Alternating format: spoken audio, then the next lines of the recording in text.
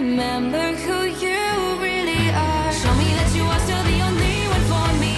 I'll be waiting for you.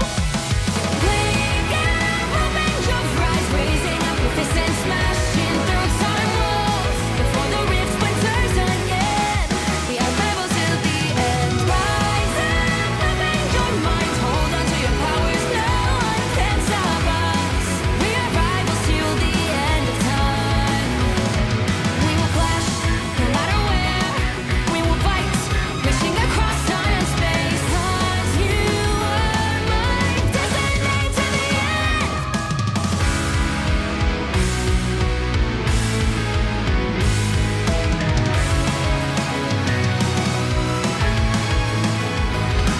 Do you see the dawn, the flames burning brightly, shining on those memories? And yes, across all time I see you turning the tides. And do you see now our time, our turn? We can still fight like the wind and fire, and wonder no more that now is the only time your heart is mine. Light has fallen, darkness grows, and yes, we fight for our destiny and fate. New days smiling for the past and future. Break those chains, lead the way, fight with me.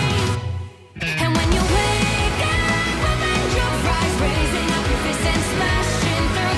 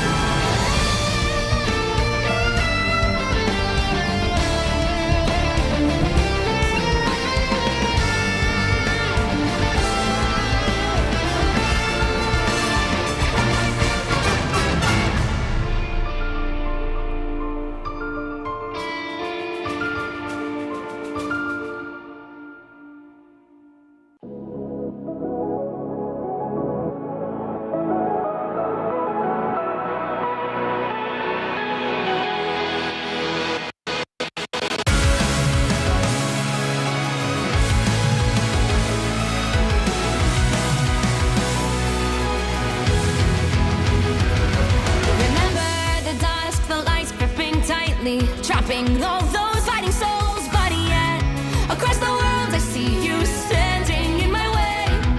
And remember the time, the place we used to fight, like the sun and moon. And I wonder if ever there was a time that we were friends. The night has fallen, shadows looming, and yes, that time has come for me to seek you out. We are set now for our last reunion. Break the chains, find your way, come find me.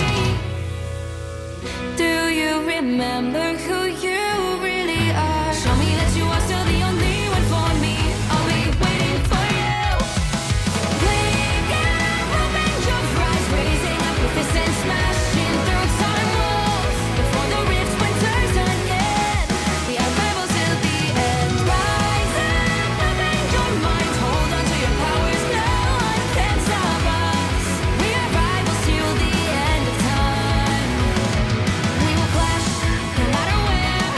We will fight, reaching across time and space. 'Cause you are my destiny to the end.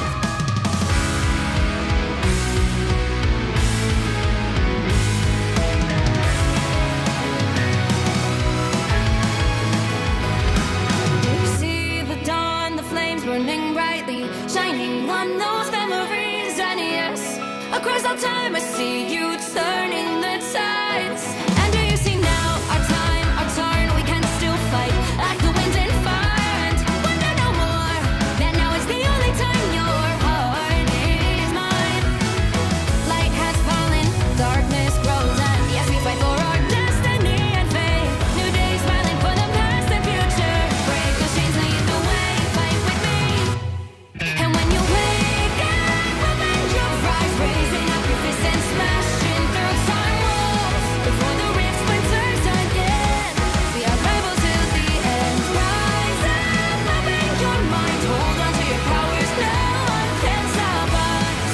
We are rivals again until the end of time.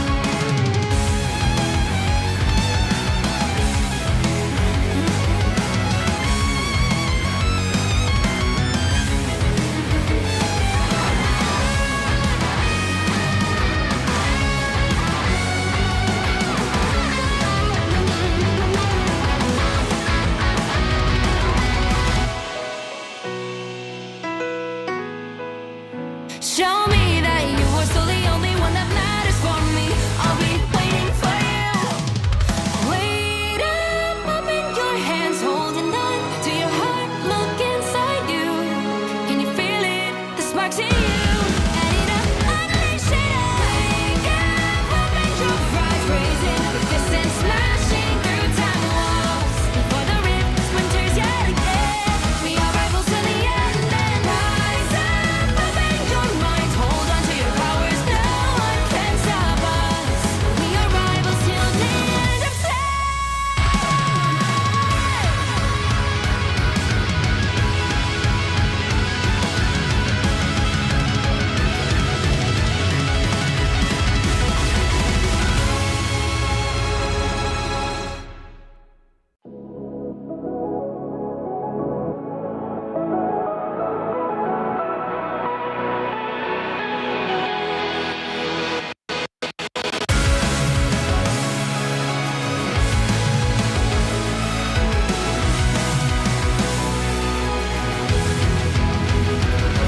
Remember the dusk, the lights gripping tightly, trapping all those fighting souls. But yet, across the world I see you standing in my way.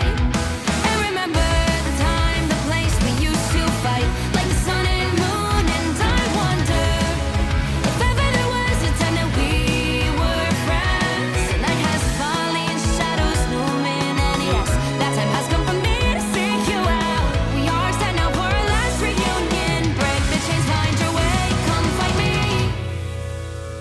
Do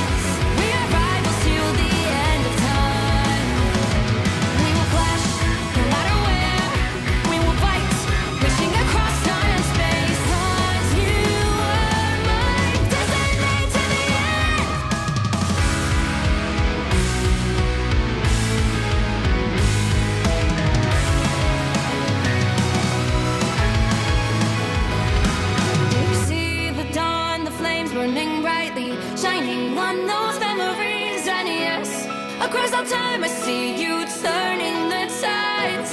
And do you see now our time, our turn? We can still fight like the wind and fire. And wonder no more that now is the only time your heart is mine.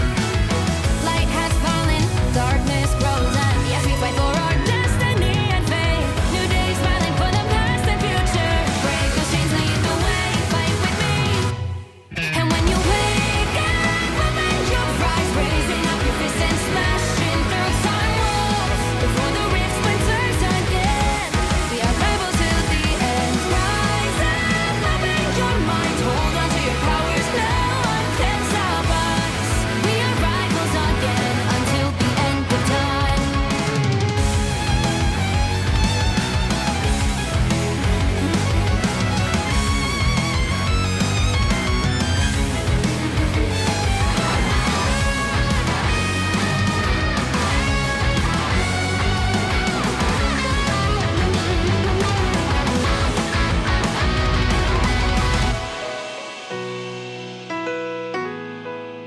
Show me that you are still the only one that matters for me.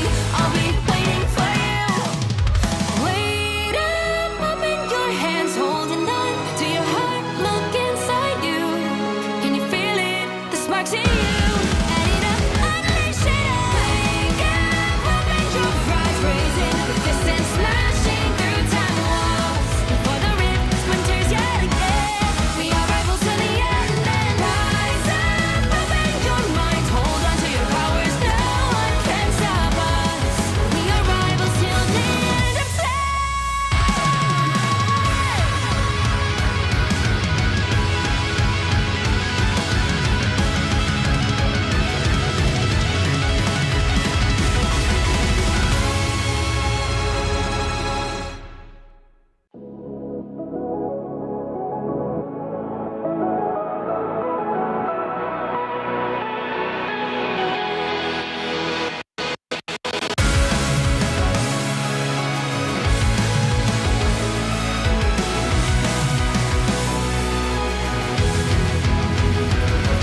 Remember the dusk, the lights gripping tightly, trapping all those fighting souls. But yet, across the world, I see you standing in my way.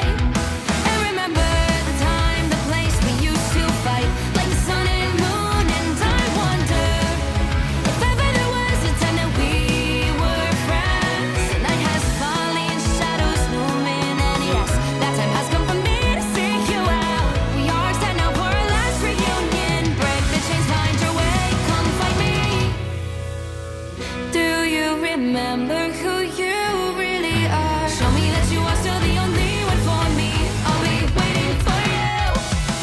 Wake up, open your eyes, raising up your fists and smashing through time walls. Before the rift splinters again, we are rebels till the end. Rise up, open your mind, hold on to your powers, no one can stop us. We are rivals till the end of time. We will clash, no matter where. We will fight, reaching across time and space. 'Cause you are my destiny to the end.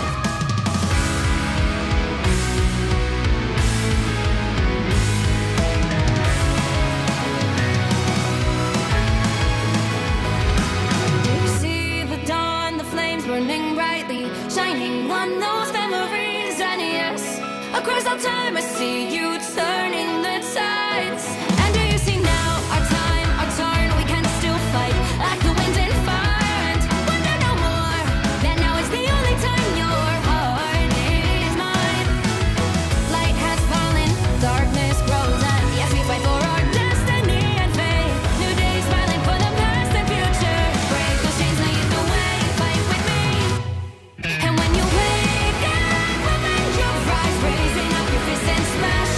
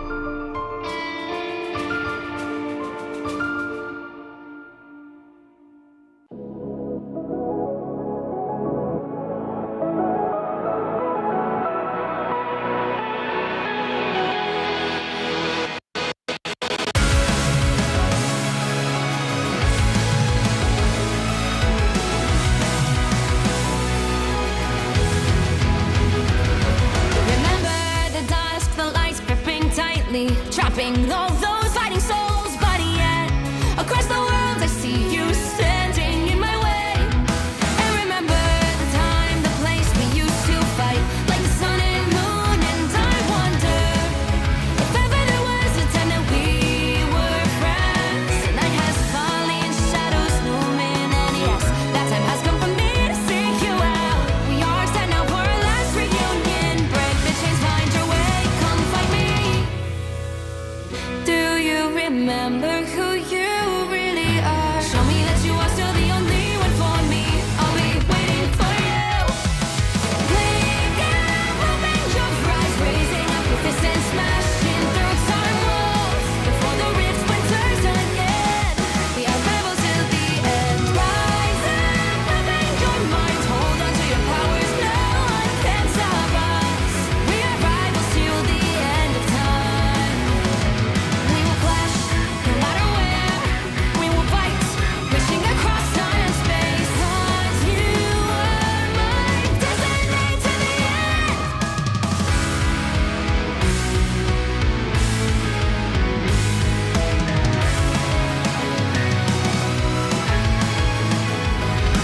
You see the dawn, the flames burning brightly, shining on those memories. And yes, across all time I see you turning the tides. And do you see now our time, our turn? We can still fight like the wind and fire. And wonder no more that now is the only time your heart is mine. Light has fallen, darkness grows, and yes, we fight for our destiny and fate. New days smiling for the past and future. Break those chains, lead the way, fight with me. And when you wake up, open your eyes, raising up your fists and smashing through time walls. Before the rift splinters again, we are rebels till the end. Rise up, open your mind, hold on to your powers. No one can stop us. We are rivals again until the end of time.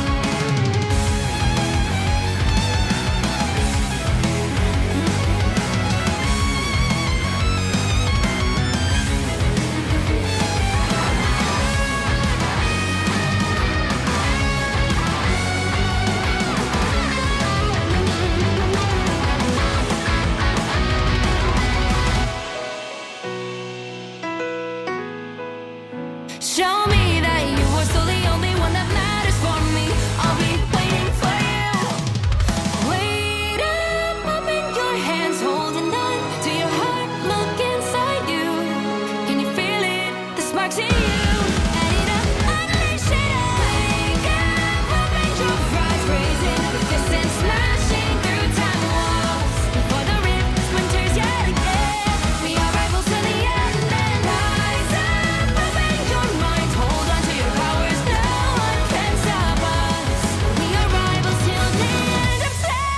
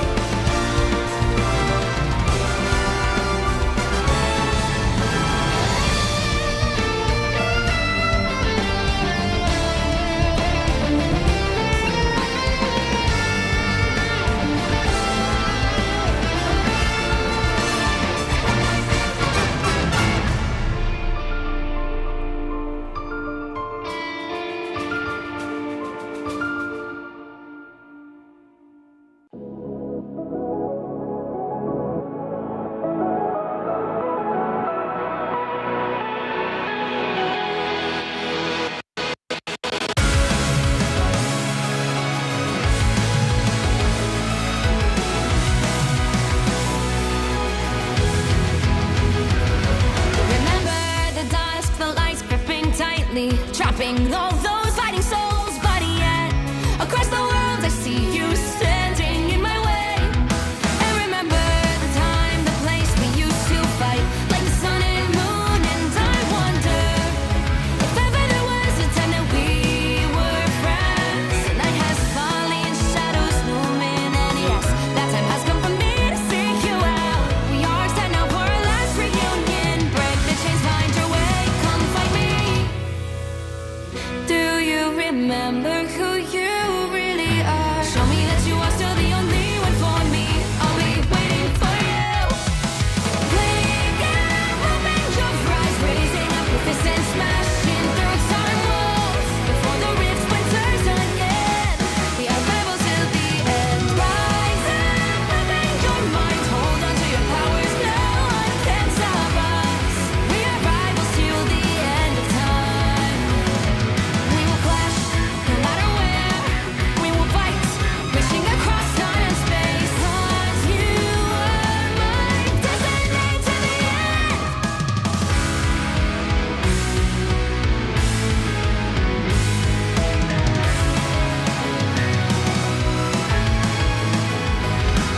You see the dawn, the flames burning brightly, shining on those memories, and yes, across all time I see you turning the tides. And do you see now, our time, our turn, we can still fight like the wind and fire, and wonder no more that now is the only time your heart is mine. Light has fallen, darkness grows, and yes, we fight for our destiny and fate. New days smiling for the past and future. Break those chains, lead the way, fight with me. And when you wake up, open your eyes, raising up your fists and smashing through time walls. Before the rift splinters again, we are rivals till the end. Rise up, open your mind, hold on to your powers, no one can stop us. We are rivals again until the end of time.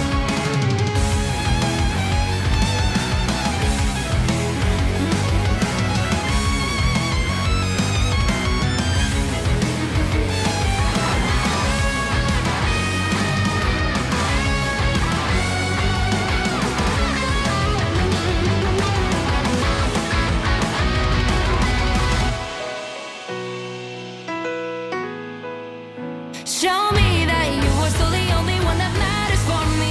I'll be waiting for you. Wait up, open your hands, holding on to your heart. Look inside you. Can you feel it? The sparks in you. Add it up, unleash it up. Wake up, open your eyes, raising up your fists and smashing through time walls. Before the rift splinters yet again, we are rivals to the end. And rise up, open your mind, hold on to your powers, no one can stop us. We are rivals till the end of time.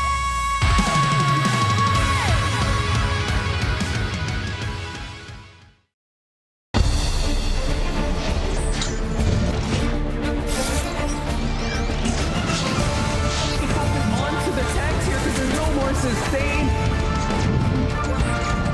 Now the feed is filled with versus Pro. The bears, they're feasting. The timer is slowly ticking. Will they be able to touch? Benny goes down. Corolla with a great set of push and damage here.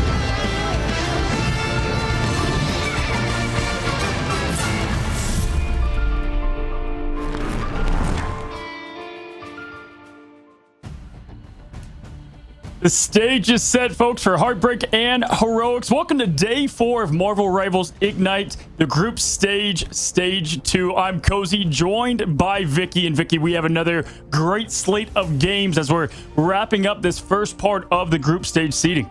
It's crazy to say that time has been flying by, but it's also been amazing to see how things have shaped up here in Americas, already entering the lower bracket. And Cozy, this is where it matters if you want to stay in this competition.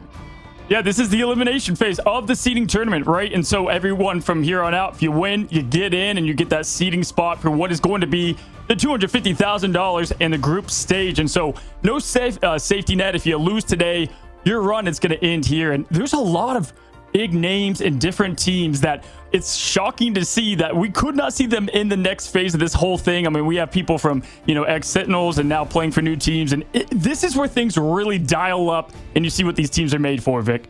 Yeah, literally, it says it right here. One loss, one exit, only the strong survive. And when you look at that lower bracket, it's crazy to see names like Envy, cough, cough. If you guys haven't seen that insane series between Envy and FlyQuest, please, I highly recommend you spend some time to look at that because that was insane. But looking at what we have on our hands for today, we have Team Kiri versus Fire Strays, Intergalactic versus Odyssey, and then you get some more action on the other side of our group stage B. But for this group stage A, we were talking about that being the group of death, Cozy. As we now move over onto group B, Dark Zero versus YFP. Reworked Dark Zero, by the way. YFP, of course, familiar names there as Busy at Work, and Alani Win would be that other series. Absolutely. Yesterday was full of absolute just bangers in terms of close games. And I mean, I don't know if you saw that Envy game with Fly. It was absolutely insane. And now it's set the stage for yet again, of course, Sentinels, 100 Thieves, the tale as old as time, that upper bracket finals. But we, yes, focus on that lower bracket today and that elimination of the FYP versus Dark Zero. Dark Zero full of some great talented players. We're going to get to them in a moment. Busy at Work. Alani wins. I mean, Vicky, we saw just how close. I mean, we even said it at times that Alani Win kind of was the better team at most of the match there against 100 Thieves, but did fall to the lower bracket. So just absolutely, we have some great games today. I'm excited to kind of jump into these rosters and what they're going to bring to the group stage seeding. And, I feel like we kind of talked about this a little bit in the green room. We don't think we're going to get a bunch of 2-0 folks today. We think we're going to get a lot of close matches. These people, they don't want to get eliminated. They're fighting for so much. A lot of these teams made it past this time in the last time we did this in stage 1. And so I look forward to what we might see here, Vic. I just think what we've been witnessing thus far transcend within Americas has been blundering weaknesses of a lack of flexibility with how many strategists have been getting banned here as we take a look at our top pick here, because it's just been insane to see how a lot of these different heroes have been rotating in after the season 4 patches, and more insane to see how many of the strategists have been the ones to be a prio ban here for our teams. Yeah, listen, we've talked, abundance about the triple support, triple strategist, triple Vanguard meta, and we're seeing it right here. And teams kind of focus on one or the other in the pick ban phase. And right now, people want to play their Ultron. They want to set the standard in the skies and then also dominate the sea with Jeff the Land Shark. We've seen so many great plays with Jeff the Land Shark getting rid of reses at the last minute. We saw that yesterday with us, or 2 days ago with us, and yesterday even more so. And then Adam Warlock, yes, triple res is not there, but that resurrection is ever so important. So cool to see the breakdown here. Anything surprise you from the picks here? I guess with everybody looking at what they're seeing here, probably people wondering what has been going on with Jeff. Don't let that little cute face fool you, because with triple strategist making its way into the rotation, yes, Jeff has been that problem. Works extremely well when you have Mantis 2 available, the Ultron, Adam Warlock that we see some teams opt for. But I also think it really does depend on not only what's been banned out, but the maps that we've been moving on to. And as we do start on domination, and as we still are in a best of 3 territory, even in this lower bracket, that means that there's less room for error for these strategists. Yeah, Mantis getting absolutely zero chance to shine. People don't want to deal with the damage boost, and mainly that's with combination of someone like Venom. We're seeing obviously a lot of Venom bans as well. Jeff getting all that pick means Venom and Symbiote shenanigans is just such a solid team up when put together. If you add in the damage boost for the Feast of the Abyss, things get out of hand pretty quickly. And so we're seeing similar kind of results with pick and bans, but this does evolve over the tournament. I'm interested to see how that does take shape over the coming days, Vic. Yeah, definitely agree, because I feel like as things have transcended with analysts and coach now having a lot more homework to digest, a lot of these teams have even said, we don't want to run this triple strategist sometimes. We are sometimes forced to. What was it? Yesterday, I believe it was the last series of the day, I saw like 4 strategists get target banned, And so you're forced to play a hand with having to work around whatever strategists are left. And if there's an off strategist here that you need to lean into, that's when the triple strategist comes out as we take a look at today's schedule, Cozy. Yeah, for sure. More to break down with that in just a moment. But when we look at what we have with today, match 1, Dark Zero and FYP, you guys know them as Cafe Noir. Dark Zero, I mean, this is a team with so many big names from old teams. You have two members that were great names from Sentinels and Amazing in there, you know, Kurova. You can combine that with Smash. And so I know Dark Zero and Org that it's taking this thing seriously. They want to go the distance. They face elimination today if they can get it done. So we start with a great match one. And then we go into Kiri with FYR, another great matchup between two teams that found their roster here and put this team together. We have old Arrival 7. There's so much to break down there that I'm going to be interested to see how those teams stack up in what looks like equal talent. Yeah, I feel like that's why we've been talking about today going the distance, because this is the first series that you and I were a little bit wondering what the outcome is going to be. I feel like, you know, Dark Zero could steal one here too, with YFP also looking like they're on top. Kiri versus Fire, and then to end the day, we got Busy at Work versus Alani Wind, who looked incredible just 2 days ago. And then we got Intergalactic to close out the day versus Odyssey, another banger. Yeah, those later two matches I'm extremely excited for, because Busy at Work, a lot of people kind of backed this team going in, and then they went against Extinction. That did not work out how they wanted it. Now they go against a very powerful Lonnie Win, going in with momentum even after a loss. Vicky, rare thing to see there. And then Intergalactic, this is a team of great players that need to just put the pieces together, but they have a tall task ahead of them. Odyssey, Ego Death, we know they went far, even past the seeding stage. Last time, you got the likes of Self, Zatex. It's a good team. And so when you put the clashes together, it's a clash of the Titans especially. But when you look at the predictions for me and Vicky today, I'm up 3-2, Vic. All right. But yet again, we sent in our predictions. We saw at the exact same time. We have one difference, and it's our opening game.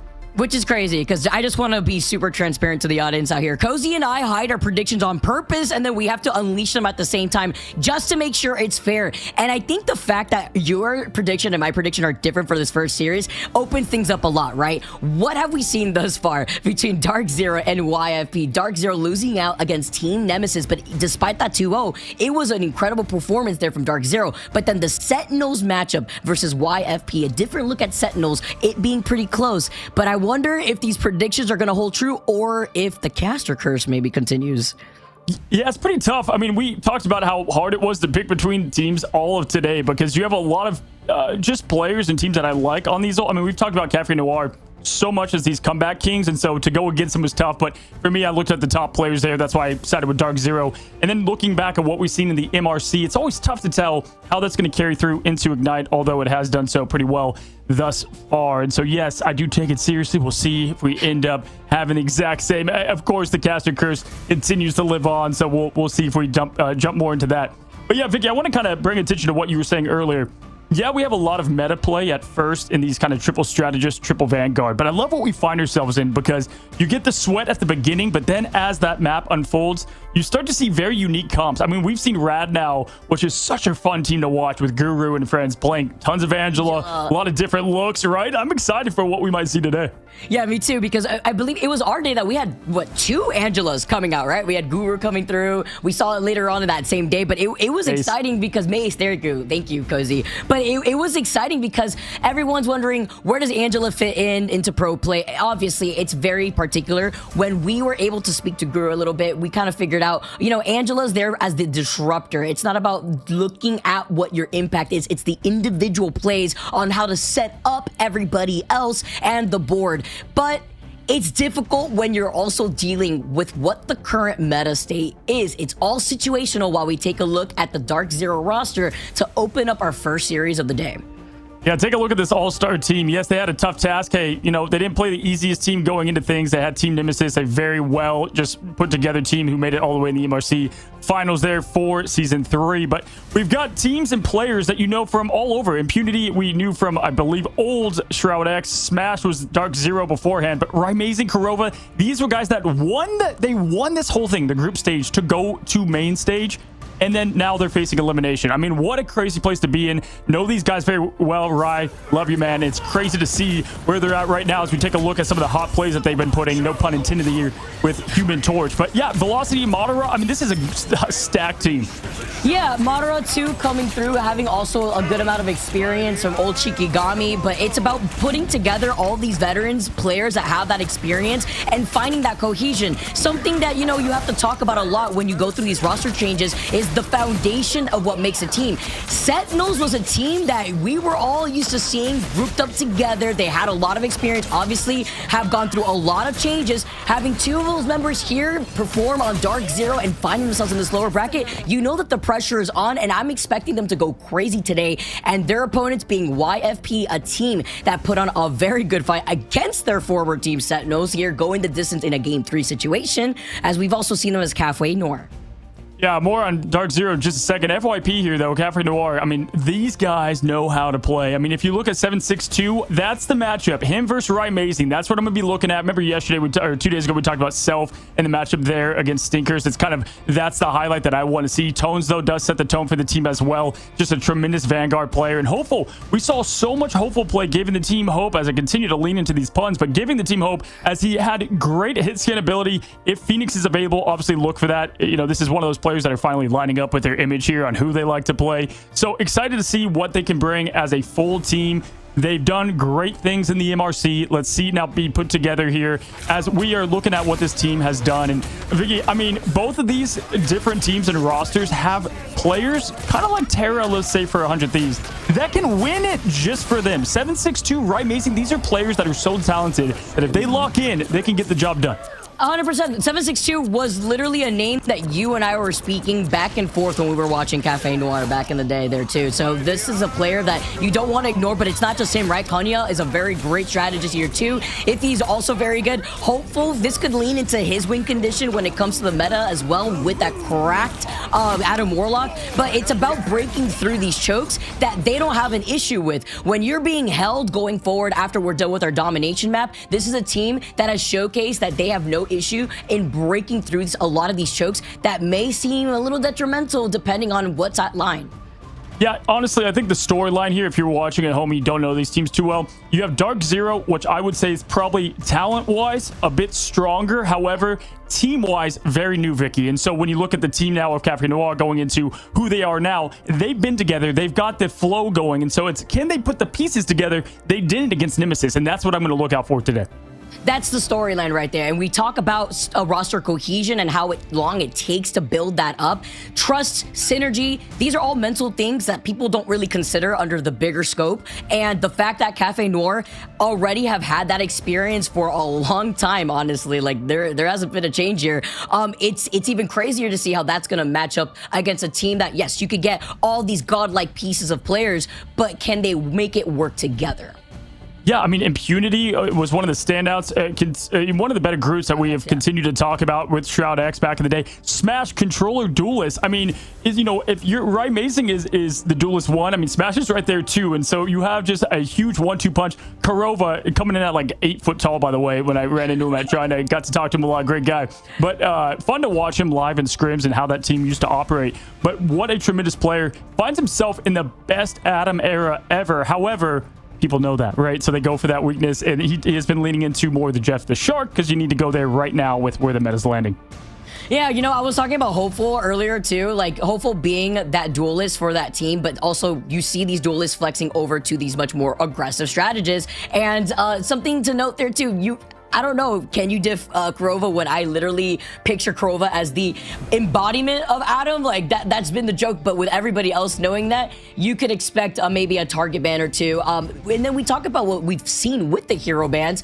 I'm not expecting Mantis to just slide through again, right? Mantis also providing so much utility with the damage boost. You saw what that torch did? Like, imagine with the damage boost that the Mantis can add on to that, it's just going to be a whole problem to deal with.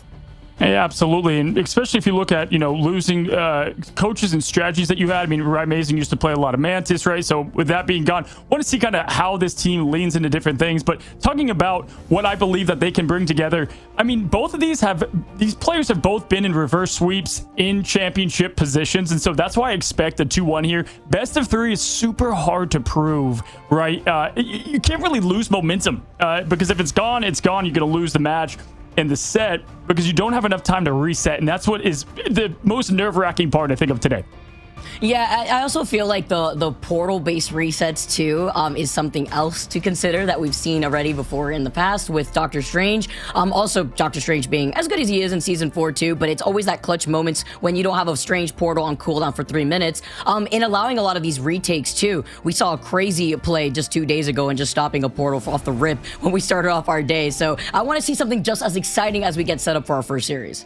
Well, FYP went against Sentinels at first, right? And that was the best match of that first day one. And Sentinels looked amazing yesterday. And so you're going against Sentinels now going against Team Nemesis. Well, Sentinels won 2-0 against them. Nemesis went 2-0 against Dark Zero. So now you match up a team that played well against a team that's eliminating the other team, right? So you have these interesting storylines coming together of how much does it matter and how much does it matter to show up day of, and these rosters stacking up one for another here. That's why I think Cafe Noir / FYP, as we're going to continue to call them, is one not to take lightly. Yeah, as we get set up here and we wait up for the YFP players come right back in here. This is a lot though too, because this is also a testament for YFP if you think about it, because while you do have these individual talented players on Dark Zero, this is going to showcase what is going to work better. Is it going to be the synergy and being able to adjust to the current meta, or are these individual players that are finding their footing in being able to synchronize with one another, who do have this talent, being able to the ones to look back at what they needed to do differently after losing out to Team Nemesis and then coming right back into full form, because essentially both these teams have a lot to prove. You said that there was like no momentum going into this because they had lost out earlier on. There's momentum to claim. There's a lot of pressure right now, and if anything, it's an opportunity of surprise to see if YFP could be able to do it. Is it just the talent here? Is it going to be able to have the factor that all these teammates that come out together that have been able to build that roster up together, is that going to be enough?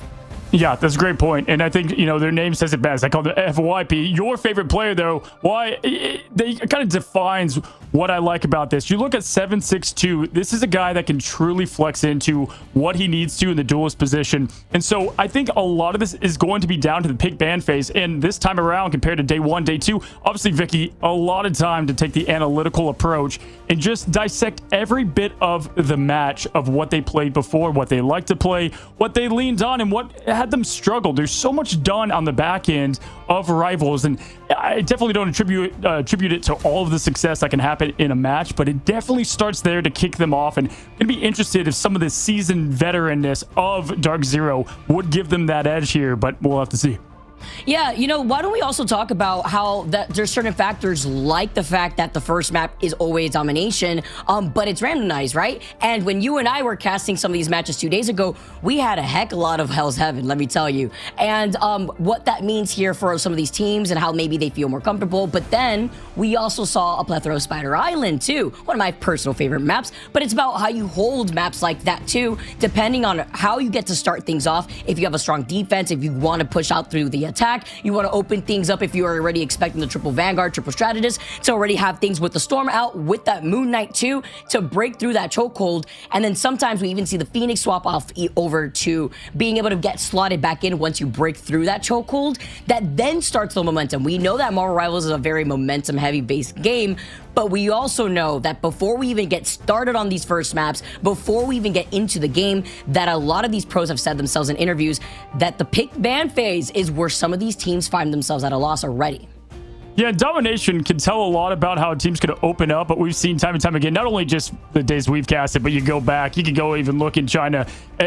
There's so much that can happen in a domination match that it doesn't exactly set the pace of the rest of the series. But when you have best of three, it does give you just one more win to advance. So it's way more important here. You're not able to go back on maps and have as much strategy on the back end there. But yeah, looking into it, you know, I'm always curious about what heroes do we see a lack of and what we see a ton on ladder rather than pro play. Obviously not too much Angela. Thor has not exactly been in abundance that we've seen. Mr. Fantastic pour one out for a couple of those heroes that I know you guys love out there in ladder. We don't see him so much right here. Any unique play that we might see that traditionally we don't see as much in ladder, Vicky? I mean, we've covered a lot of the heroes here as we're just about to head in to our match.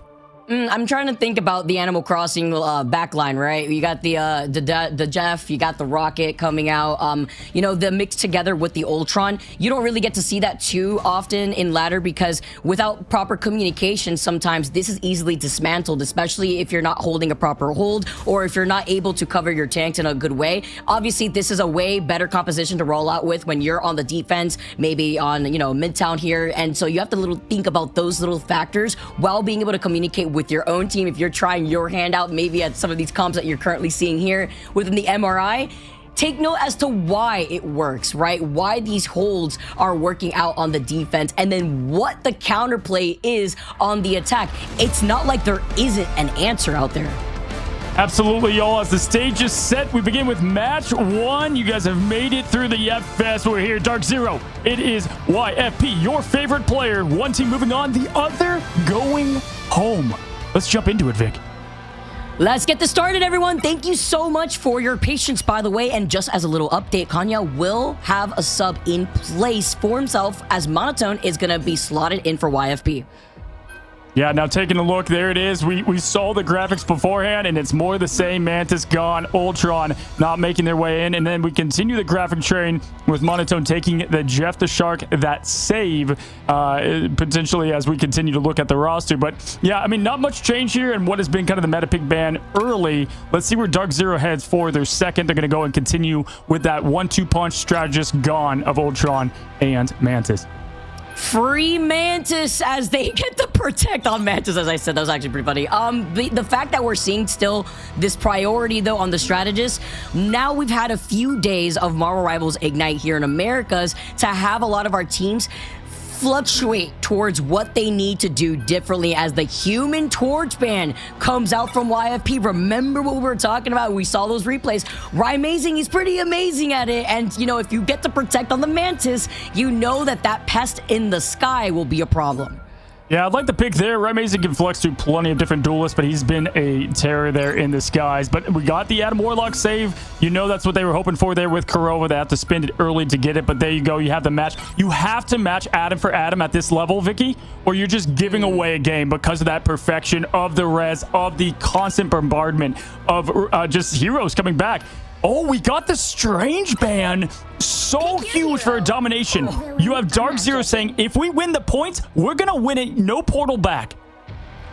That was what we've highlighted though. That was the most important thing because something to note is that these resets were huge for YFP from a portal. Obviously on domination, it's even more important. No Doctor Strange here, no Luna, no Ultron, no Mantis for YFP. That's why you see the double protect on the strategist. They got to work with something here and they're going to be working with the Adam Warlock, the Cloak, and the Jeff. So it's going to be the triple strategist as our first map of the day is going to be Celestial Husk. Talk about a little bit of a mix-up here for us, Cozy. Yeah, we had this once, I think, with Dreamland there at the end. But yeah, I mean, listen, as obvious as it sounds, not only are you taking away the portal, right, that's for the ban, but then you get the portal, right, for your team. So you can bring aggression, you can bring last touches, you can, you know, go a little bit and change that game plan up. I like the Strange ban, especially now. You know, last season, Vic, it wasn't really just for the portal, or it was just for the portal. Now, Strange is a very good Vanguard, so you're kind of getting a 2-for-1 there with what you pick, and obviously versus the ban. The chat has spoken. The chat votes for Dark Zero 63% with YFP at 37%. Let's see how these Preds play out as it's the Penny portal play. Look for the pull in here, and let's see what we get. Rymazing coming right out the rip. We have Impunity taken down Hopeful. It's both strategists gone to open things up. Vic, just coach remains.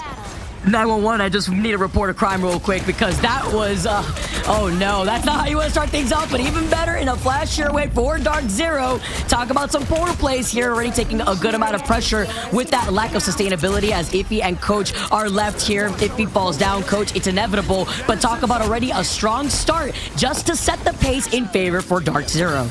Yeah, and then it makes it so awkward, right? Because then it's like, you wait for your team to get back, you're going to lose a 6v4 at that point, right, Vicky? And so just a great way to start things off momentum-wise. Capping first, ults up, charged up. Dark Zero starting exactly how they wanted to here. Let's see how YFP responds. They got to get all together here. Coach got a little bit of ult charge because they were the only healer to do so, right? So look for them to get that eternal bond to open things up if they can. And be able to get some swap ups here too, with the Namor and the hold from Dark Zero that they wanted to just continue on with their domination. But looking at YFP, Coach getting close with that Eternal Bond here as the back half is happening, trying to happen, before Dark Zero realizes the situation. Tones gets to put YFP though in the driver's seat. Nice picks coming out here from the Emma Frost, and close to that Psionic Seduction, but a nice neutral takeover from YFP with that first pick being onto Velocity to set things up. Like we said, Tone sets the tone for this team, right? And just a great job of not bending over what was a pretty crazy opening. Here's the stagger happening as we see so much in pro play. Bruce Banner begging for death. He is going to find it now as impunity is eliminated. But yeah, I mean, you could not have asked for a better start. Looking at Right Amazing here, does have the whale to open up. Great way to get things going there if they want to go with the damage boost and the res to follow. So expect there to be a major fight here that you would think Dark Zero has the tools, but YFP has everything they need to hold strong.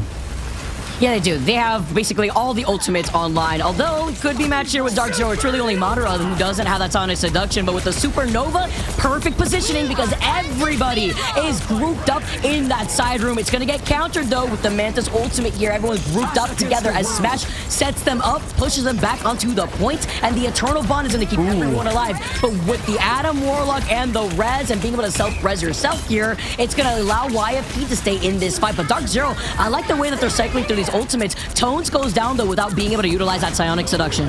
Yeah, Dark Zero's winning the ult battle here. They forced the early res from Hopeful. They still were able to hold on to theirs. That's going to give them all the momentum. They got neutral picks as well. And so right now, Dark Zero doing exactly what they needed to do. Able to keep most of what they had. They had the whale out, but give it up there for Kurova, keeping on his passive, getting rid of his ultimate, and getting rid of Hopefuls to boot. So that's going to give them the edge as they go up to 45% in building. But YFP, they got the 70. Not bad here for the opening match. Not bad, and they still have two ultimates because both Vanguards had gone down before they were able to take advantage of that. I also really like to say from Monotone there with the invisible boundary, after we just saw Amazing send out the whale, Tone's now trying to approach, and Kurova does have that resurrection online. They have to make sure they stop Kurova, and since they didn't ban out on the Adam Warlock, you know what Kurova's capable of doing here on this hero. And the story of one team with Strange and one team with Torch. Look for the skies there. They're going to have to find 762 if they want to. But now, it's right now, Iffy is struggling a bit, right? Amazing has found him whether with the Squids or the Tritons. 762 does get the trade on Kurova. Believe that passive is going to be all but gone. Has the rest when he comes back, so the team can be... Okay, he does have the passive. Pops it ready. Born Again is going to be coming from Hopeful, not Kurova, giving this team more sustain. Doesn't matter on the limbs as they're still in the fight, Vicky. And this is going to be a long fight now as Kurova look for him to pop his shortly. And with the Soul Resurgence now from Smash, they're just going to be rotating through these ultimates. Velocity will be next for that sustainability, and Kurova will be able to reposition after the reset to get that resurrection. But a beautiful whale as if he gets stopped again. Have we seen one Feast of the Devouring here? I'm not too sure. It's been pretty tough out here. Feast of the Abyss, rather. But as Iffy goes down and Hopeful incredibly low, and now Dark Zero with their feet planted on this point get the first round. The only thing feasting right now is Right Amazing's the limb feed. I mean, the Tritons are deadly, and it definitely thing to point out, there's a lot of different options we could say.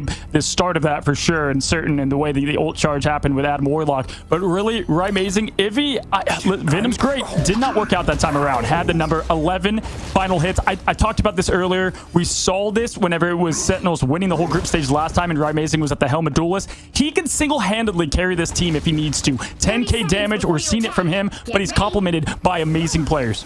Yeah, this Venom, I'm not too sure right now. Let's see if they're going to keep trying to lean into this because really not being set up for much. Yes, we know that Venom's really good at contesting, being able to pull a lot of attention, trying to delay the inevitable when it comes to a team wipe too. But right now, Right Amazing's on another level and over 10k damage already. He's looking like he's pretty upset and wants to prove something. Yeah, but we have a good map here for YFP. They have the Torch ult, so they can force the Luna ult. We're going to see if Kurova ends up staying behind a bit, you know, to give his team that res as we can expect potentially. Here comes the portal looking for the aggression. Look at they're looking behind their back. They know what's coming. Husk full of horror, and horror indeed as they find Hopeful, who has sadly no escape. Adam players, you know the mobility is so small on Adam Warlock as he's desperately trying to stay alive. Monotone doing a great job there with the Guardian Shield and does perfection as there's no elimination on Hopeful. The whole team went for it, and instead, it's 762 taking out Rye. We get magic gameplay. We get magic gameplay, and I'm here for it. And the PTSD doesn't stop back from YFP as the Supernova comes out, but it's going to be countered out here by the Luna Snow Fate of both worlds. Psionic Seduction, though, coming out of Tone to bring everybody in, and Rye Amazing is still claiming heads. Monotone, unfortunately, goes out, and that's a huge pick because there will not be an invisible boundary. Luckily, with Hopeful being right there and the Resurrection, you bring Monotone right back. Hopeful could try to come back once he's done here, and YFP are just trying to keep this fight going, but Dark Zero have way more output now with those ultimates that they're rotating through.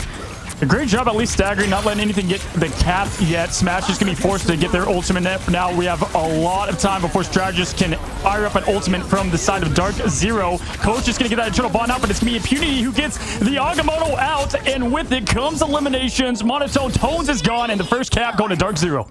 The focus right now on this backline for YFP, Monotone's doing everything they can to try to get away, but with a huge Eye of Agamotto from Impunity right there, Dark Zero didn't even have to waste too much too. Look at these ultimates that they're about to have online. They're about to have the Soul Resurgent rather. They're about the Karmic Revival, and these two ultimates between the Sonic Seduction and Rye Amazing.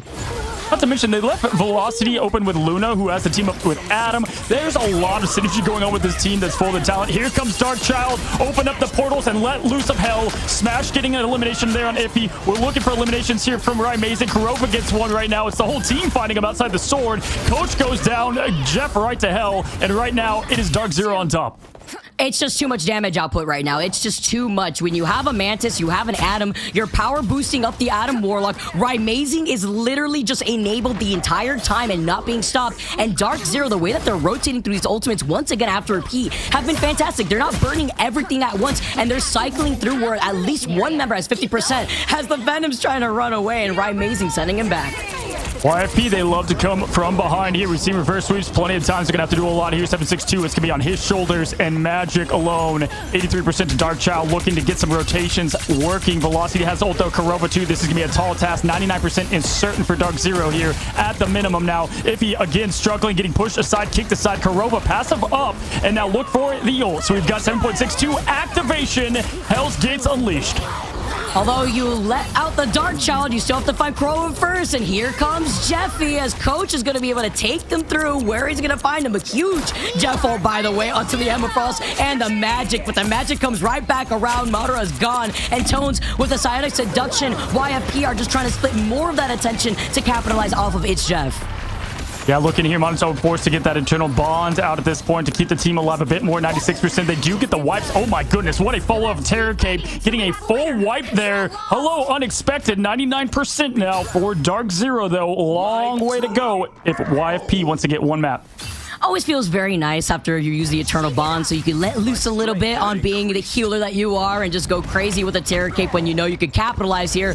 Great for Monotone. They've had enough. You know, they were on the Invisible Woman before, now back on that Cloak and Dagger, as Dark Zero with Impunity being on the Hulk here are going to try to make the Namor and Hulk work like they did in the last round. Love the quick switch of synergy. Rye Amazing is going to go to Namor. Yeah, they're with the Hulk on Impunity from Doctor Strange. So now you're going to counter 762 a bit better. If he does finally get the Feast of the Abyss, does get, at least the elimination there on Smash. Kurova bringing them right back to it. 762, though, not having any of it now, bringing the full aggression to it. Dark Zero trying to find an opening. We'll see if Giganto gets it. No, not at all. The whale will stay in the ocean for now. Great job from YFP.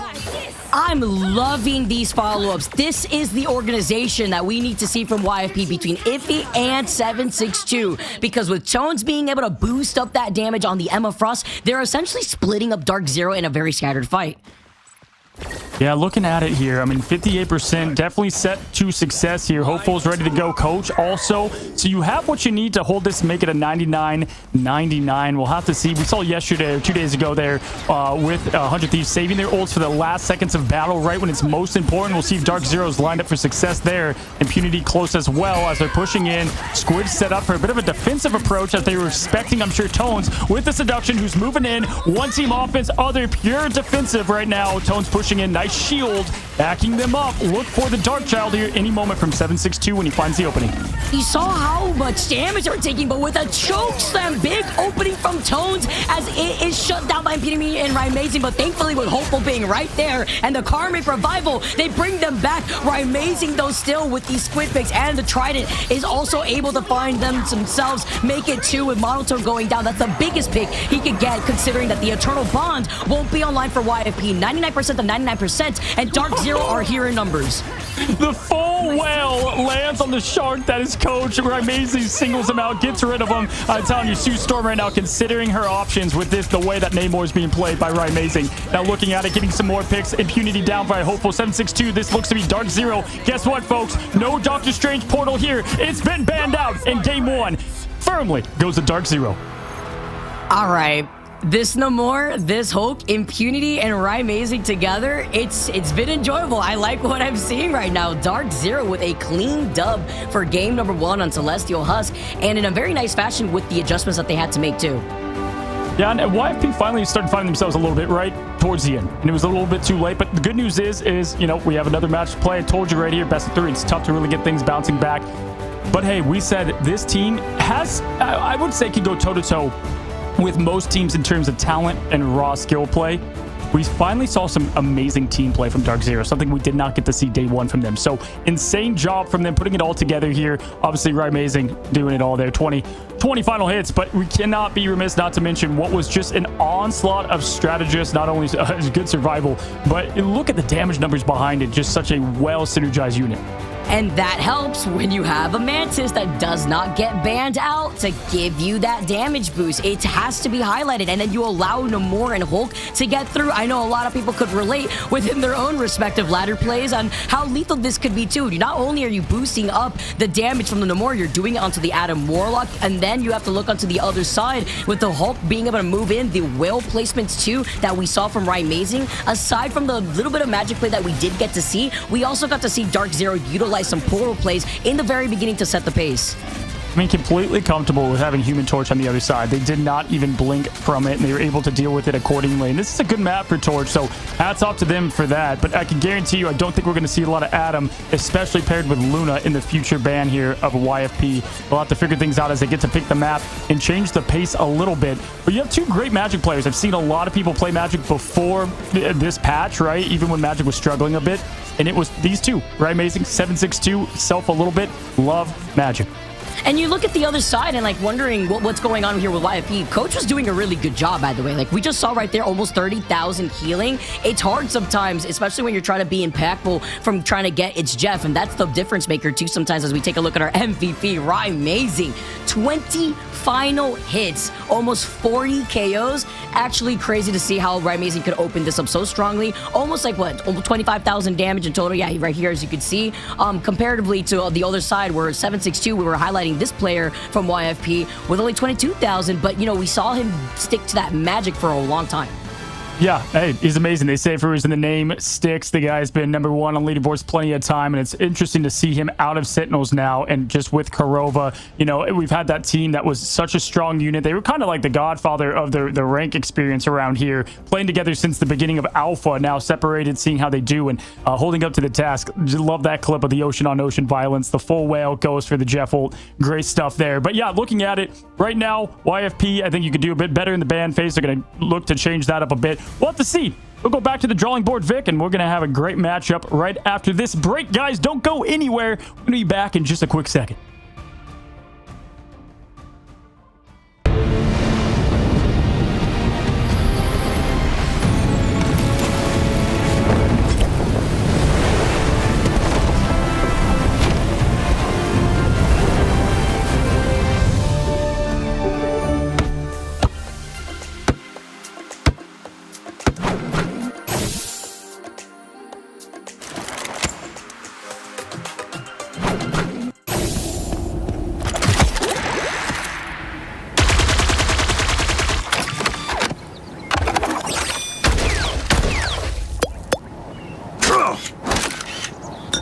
Smokescreen! I'm hunkering down.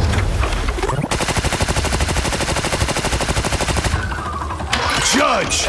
Jury! Executioner!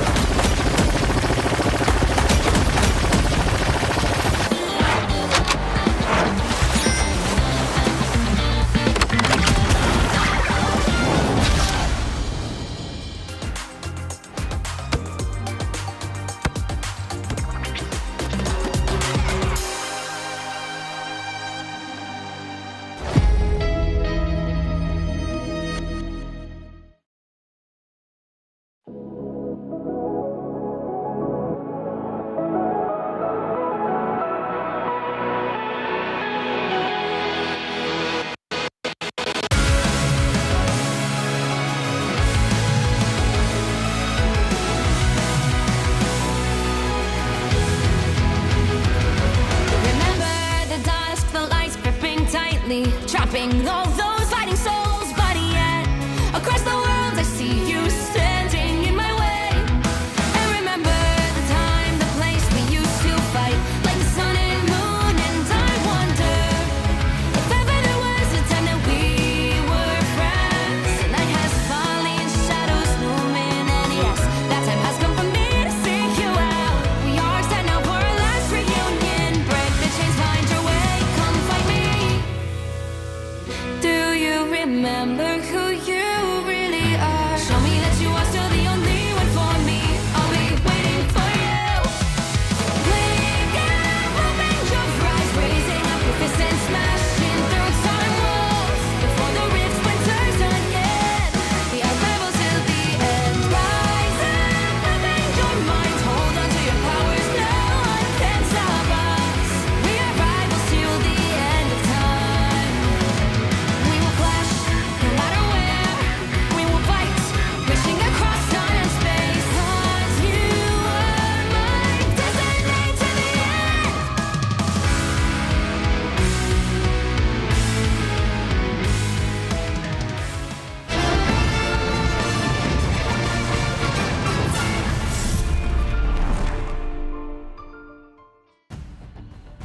What's going on, folks? Welcome back from the break as we enter yet another match between YFP and Dark Zero. And there's a reason why I picked this team to win. I thought maybe if they put it together, they could shine. And I just gotta say, it made me think two things. First, this team, they're legit. But also, I need to see, we're talking about this, we need to see more Namor in the MCU. Like, we were talking about, like, just in the green room there, it's like, let's get more of it. Come on now, Marvel. We'll see what we get from them. But yeah, going into this next match, Vicky, what do you expect to see to try to change the tide a bit here for YFP? Protect the strategists. They've needed help. Yeah. There were so many times that we saw the strategists go down monotone at one point with the invisible boundary earlier on in that first round. We saw it happen actually again with the eternal bond of like at the very end. I think it happened like almost twice. Iffy too, in the beginning, we were talking about the lack of being able to get any follow potential with the Feast of the Abyss. So you were just allowing Right Amazing and Impunity to set up even when they changed off the Hulk and Namor. And you know, when you have a Mantis, you have Corova of all people on Adam Warlock, and you're running a Namor and Hulk composition, that's a lot of damage output to deal with too. Yeah, absolutely. You know, you can kind of dissect a lot of different pieces of that game. I also think just in general, the Vanguard matchup, just it was tough. It was definitely not there in the first couple matches there as if he was trying to pull things together there. Tones, though, again, does have that talent to match it. Both Mantises getting out of the game for Midtown. This match is definitely a map where anything can happen as the first save for YFP. Let's see if they change things up from our last go-around. Now, we know last time here, Vicky, they were more on kind of that setting up that torch thing going on. They had the Jeff save. They go with Luna. You know, I want to follow up from your point, by the way. Tones played really well. Tones had like 10 final hits, had so much damage output. The Emma Frost has obviously still been that mainstay frontline tank. The best, in my opinion, frontline tank still in Marvel Rivals here, especially when it comes to this type of level of competition, as the next ban is going to be the Ultron. It's the strategist focus once again as the double Luna Protect comes out for both teams. Both Lunas coming out. I bet you would see an Adam ban here. That would be my guess in the switch up here. Not right away. Ultron more important for sure. Get that. Same exact method for Dark Zero. They're going with the same strategy as before. Slight difference in the save. Last time you did have Luna banned from, or Dark Zero banned Luna right after this. This would be their next pick, but Luna saved this time around. Obviously going to change things up slightly. Don't know. I don't know if they'll go with the Human Torch ban. We could expect to see maybe another Doctor Strange in there or Jeff, but no, they go with the Emma. And there's the Adam. Okay, good. I actually like both of these bands. Again, we talk about Tones. Tones was playing really good. The Adam Warlock getting through together with the Mantis honestly surprised me in that first game. But again, it is best of 3. Not as much room for error here in this case, as the Protect for the Emma actually goes in their favor. And I believe we did see Madara on that Emma Frost in that first round too. Yeah, now does this force like a weird Adam ban potentially? We'll have to see, because they got the Luna now this time saved. Maybe they just go with Jeff and get rid of that. Hulk being out of there, they're definitely going with a different approach. You're going to attack Impunity a bit there. Obviously, we know he can play pretty much anything under the roster, man, is built with flexibility. I think one of the great things about this team is they are built of flexibility in Dark Zero. They go with the Adam, save smart, because I think Dark Zero was going to target him. Oh, and they go for the Doctor Strange again. No recontesting opportunities here on Midtown. That's pretty serious. And with Dark Zero starting off on defense, wondering we're probably going to have the Animal Crossing lineup maybe as Madara is over on that Emma Frost. We have that Magneto thing coming out, so it'd be nice to see if we get an Invisible Woman with that team up perhaps as we get to see what Dark Zero's leading into. Because I definitely agree with what you were saying, Cozy. The flexibility on this team, yeah, we saw YFP, they had banned out the Human Torch, but it's Amazing. We've seen Amazing play so many other heroes too. Yeah, look, you can kind of see what they're trying to go for. They banned the Hulk there from impunity, and they're kind of forcing, I think they're expecting him to play Tree potentially, or the Thing, which, you know, you do have Wolverine and what he's going to play to open up the gates there. But yeah, I definitely like the big bans this time around for them. The Strange ban is huge. I mean, every game we cast, Vicky, it always comes down. Can they get the Strange portal out? Here it comes. Team flips it, team doesn't. I mean, it's all around the magic there. 62% now for Dark Zero to clutch this game up.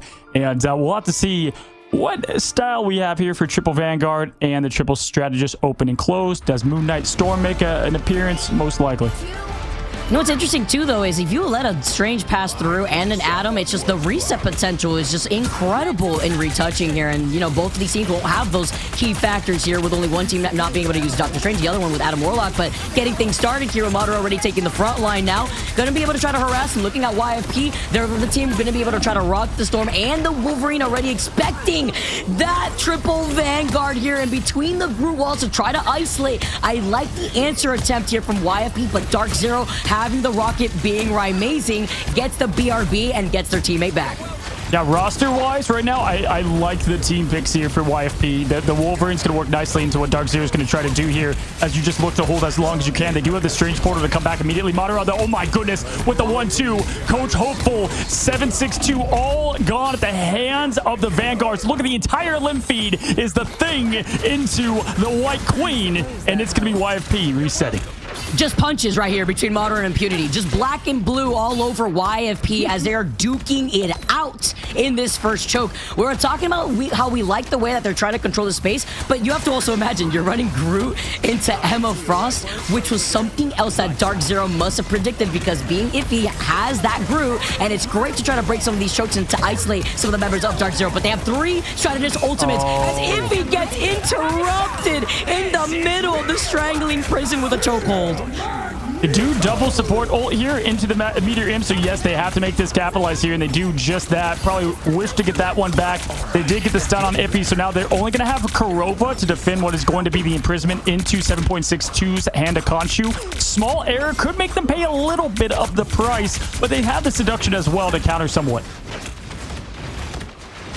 Khonshu could come out to play here to just break this choke. YFP have the answers, but Hopeful's going to try to pull that Strategist ultimate out first, and they do so successfully. Now it's the game of bait and punish with Tone sending out the Meteor M. Doesn't land its mark, but with the clobbering time, it does find 3. Coach falls low, and Madara's trying to wrap up behind him because nobody's looking at Madara. Even through the eternal bomb that you see right there at their feet from Monotone, Madara is still trying to harass him from the backline, but eventually, with Madara taking so much damage, needing some help here from Dark Zero, Smash gets a trade, and Amazing brings Madara right back with the BRB once again.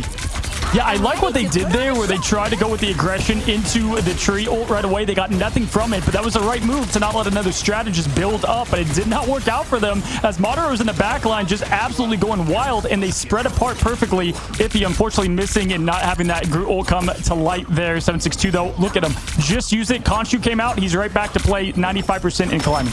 Yeah, we know that Moon Knight has no issue in boosting up that ultimate with all the damage that he does, and maybe this is what they need here. They won't be able to pull out another Strategist ultimate because Hopeful doesn't have that ult, but with the Omega Hurricane offline, it's fine. You still are able to find Madara, and we saw that BRB used up earlier.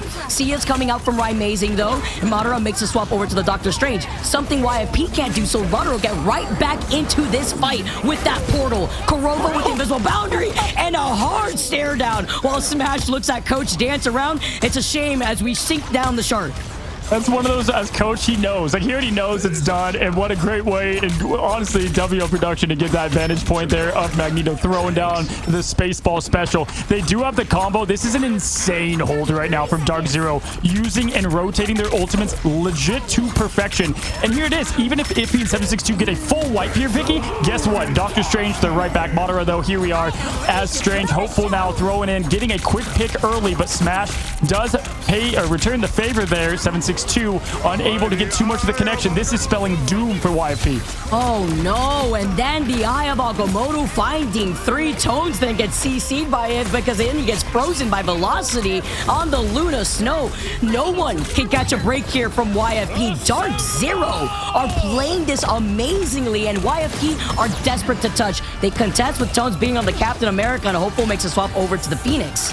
Yeah, this is going to spell the elimination for YFP if they cannot pull it together here. Hopeful now just trying to bring hope for this roster. He's up trying to get the picks rolling. There's going to be so much they need to do to even get to this first point. And I mean, this is such a tough look. Coach now does have the opening to try to get its Jeff out to get something rolling. Kurova, though, gets him out before that happens. And this is going to be sad, the swan song end of YFP before your eyes here as the members force into the spawn now pushing. We do have some contention. It's not enough, but hey, listen, they could have the most legendary hold of all time, Vicky, potentially.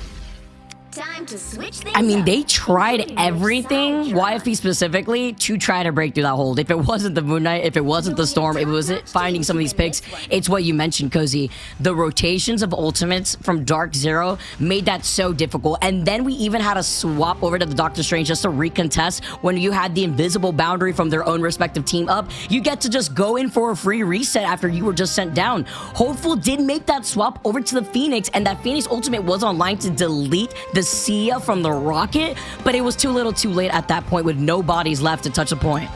And listen, I want to throw some gas in the way of Dark Zero. I was stunned that they lost 2-0 to Nemesis. This team had these players are the best players from the teams that they came from, Vic. I mean, even Smash of old Dark Zero, the best of the old. And so you have impunity here, right? Amazing. I expected this the first time. Maybe it took a second for them to click the second, but YFP here gonna have to have, I mean, an absolute helms deep, insane defensive performance to try to stop Dark Zero from advancing, and them looking on to what would to potentially be another MRC run for this team that's been there, done that. But this has been just a tough look. Dark Zero's firing on all cylinders. They're looking on fire. That was an incredible hold from them. And the communication is definitely there here too for this team now as Dark Zero come out of the gates. Impunity already just trying to break through that next choke and being on that Doctor Strange too. YFP playing a little bit more back, and with the composition that they're also running here too, they're one of the teams rocking the Loki, Adam, and the Cloak and Dagger.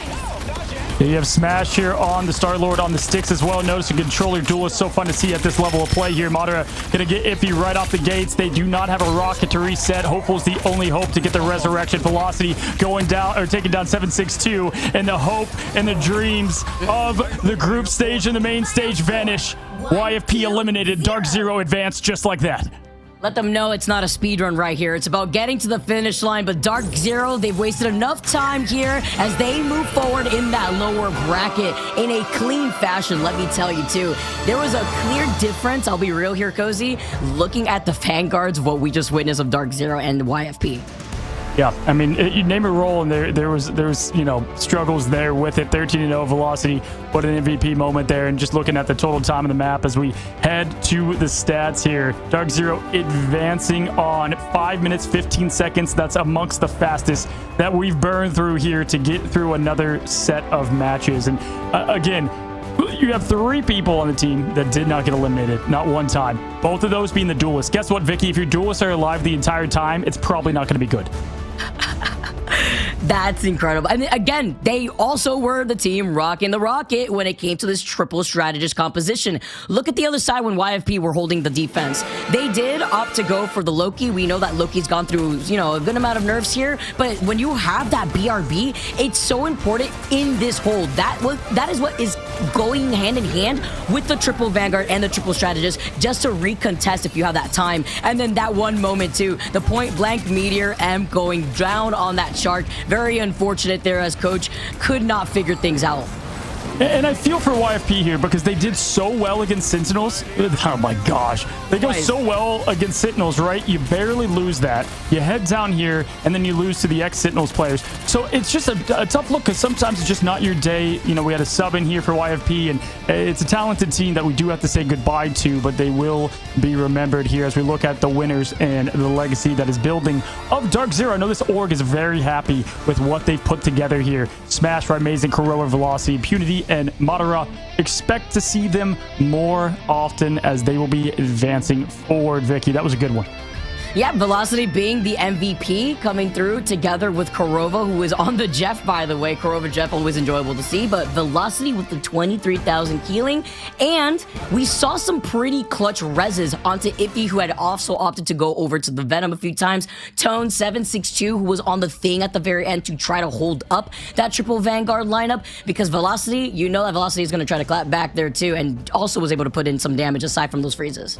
Absolutely, and this is no shade to Extinction, who did look, better than we were expecting there on day 2. But guess what? Dark Zero's going to advance to them, and that is probably, it's either that or it was Team Nemesis. So I'm sure they're pretty happy about going in that direction, right? Because Dark Zero got 2-0'd by Nemesis before. They're going to want their revenge. Guess what? They're going to get it in the lower bracket final potentially here, or semifinal, when we advance things. But right now, it's all about the match we just saw. Dark Zero, I'm sure, elated all together here. And, I can't wait to see who we have. I believe Velocity will be joining us for the interview, our MVP from that match. I know a lot of them over there. Velocity, I have not had the pleasure to talk to, so I'm excited to see them in just a moment. I like to get to know a lot of our players. We've had some very fun interviews, you and I, Cozy, from the last time we casted too. And I'd like to see the energy that these players provide, but also kind of dig into how it's been to rebuild, or rather be part of a roster that has been rebuilt essentially, because there's a lot to dive into that. Yeah, we're going to be welcoming them right now. Velocity is here, and let's say hello to our winner and our recent MVP. And hello, Velocity. How you doing? Yo, what's up, guys? Hey, you trying to speed run out here or what? That was an absolute crazy game, man. I want to open things up, say hello, and ask you, listen, you have this team, Dark Zero, great org. They put together the Avengers, right, and some amazing players. And I said it going in, y'all have the talent. I wanted to see the team come together. What was the difference between day 1 and today? It was energy. I think we were like a little nervous first match, honestly. Scrims, we've been like kind of doing really well, I would like to think. So it was kind of a shock to lose that one, if I'm being honest. But yeah, no, today we were like, okay, we're not losing, and we just walked out and did our thing. Yep. I feel like your pick and ban phases are so strong too. Like, was there, without revealing too much, obviously, but was there anything that you guys had to go back to the drawing board from your first day of playing to looking at how you guys were approaching the pick and ban phase now with the amount of triple strategists and vanguards we've been seeing and like individual player strengths? Yeah, we were like trying to be like different, if I'm being honest, and it was working really well. And then the like counters started to come out, and I was like, okay, maybe this ban line doesn't work. I like cooked up a ban line at the start of the patch, and we were just constantly winning. And then it just stopped working, and I was a little confused. But I was like, okay, let's just go with the Mantis first ban, and our lives got a whole lot easier, I will say. Listen, I gotta ask you, when you have this team put together, and I want you to walk me through how this team has come together and what it's been like, right? You have guys coming from Sentinels, obviously Kurova, Amazing, got to meet them. They're ex-champions of this whole group stage, right? So they know what it takes to go legit the whole distance. But then you also have some of the best coming, Impunity, amazing play. What I said is you guys have like the best players from the teams that you all took from to make this team. How has it been like putting all y'all together, personality, team play, all of it? It's been pretty good. It's been pretty fun. I had the pleasure of meeting Rai and Kurova in Toronto when they were there. Rai actually slept on my couch, and that was a good time. They're really good guys. I wanted to team with them for a bit, so when Kurova hit me up and he was like, "Yeah, we're looking to like trial for teams," I was like, "Come on over." And Rai fit perfectly. I mean, the guy plays literally every character. I swear there's not a character that guy's bad at. Yes, sir. And yeah, everything gelled really well. Impunity was like the first pickup that we had. He was like over a month and a bit ago, and he just kind of, again, just fit in really well. We had a few trials going at that time, and he was just like clearly the best option in my opinion. With the other players, Smash was obviously already on the team. I really liked Smash. And Madara really surprised me, I'm not gonna lie. I was not the biggest Madara fan right away, and then played a few scrims with him, and I was like really blown away. I won't lie. I was like, this guy actually has a really good brain for the game and is a really good player. And yeah, I mean, that's pretty much that. I like that they let me do the bans. They let me do our team comps, what maps we want to go to if we lose, that kind of stuff. They kind of just let me, they always chime in and everything, but they let me do my thing as well, which is really nice. That was actually going to be my last question to you, Velocity, because I was wondering, like, what do the comps kind of look like for your team? I heard you say that you had already a bans list drafted up for your team. How does the comps look? Because the way that you guys were also executing and rotating through your ultimates looked incredibly clean. Yeah, we weren't big believers on Hulk Namor originally, but I had, like, this last week we've been spamming it, and obviously we have Impunity Hulk and Amazing Namor, so you're kind of like, why wouldn't these guys play it? They must be stupid. But we started playing it, and it feels really good. And yeah, those kind of comps, like, we can play literally any comp. Rai plays Torch, Smash has a really good Bucky, Smash has a really good Star-Lord. They're both very good filling on the support role for the triples, like, support comps. So everything feels pretty good right now. Listen, Velocity, revenge is best served right away, and you guys are going to get close to that with Team Nemesis here soon. You're going to be advancing forward. I know it looks like you're a Maple Leafs fan, you know, a team that, you know, you want to hope can get to the championship more often, you know, or win the whole thing. And so you guys have the chance to do that. You can get there with it. Are you looking forward to your revenge game against Nemesis potentially? Yeah, we'll see them there. Hopefully we'll look a lot better. I mean, I think that was just a slip up from us, if I'm being honest, but who knows? Hey, well, you're in the tournament now, right? You made it through the elimination. That's what matters, I know, for this team. But you guys have your sights set for a lot more. We appreciate you, just breaking down this team that we know the players, right? But we want to know more about the team. I'm excited to get to know you more. I know just about everyone over there, and so getting to talk to you was fun to continue to see that breakdown. You know, give my best to everyone over there, Impunity and Rai, Kurova, and more, and enjoy the win. Thank you, guys. Have a good one. You as well. All right, everyone, that was Velocity with Dark Zero, and very quick first opener of games, and love the breakdown and the approach there from them, Vicky, as we're not finished, right? You know, we have a lot of great matches to go. We knew that one would be interesting toss-up on how these teams would perform, and definitely saying goodbye to a great team there, even though it was a struggle there a bit, but YFP, our best to you guys. Vic, we excited for match 2 or what?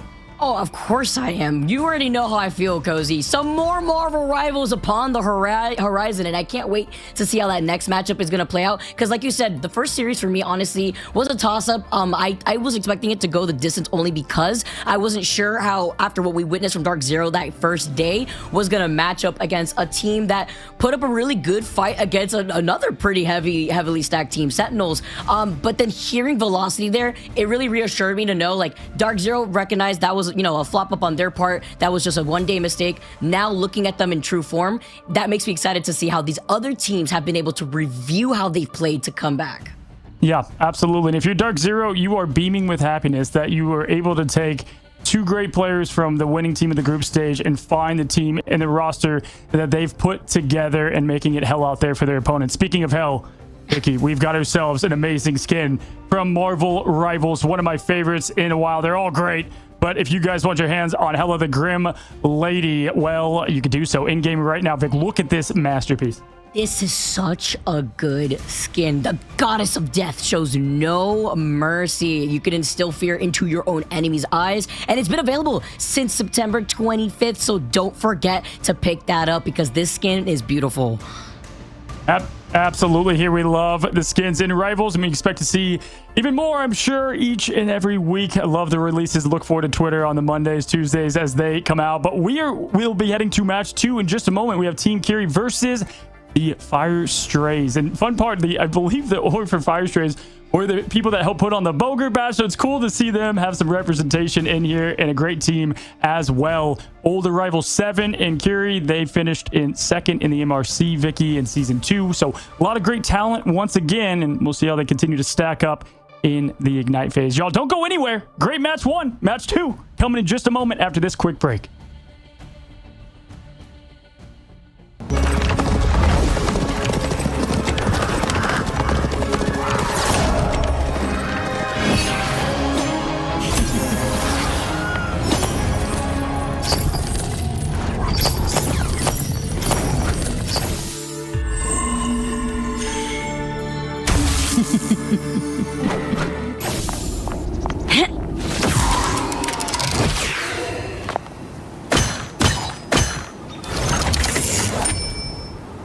I want your soul.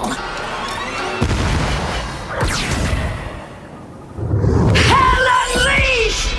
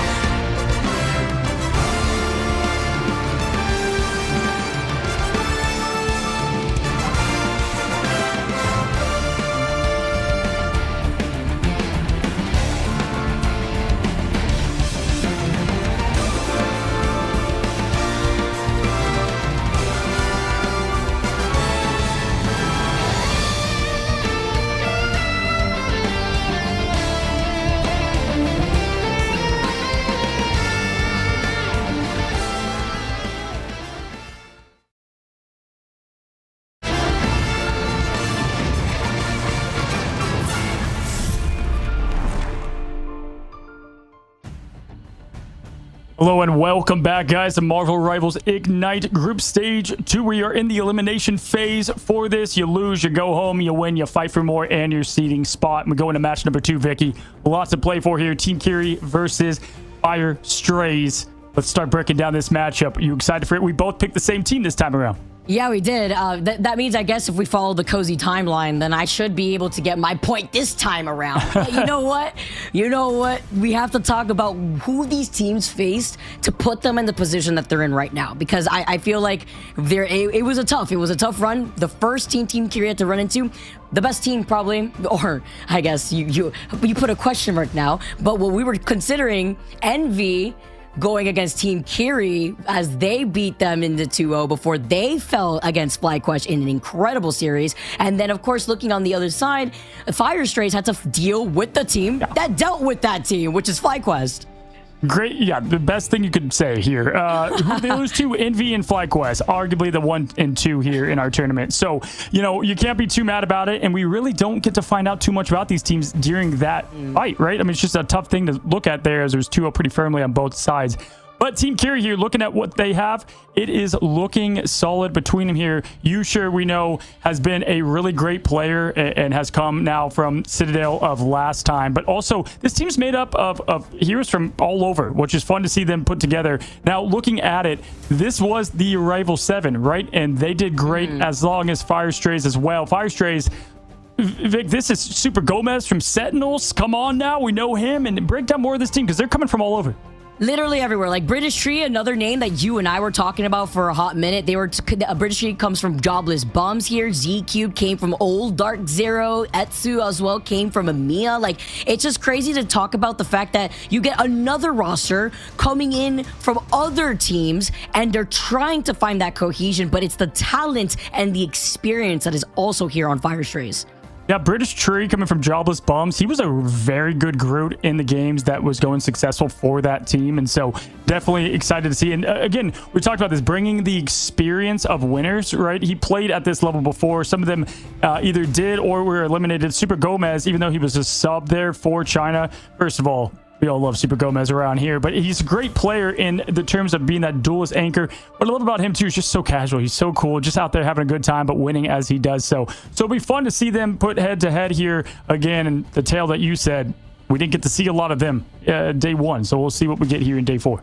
Yeah, because now a lot of these teams, as we already heard, you know, from Velocity in our interview, that they feel like maybe they could have done something differently in that first day. And at least from that first day of playing, you actually have history to look back at what you need to do differently. VOD review with your team, figure out what you need to iron out here. Looking at the different hero bands being the most important thing. We literally just saw how that could cost a game here from our last series. Looking at the way that game number 1 went, don't let a Mantis and Adam just, you know, go through, especially if you have to deal with Corova on the receiving end of things. But here in this case, looking at the hero bands and how that's going to play into the strengths of even the likes of British Tree that we know, obviously, to the name, likes to really play out that group, but also has flexibility too.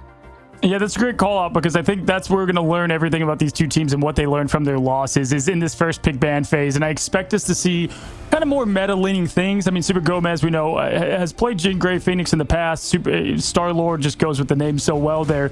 So we'll see if they lean into that a bit more. Domination, though, is going to give one of these teams its first win in Ignite in terms of even sets. And that will give them plenty of momentum and excitement, right? Even though you can't let it get out of control. You got to take care of the rest of the job. Job's not finished. Stage 2, guys. It's Kiri versus Fire Strays. Let's head into picking bands. Best of 3s here, little to no room for error as we get started, and thus far we've been seeing the priority ban over to the strategist, so the tradition is still following as it continues on to no Mantis, no Jeff from each side. Yeah, looking for the Jeff ban.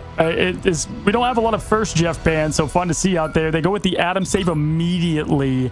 What a great... I honestly like it. I think that is strong to give that opening there. AMER to go out and Z-Cube unable, who used to be on Dark Zero, unable to lock in that AMER Lord with the save to follow. So they know exactly what they're trying to do here. I expect this ban to go towards Adam, potentially not maybe the first one here, but as we move along. Nope, the first one. You know what I really like about being able to prioritize these Adams too? Since we are starting off Cozy on Celestial Husk, we know that there's a lot of that low to high ground disparity where you could get out of the line of sight, you could get a little cheeky with it, and you could get into cover to try to pull off these reses. That's something to consider as both teams ban out the Ultron because of that exact same reason too. A lot of space to be able to get out of the line of sight and to maneuver around being able to survive.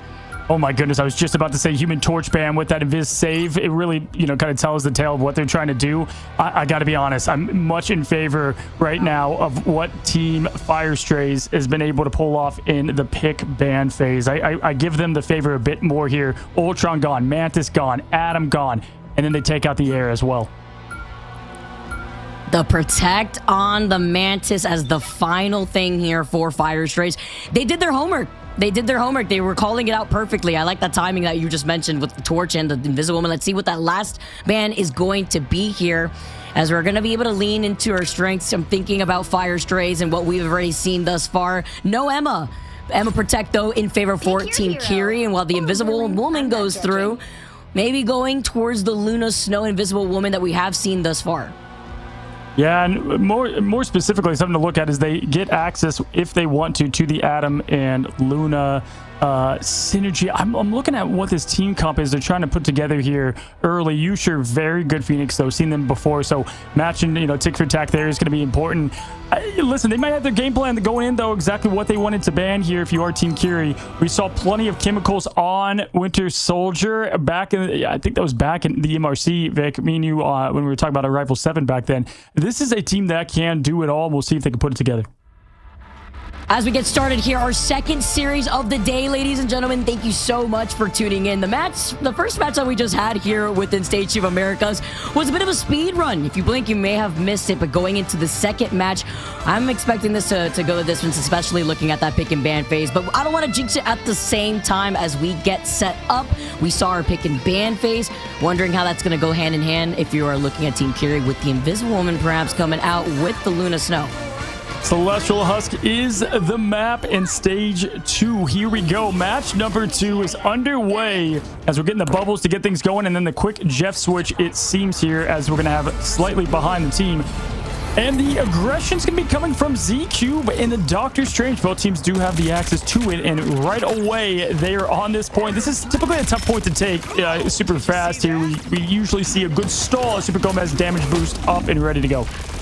What are your thoughts here when it comes to that middle husk too? You know, you get to be able to get out of the line of sight if you're a flyer here, and you get to be able to take a much more aggressive positioning. And with Fire Strays having Z-Cubed over on that Strange and British Tree living to the name onto the Groot, and the Adam Warlock passing through 4 Fire Strays, you can get a lot more aggressive here, and Super Gomez is going to be able to back away. I've been waiting so long for Super Gomez on Star-Lord in Ignite. Didn't get it last time. It's finally here this time. And he's got the damage boost to follow with it. Kinetic Flower getting that connection on British Tree, though, is going to slow them down here. But Pinnacle trades and gets the Super Gomez, to make it 6-4. And right now, it is Team Kiri that's going to open this thing up wide open to cap the point right back here. 20% cap now to Kiri. And that was long but patient play from Team Kiri. They had no issue peeling away if they felt that pressure from Fire Strays, who just came in swinging from the beginning, as Super Gomez having to back away here with the rest of his team. You've got 2 setup ults. British Tree and Z-Cube are close here with the Agamotto or Imprisonment to follow. Chemicals, though, is going to be able to match that with the Kraken down. They can go with the Phoenix as well. And so you're seeing these teams be very patient. They know exactly the win con here for this set of the match. Going forward, pushing in the main lane. Both Vanguards leading the way. First Tree out. Looks like they could open with the Agamotto first, but Z-Cube going to get stunned and is in a bad position. He's now going to be choked. We have the Legendary coming out now to help with. Line going to go up there, too. Z-Cube stopped. And the ult, it looks like 50% down.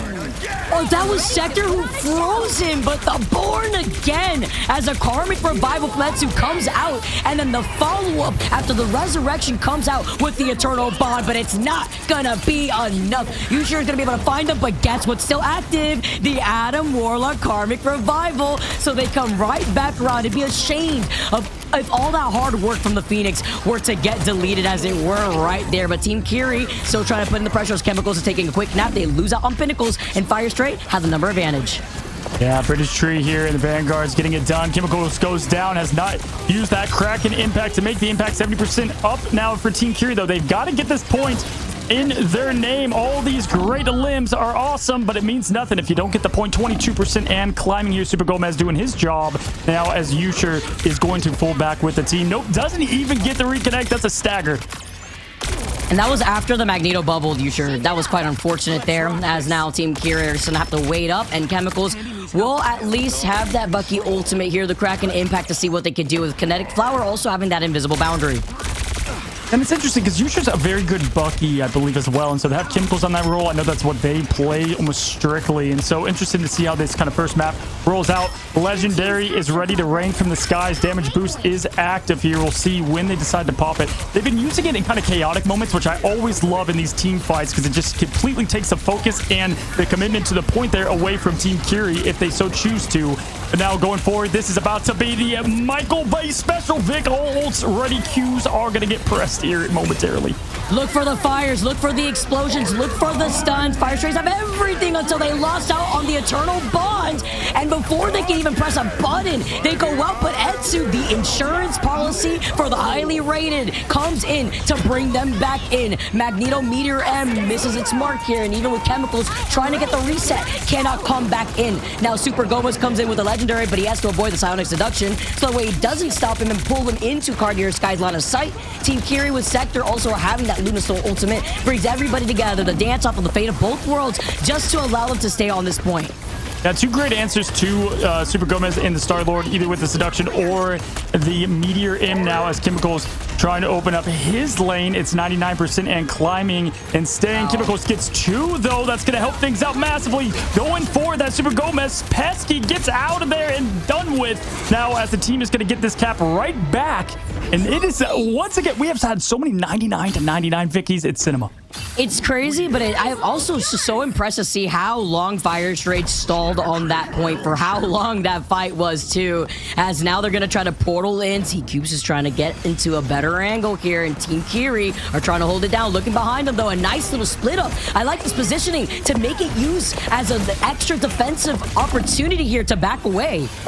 Yeah, pay attention to the ults here for the sustain. Itsu's going to be very close to Karmic Revival, lying right behind, so you can have this slight edge over to Strays in terms of sustainability, which they'll need, but right behind Kinetic Flower going to have it with Sector, so look for the comms here for what they decide to go with. We'll see if Gomez gets an elimination before it can happen. He finds him. He sees the strategist. He's going. He's diving. He's spinning to win. 1 goes down. 2. Meatball up. Pinnacle throwing down. Gets a connect by Byline.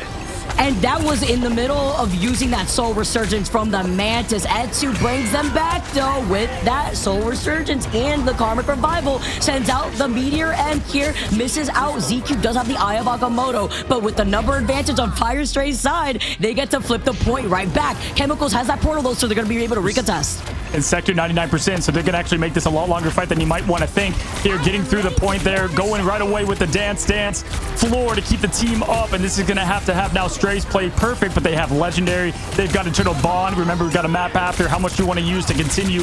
It is now close to the wire. Get 1 down, goes Sector 2. Both strategists out of the fight. Legendary is Super Gomez's name as he continues to rip the team. And we've got our first map going to the Strays.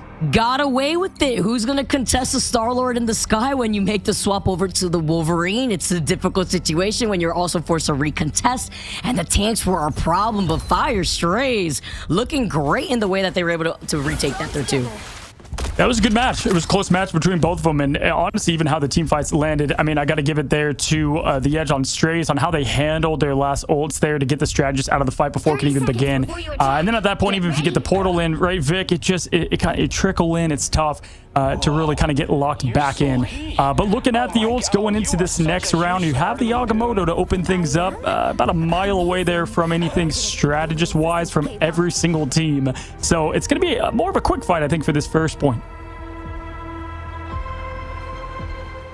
Having everything they can in the arsenal out here. We saw how they were able to recontest with that strange portal. Let's get this second round started now. Team Kiri, they were cooking up, but in the 99% and a 99% altercation, as we've seen again, Cozy, it's been so close between these teams. ZQ does have that Eye of Agamotto that he was holding on to as well. Yeah, looking at it here, we'll see if he opens up with it. Chooses you don't really need anything to follow outside the team, right in the comm. So what a great ult to open things up here as we have high ground going to Strays. That's probably exactly what they want here.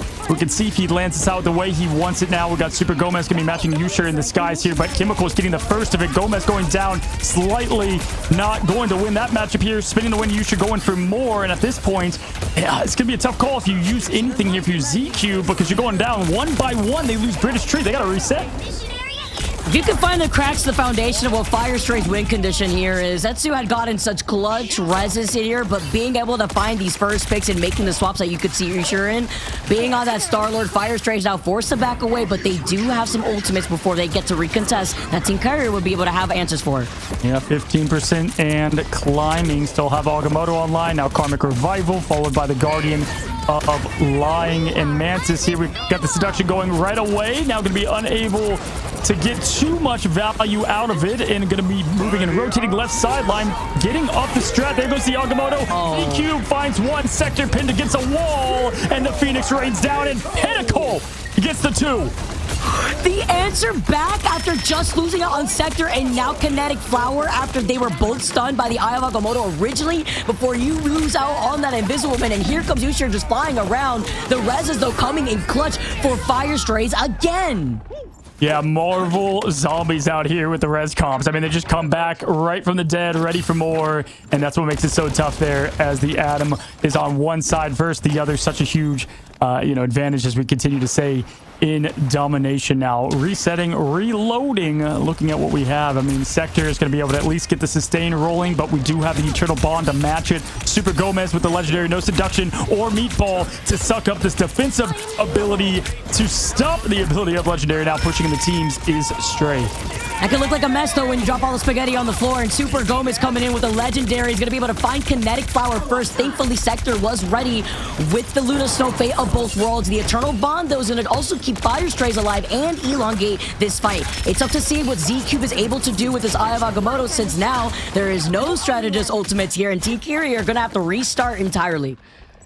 British Tree, absolute great neutral picks there, and the reset Z-Cube Agamotto ready. They did get the Eternal Bond out, but right with it was the dance floor Sector. So at this point now, Vic looking at it, advantage going back to Strays in terms of survivability and sustainability ult economy wise.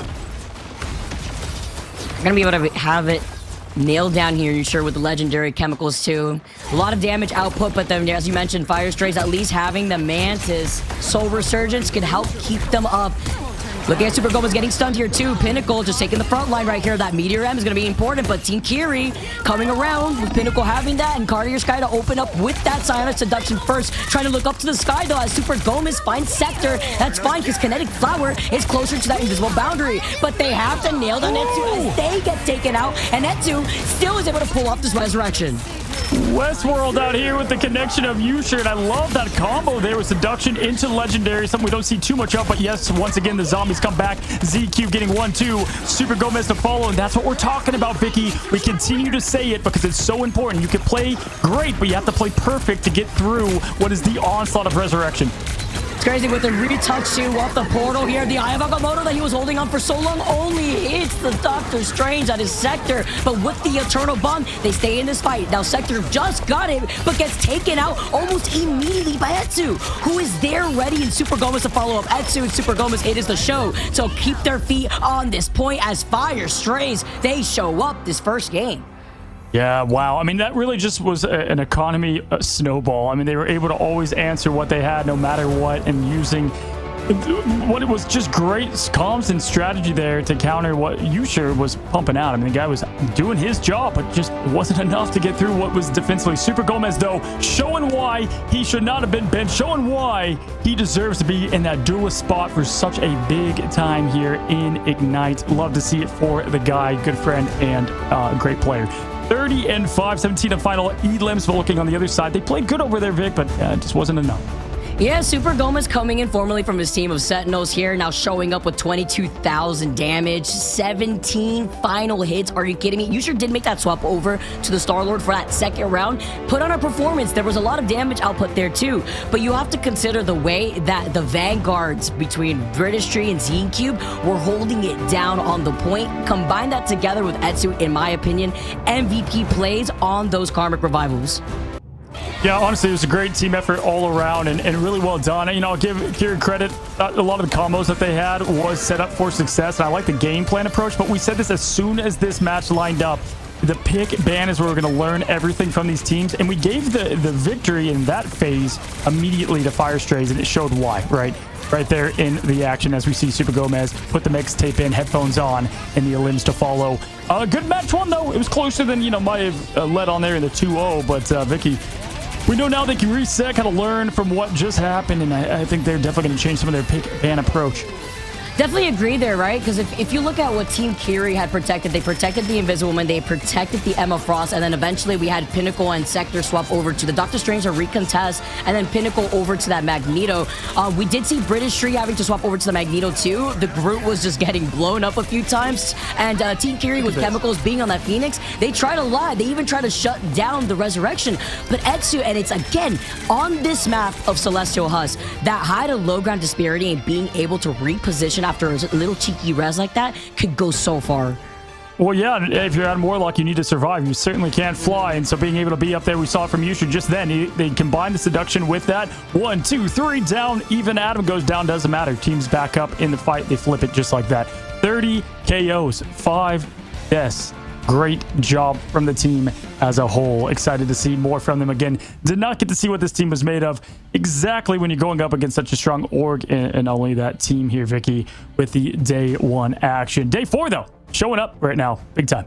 Yep, and then this is when they finally have the opportunity to be able to work out what they needed to, right? Whether it starts in the pick or ban phase here, or having Super Gomez shine on the Star-Lord that you were looking forward to seeing, as we know that Super Gomez having that flexibility. But I also really like to see the differences of atoms that we have witnessed across the multiple teams. You could see when it's utilized and how strong it is, especially on some maps like that. You have to always keep your eye on where the atom is. You get that KO, but where is he again? He could get that passive, he could get right back in if you're not keeping track right, and then you allow these teams to just recontest, and as you mentioned, Cozy, it's going to be Marvel Rivals Zombies instead. Yeah, I mean, without question, we've seen it across the board in these maps. And this was, I would say, out of all the matchups, this was the toughest one, to predict for us because we just didn't have a lot of homework. New teams, different day 1. We'll see what it holds for match number 2, guys. Don't go anywhere. We're going to take a quick break, and then we're going to get right back to the action.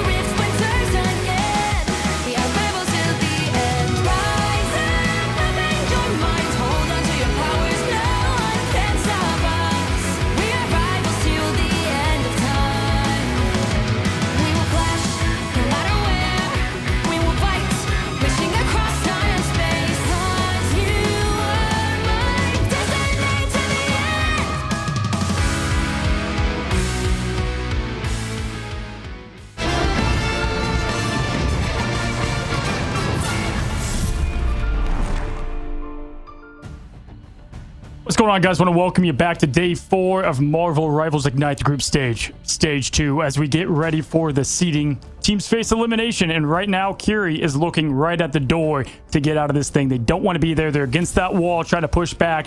Vicky, game number 2 between these two is going to be good. Yeah, that door shut down on Celestial Husk because Fire Strays, they are here and they have something to prove as well. You talk about how we didn't get to see too much from either of these teams with the unfortunate circumstance of them running into Seed 1 and 2, honestly, of the tournament. And now we get to see them in full form. Super Gomez coming through for this team, showcasing that flexibility, the nice Star-Lord, but also something even more important, the Resurrection comp, man. It is so strong where sometimes teams who do struggle against sustained comps, like in this case, in that first game alone, Team Kiri, it can be a little bit difficult, but we're not going on to domination. We're going on to game number 2, and it's going to be Yggdrasil Path. Yggdrasil Path, always a good one, always a fun one here. We'll see how Team Kiri changes things up as we get our first bands off the board, sticking with the same song, same dance. We got the first save going to Adam. Not going to allow that to be banned. You got to get rid of the Mantis, but there is the Adam. Now, looking at it, though, we do at least have a little bit of a difference here, Vicky. They got the Mantis out, and so at least that will calm down. I don't know. This is tough because the save there is going to help this team out a ton, actually. Yeah, because also I just think it's been interesting to see most of these teams opt to first ban the Jeff. That's just to be able to try to get out the triple strategist, but this is something that we've been seeing across multiple regions. It's crazy to see it continue on as the Adam Protects come through from both sides. No Ultron flying around, as we know on this map too. We highlighted verticality on Celestial Husk. Here in Yggdrasil, it's the same thing, right? There's a lot of verticality. There's a lot of places that you could use to protect your line of sight here as we take a look at what the next set of bans are going to be. Yeah, I like this a lot better. They got rid of Emma last time. That was fine and all. But, yeah, okay, they go with it again. They get Ultron, the Mantis. This time, though, at least matching the Atom, right? And so, because there's a lot of times that Usher, right, got the wipe, but they didn't have the Atom to re-Atom. So we'll have to see now just the exact placement of if they can pull these big reses off. And in a map like this, so important. Oftentimes, we do see him banned here, most likely. But we're going to go match for match, mostly outside the Emma ban. Luna going to be following that, so they can't utilize that powerful team up. And then it's going to be Magneto here for the save. I like this, though, because if you get to protect the save, they've on the opposite team, they did ban out the Ammo Frost, so you won't be able to have that team up. It's very rare that you actually see that go through, but being able to have the protect on the Magneto lets them sit in the driver's seat. Team Kiri is also starting off on attack, which is important to note, which is why you're going to probably see them run out with the Storm here, disrupt the peace, but also force out some ultimates away from Fire Strays, who will be rocking the triple Vanguard and triple Strategist. Yeah, they'll allow 1 Tornadoes, but not 2. They didn't save Invisible Woman this time. That kind of gave them the clue to get rid of Human Torch. Either way, they probably were going to go with that. But they remembered it from last time. They're like, okay, we're still going to ban Torch, so no access to that for Kiri as the teams are set and ready to go for our, really the opening defensive hold that we always see here of the triple van, triple strategist. Always so fun to see how these teams come booming out the gates. We find ourselves in Asgard, home of the new hero, Angela. Let's get this thing rolling. Haven't seen her too much throughout the course of today, but I'm not too surprised. We had our fun just 2 days ago, Cozy, as we get set up within our next match here. Match 2 is already shaping up really nice, but game number 2, even nicer to see what we're going to have from Team Kiri. Fire Strays really surprising me. Not too surprised, honestly, with the individual talent per se, but with the way that they were able to retake the point with these resets. Yeah, and it's going to be up first on the defensive side of things. Team Kiri's going to have to go against the Strays. Strays do lock in that triple Vanguard right away with British Tree. The thing of Super Gomez, fun to see that difference. Yusha, though, we've seen Yusha play Punisher before. Very good at the hero. Sky going to Wolverine. We often see that Vanguard roll flex into that just for this opening point, which is always great to see. Chemicals with that damage boost as they push forward here. British Tree backing up slowly, playing a nice defensive match here and trying to find an opening, trying to get that first pick to get their team that momentum for the opening fight. Pinnacle is looking for the aggression. I'm interested to see this layout, though, from Team Kiri, with Usher being on the Punisher and Pinnacle being the only Vanguard here on the Groot. It's about building the space with these walls, which could be detrimental when you're also forced to run Groot into Emma Frost. A nice stun coming out, though, to talk about damage pressure, as the Wolverine can also help displace these Vanguards. It's too much damage coming out, as Cartier Sky is going to be able to find Super Gomez, but with the Rocket, with the Jet, sometimes you get to have to worry about that BRB specifically from Etsu, and now it's Jeff comes out, and point blank, there's not much you could do. You got to stare at the meatball straight in the face. Yeah, PETA would be having a field day with the amount of meteors smashing into sharks here. It's been unethical, but now at this point, you're right. I mean, funny enough, British Tree is playing no tree. They've got Wolverine and Punisher to deal with it, but that's not the Vanguard approach they're going with. Yusha now pushing in with the Executioner. Every single bullet has a name, and Punisher knows it, but he finds not a lot of connections. The damage going out, though, and with it, British Tree to follow. So we're going to get our first reset here, but right away, Super Gomez had 98% ult. Doesn't matter. Going to go over to Strange, get that portal out, and make this a 2 to 3 fight point win. Now they're going to be able to recontest, though, with that Doctor Strange portal. But I love that damage output that we just saw from Team Kiri. That was the point of the Punisher right there. You're breaking through that chokehold, and with the Omega Hurricane now coming out from Chemicals, this is great placement here. You want to try to cut them off right down the middle, and at least with the Eternal Bond out already, that was just so that way they could try to recontest, and even being able to find Yusha in the process. Pinnacle goes down without being able to group anybody together, but the Omega Hurricane, unfortunately, with the timing of that and the Eternal Bond, did not work out. Yeah, I mean, it was forecast was just clear skies there, unfortunately, from Chemicals in the storm as they continue to try to get something rolling for the team. I mean, you've got at least the imprisonment you could follow up with. Not a ton, really, to go off that. You know, we'll get the Berserker Rampage can always open the door here. But the Agamotto, Super Gomez, we'll see they have two setups, really, to see what they can follow with. Sector about to have ult. British Tree certainly going to save his for that. Agamotto goes out. Stuns are in. He's picking his target. Finally does get Chemicals out. And goodbye, Storm, once again. And pressure's on Cartier, who is also able to stun right there too, but they will at least have some ultimates in the bank, but time is of the essence. You're almost down to less than a minute now, and Fire Strays also rotating through those ultimates, because lying being on the Atom, you already know what to expect here from Fire Strays, as they want to give Team Kiri a little piece of their own medicine. Yusha coming out with the Final Judgment though, and now you have the Sia coming out from Fire Strays just to try to combat that, but it's just going to get deleted immediately, as Punisher's damage output, especially in the Final Judgment, it's just a lawnmower. I mean, Yusha doing exactly what he needs to do here, and props to him, because there wasn't much to work off with that imprisonment, but he's still got 3. Now they're pushing in. Unfortunately, you're going to have that Karmic Revival to go up again, so that's going to give them the momentum here to continue. British Tree gets a connection on Flower, and so right now, Team Kiri, though, finding itself again. I mean, Vicky, this is the same thing we saw from the first match. The team that won went in with that momentum right after losing, and it's tough. This is a great defensive hold so far. I don't know. British Tree maybe should change his name to British M. The Steve Magneto output here from British Tree is just crazy. And being able to shut down Team Kiri, it's going to be a last hurrah with the Omega Hurricane. They don't want to get help here. As the Loki Ultimate, the God of Mischief, gets the copy onto the fate of both worlds. Going to be able to try to keep them in this fight with overtime ticking away. Yes, British Tree, the M Tree, Yusha now with another Punisher ult. It's going to be on him here to open the door. Pinnacle has to land this, has to get this imprisonment perfect here. It's not going to have a follow-up, but the Agamotto out. Super Gomez is out with it. British Tree, Z-Cube, though. It's the Vanguard show once again. What a hold. Strays keep the business going. Served on a silver platter thanks to Super Gomez. Thank you for letting us all feast, because that Eye of Agamotto was chef's kiss just to end that one round in a successful defense. Wow. I mean, You'll need a top-notch wow, team that was just tough. There really just was not an opening there. Even with the portal back play that can bring a little bit of, you know, team misalignment. Nope, they were locked in and ready to deal with it. So we now have yet again the same situation. Can Kiri get a defensive hold that would be worthy of, my goodness, an advancement? Because this is going to be very tough. This can be tough for this team to get through.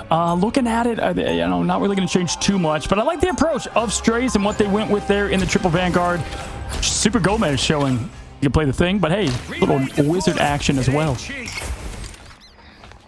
Magneto Meteor M into Jeff middle of ultimate is 30 seconds definitely unfortunate timing when it comes to trying to decide who you want to prioritize using that Meteor M on, but it's so successful in breaking out any disruptive compositions now, as we get to see Fire Strays on the attack already, looking at that Moon Knight to try to break that chokehold that you could already expect with the triple Vanguard too.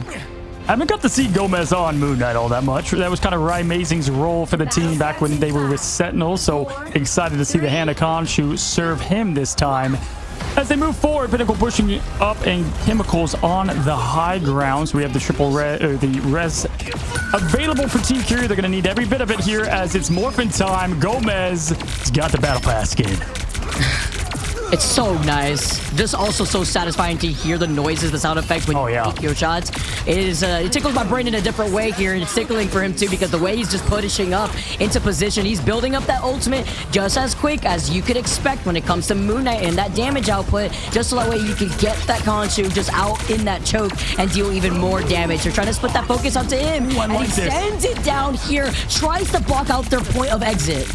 I want to see more of that. I like the aggression of the Hannah Khonshu. You get it back so quickly. Sometimes you don't have to wait for the tree, right? Sometimes just get it out there, get that pressure rolling. That time it did not land for them, but they do move forward here with the aggression. Pinnacle out, and unfortunately, not going to be able to get back from that res. Kinetic Flower ulted as well, so with it, it's looking like it's going the way of Strays, but here is the ult, and oh my, all 6 of them. Yusher is trying to do it by himself. The wizard himself, the Sorcerer Supreme, finds himself a 6. He says, let me at him. I'm tired of this. Gets the Penta. Gets the 6-man Eye of Agamotto. That's how you shift that momentum. But they don't have a lot of space here in general. They didn't get to be able to get that point to that first checkpoint. So now they have to keep holding this next corner. I mean, that was match saving, at least at that part of the point, right? I mean, they were all gas, no brakes, and that just stopped it right in their tracks here as the imprisonment follows. They've got the Khonshu with it. This is what they need, but Chemical smartly being behind. Oh my goodness, the storm finds them. The sky's open right under the res. It's gone against nature here now as, oh wow, we got 1 from it. So still not too much British tree though to follow. This is looking rough. I'm loving the answer for answer, by the way. Clobbering Time has found Super Gomez and British Tree. You have the Sia coming out from Kinetic Flowers, but you lost out on Sector, you lost out on Chemicals thanks to that Omega Hurricane to split up that res and prevent the reset. Now you have the Eye of Agamotto coming in, and although the last one may have been flashy, maybe getting overzealous, you got shut down, you got choke slammed, and Fire Strays, they needed to win that next fight to get this payload forward. Yeah, the point far away though, so at least even with the Strange going down late, they're going to be switching roles here. You should go out to Wolverine. They have time to touch, which is actually a benefit. I thought it was going to be rough. Oh my gosh, he's got to get to it. Oh my, the tree ults. Can they touch? No, 3, 2, they get to it. What a way to read that. Good job there from the tree, British. Look at that. Look how close. That was actually so insane by a pixel as Z-Cube also had used up the Psionic Seduction here, and Super Gomez now with the hand of Khonshu. The moon is right at their backs. He gets both Vanguards, and there's nobody on the point. Everyone felt the pressure. Oof, that was, I was not expecting this one out here. Fire Strays are on fire. Well, we had a 5-minute and 50-second match to game 2 of match 1. We'll see if we beat that record. I mean, this is crazy. We saw, honestly, just really the highlight for me there was when they get the wipe from the Khonshu, and then you have the res. Chemical's like, don't worry, team. I got you. Come back to life, zombies. Hey, how about some Hurricane to match it? To find that ult as fast as they did, it was like he knew exactly where it was all happening. Great job and good awareness. It's like basically Etu saying, you're not him. That was me last game, but you're not him. Because remember, I believe they actually banned the Adam Warlock against Team Kiri in that first game. Fire Strays, though, didn't have the Adam ban against them. This time around, they did because of the impact that it had in the first game. You have it retaliated, and then you had it shut down because Etu had the answer right afterwards. Yeah, so unfortunately, we will be saying goodbye to Team Kiri. You know, people do have to lose. They got to get out of this tournament with some great players with it, and they'll continue to find their way here in the Rivals competitive scene. Still early days happening, even though we're in Season 4. Yusher is showing that right on display here, making the most of what he could before he does say goodbye. My goodness, Vic. I mean, that was just a very... we said it. We said when one of these teams get their first win in this match, they're going to just carry right with that in the momentum. And now they have their first win against a team. We'll see if they can carry that into the next of it. But they do have a tall task ahead of them with who they're playing next up. See here with the way that they're now being able to build up some of that confidence, and you can see the way that they have the answer for that triple Vanguard too. They were so close on being able to recontest, but with how close that payload was, Cozy, to the finish line before they had portaled in, it was going to be really difficult, especially with them unleashing all those ultimates. But even better for Fire Strays, the way that they were not only able to break through that chokehold, they were able to make the adjustments that they need as we take a look at our MVP. Yeah, we call Group A the Group of Death. Listen why. The winner of this goes and plays Dreamland, Vicky. Not an easy game to play at all. And then guess what? If they win that, they either play Intergalactic, Odyssey, all right, Old Ego Death, or Envy. Yeah, not going to be a tough or an easy path to get a good seed for it. Now, guys, we, of course, have an amazing interview right now ready to go. And, of course, we had to get him in here. Bring our interview in. Let's see the man behind the scenes, Super Gomez. What's up, buddy? Hey, how's it going? It's been a while. Been a hot bit, right? Pretty sure. Been a hot bit, you know. Last time I talked to you, we were sitting down watching some of the madness there in China. So it's good to see you here. New team, new dream, buddy, and you looked right at home with Star-Lord. Talk to me about getting this team together and what it's been like now, leaving obviously a team that you were with for so long. And tell me about the process of having this team come to light. It's really like a brush of like a new fresh air kind of like hit me immediately whenever I kind of got in the new team environment. Kind of like whenever before I was expected, you know, I was going to be going with Rai or Krova after leaving, but at the same time, I still had to look out for my options. Obviously, I really couldn't follow them, so I found this team, and I really kind of bond really well with them. They're really fun behind the scenes. I wish I could stream all the stuff that they say and everything that they do, because they are some funny ass people. I can curse, right? I think I've asked this before, but they are really fun people to play with. And well, I think we've been trying to build this really high synergy together, and it's been going pretty well. I mean, we have a bunch of stuff behind the scenes that I usually like to leak out a little bit, but we kind of got a little unlucky going against FlyQuest at the very beginning, I'd say. I mean, they're probably the best team in the league at the moment, but we're here to show against the rest of the teams. Love it. I love your attitude, Super Gomez. I believe this is like the second time that we've spoken to each other in an interview, and I like your input too on how it's been to slot in with the rest of your team, how the vibes have been, because a lot of people underestimate how important the vibes are too. What has been the most difficult thing though for you as a player in figuring out where you slot in for this team? Especially, I mean, now with the meta, I feel like it enables you too, right? You get to finally rock out on the Star-Lord, like you found your slotted in place here for this team, and you were able to pop off, and the way that you guys were timing out those ultimates and those reses, by the way, were incredible. So talk to us a little bit about what's been pretty challenging for you. For me, oh my gosh, I have never had to pick up every character that Rai used to play. Like I have to pick up everything that he does. It is so like my hero pool was already to where it was in the last patch. But then as soon as I have to play tank now. I have to sometimes switch to Jeff. I have to go play a Moon Knight Magic sometimes. I kind of messed up on that first time. Well, I have to pick everything up that he does, which is a little annoying, but I have fun with it. I said that. I said when we saw Moon Knight, I was like, hey, this is usually not something we see. This is always Rai on that side. And, you know, I like that you said you're a vibes guy. That's exactly what the compliment I would give you.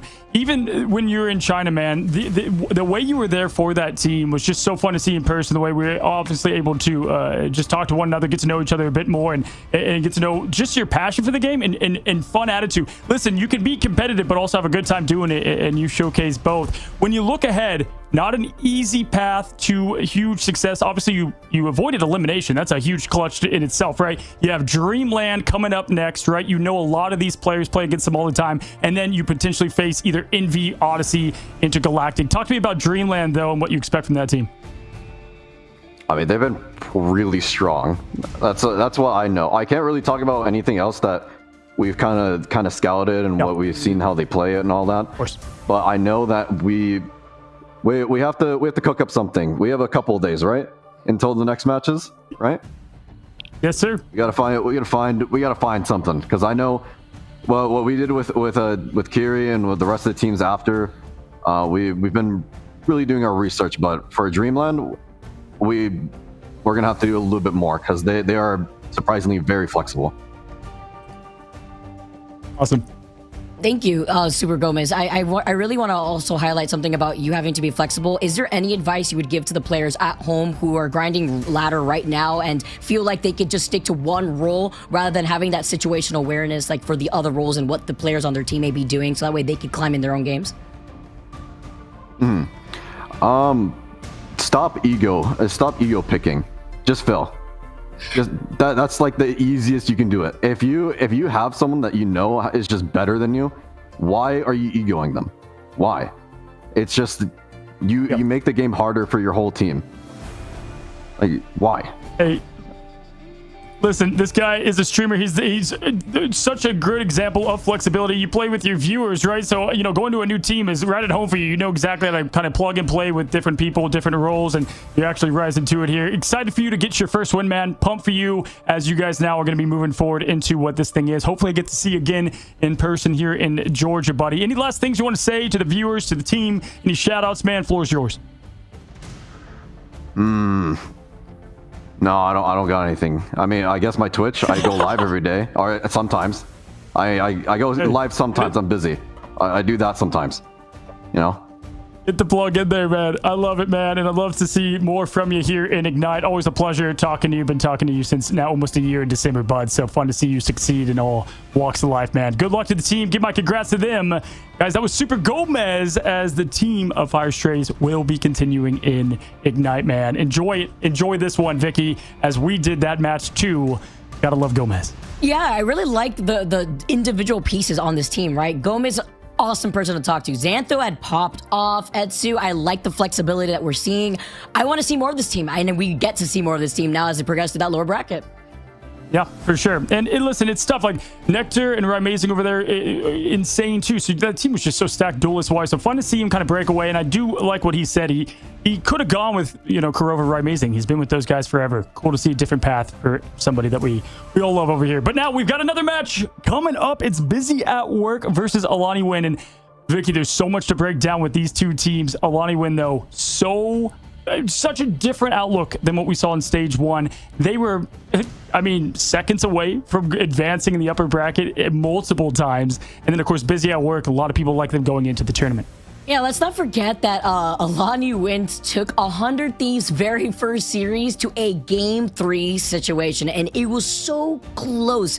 Both of these teams literally down to the wire. It was like overtime. Every one of these teams were recontesting with the longest Doctor Strange portal. Are we going to get a little taste of that, though, from Alani Win today? And that is the question here, Cozy.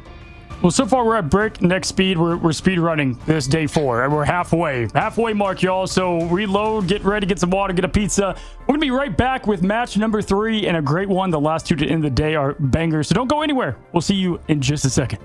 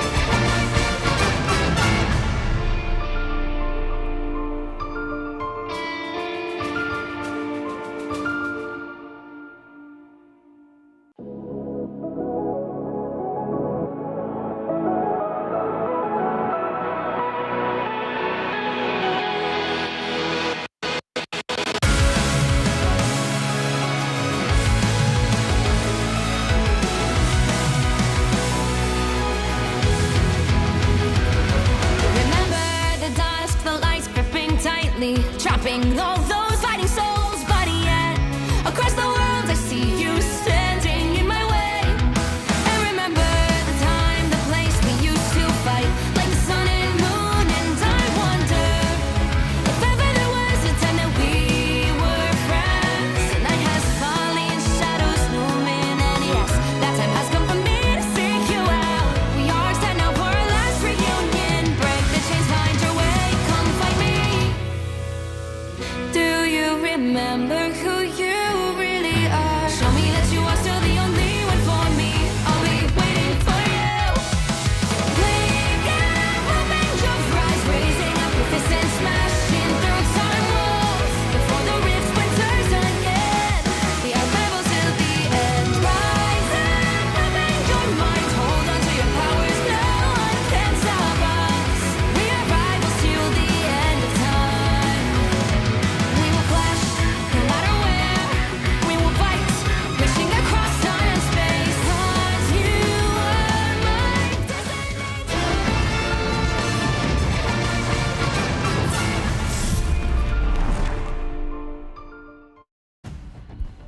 What's going on, guys? Welcome back to match number 3. Can you believe it? We're already here, and it's a good one as we have Alani win versus Busy at Work. And let's hope they were so, because they didn't get a win in the upper bracket in even a map. And so this is a team with talent that can rise up to it. Alani win showed what they can do. Vicky, both these teams clashing is going to be fun to see who stays and who goes. Yeah, Busy at Work surprised us, honestly, when it came to their series versus Extinction, because Extinction literally came through with the quickest 2-0.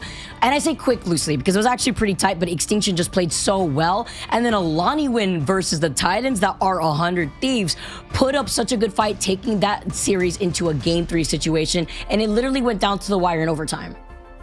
Yeah, and if you look at it, right, Alani win did so well against 100 Thieves. 100 Thieves did very good against Extinction. Extinction's the one that put them down there. So it's going to be, I'm curious to see how that unfolds. And we just saw the opposite effect happen from the last match. But when you look at the talent of what each of these teams have and kind of who's leading the helm, a lot of different players here to break down in just a moment as we're going to be looking through the rosters of these two teams of match number 3, and these two teams more fresh than these other ones more established. SJW, though, we highlighted them as a great Phoenix player, didn't quite show up to what we expected yesterday. We'll see if they rise up, but Redis, look out for this guys, whether it's Star-Lord, Human Torch. Love this guy as a player. Zero Meta, though, and Prince. I mean, Vicky, we talk about this team. They're so well just put together. They came from console. They did go to the MRC. We'll see if they can get it done here.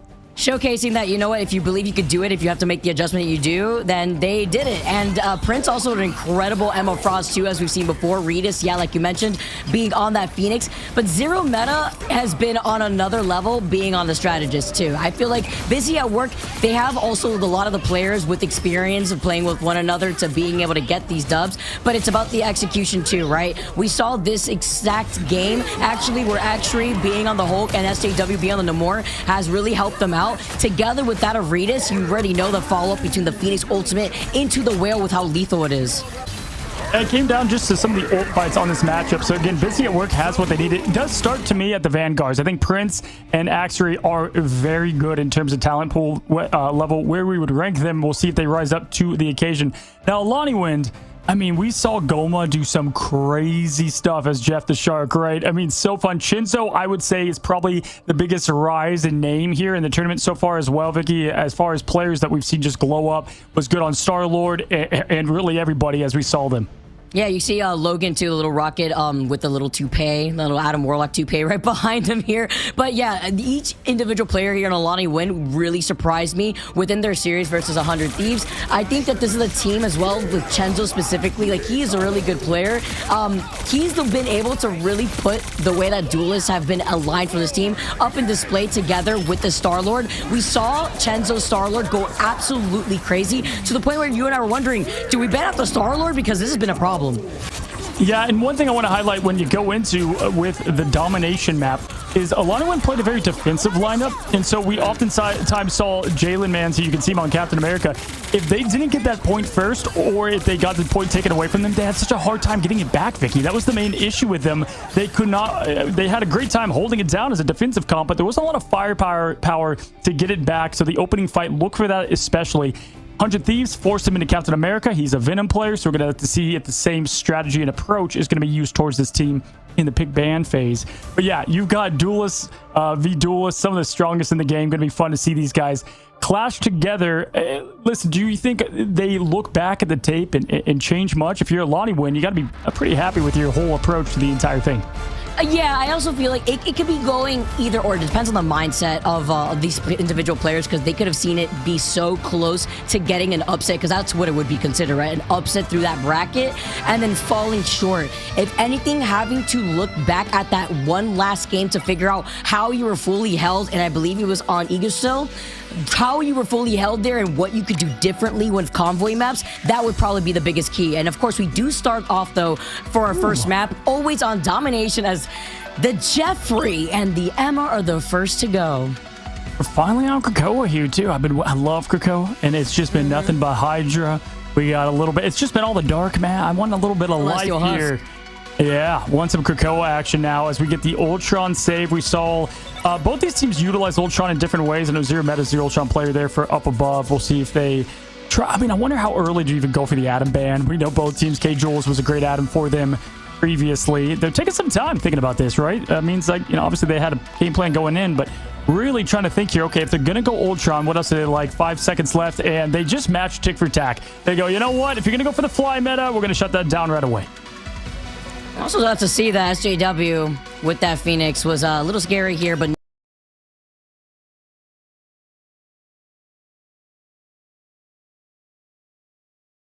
the protect onto the Jeff instead is prioritized for busy at work. And there it is, Venom being banned. Axery does play a lot of Venom. They can kind of go to anyone there, so, you know, even though that is his comfort pick, Hulk and more, we've seen them rep. I'm wondering if they match that, though. If you are busy at work, do you try to shut down what they did for Jalen previously, as we just highlighted? Both teams taking their time. Both teams really taking their time of what they want to do here and thinking, especially now as both Mantis being banned and Atom. There's the Atom, about midway point. One team, though, there it is. One team has, one doesn't. And so at this point, you got to get that ban on the Atom quick.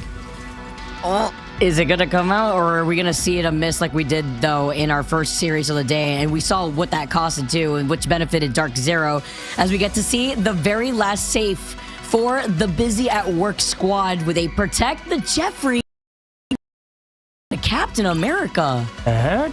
I was not expecting that. I mean, they don't have the Venom, so it's, you know, might as well keep one of the dive, right? And actually wants to play have the same. That's certain. I was going to say, yeah, that's a very good point, Cozy, because this is a team actually that has pretty strong dive coordination, and they're very good at snowballing off of early picks, depending on how the entry frags usually starts for these fights. Yeah, with Ultron going down, you know, Prince plays a very strong ammo, not going to have that this time, so we'll probably see them on Mag. There's the Atom save. Wow, they needed to do that, so they want that Atom advantage. I knew this ban would have 100% been Atom, Vicky, but they don't have that luxury anymore, so they have to really dig deep. What do they want to go with? Maybe get rid of Emma. They haven't gone that approach yet, but with what the bans lead to thus far, I mean, you could get rid of a number, maybe Luna here, because they got the Atom, and get rid of that team up at the very least. It's going to be Emma. They're going to go with one of the strong meta picks, and they go with a Vanguard. I like this because both teams, Alani Win and Busy at Work, recognize that Necrise and Prince are two problems on the Emma Frost, and Emma Frost, again, just still being incredibly strong.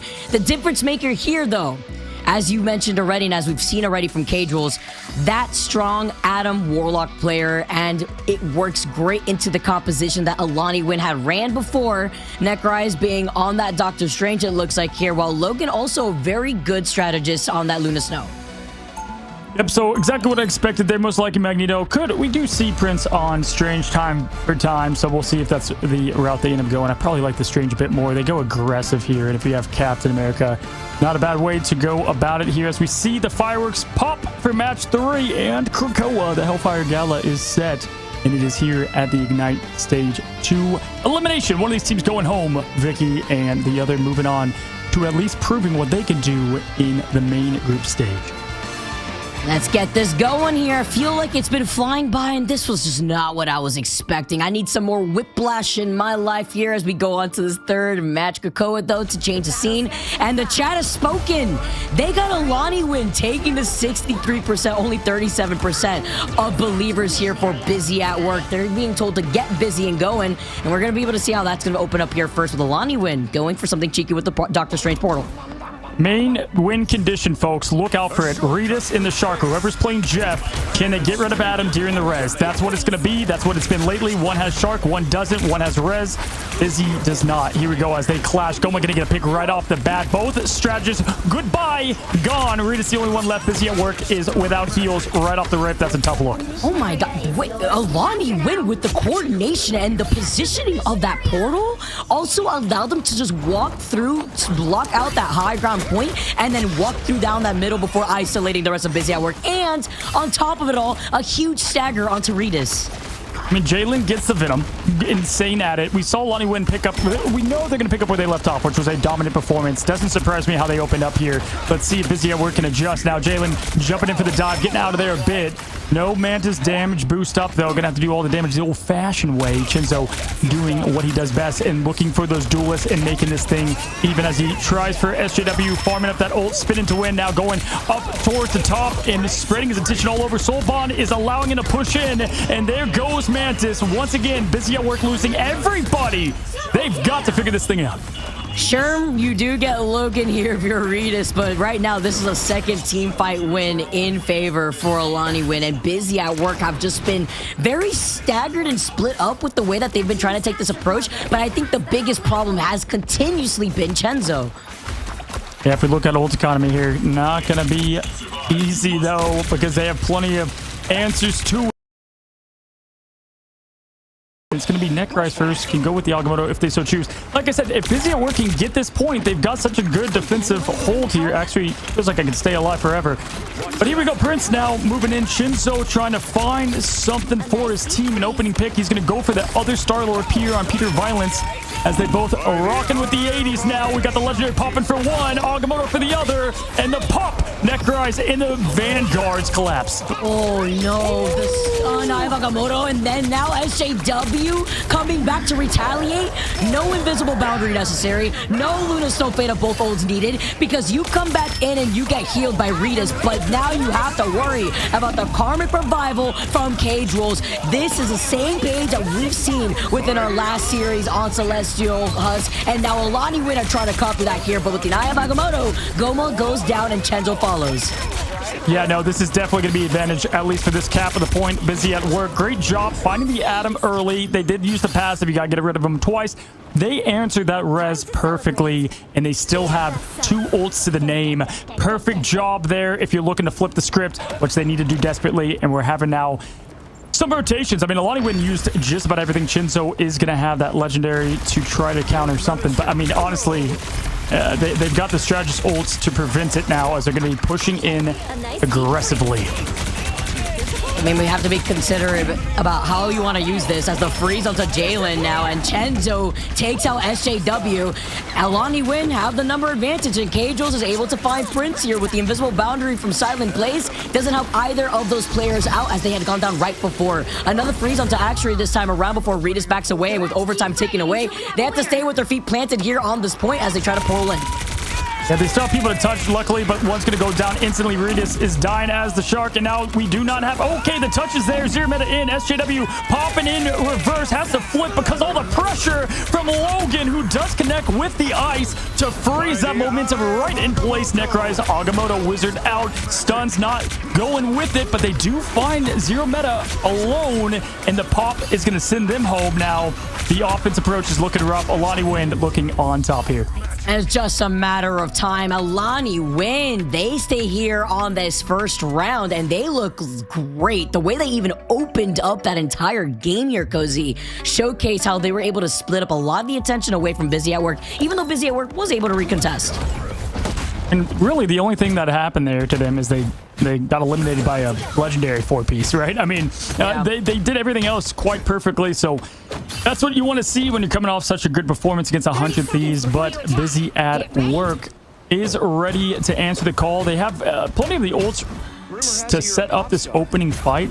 We'll see if this Feast of the Abyss will give them that advantage, because within seconds, Alani Wind got rid of the I mean, before I could finish the portal sentence, Vicky, the strategists were in the spawn room. Yeah, they got deleted. It was unfortunate. And we even saw them try to go for it again with another Eye of Agamotto, and even if it went amiss, they still were able to take that fight in the very end. And now going into round number 2, looking to see if we're seeing any adjustments here. Regis does have that It's Jeff, and Alani Win, as you mentioned, with Jalen's already having that Venom Ultimate Goma too, with that Extermination. They will have answers with the strategists here, because Logan's also approaching the Fate of both worlds and the Resurrection. I mean, they have Adam, they have Ultron, they have Venom. There's so many good heroes in the team-ups to follow here now. Shinzo getting out of the madness, going right to it, flipping into the action. Gonna look to spin to get that ult up some more. Prince has the Agamotto, though, to maybe stop what has just been nothing but momentum. Jeff time ready, trying to find something to feed on. It's the Agamotto, and the huge solo too. Dr. Strange out Adam. Can they continue to get him down? He's gone. Regis has disappeared, and it was Jalen with the counter, with the Feast of the Abyss to finish him off, as Kajos also has that Karma Revival just in case, but he's going to hold on to it, and there's a lot of verticality to hide from places here on this point. Gathering everybody together, though, it's going to be the Freedom Charge, and Prince with a beautiful little two-piece here, by the way, and a nice push-off from Silent Blaze. Jules should have his... Yep, there's the passive. I was going to say he's going to come back here any moment. They're going to go right into it, though. Good awareness and finding this team immediately.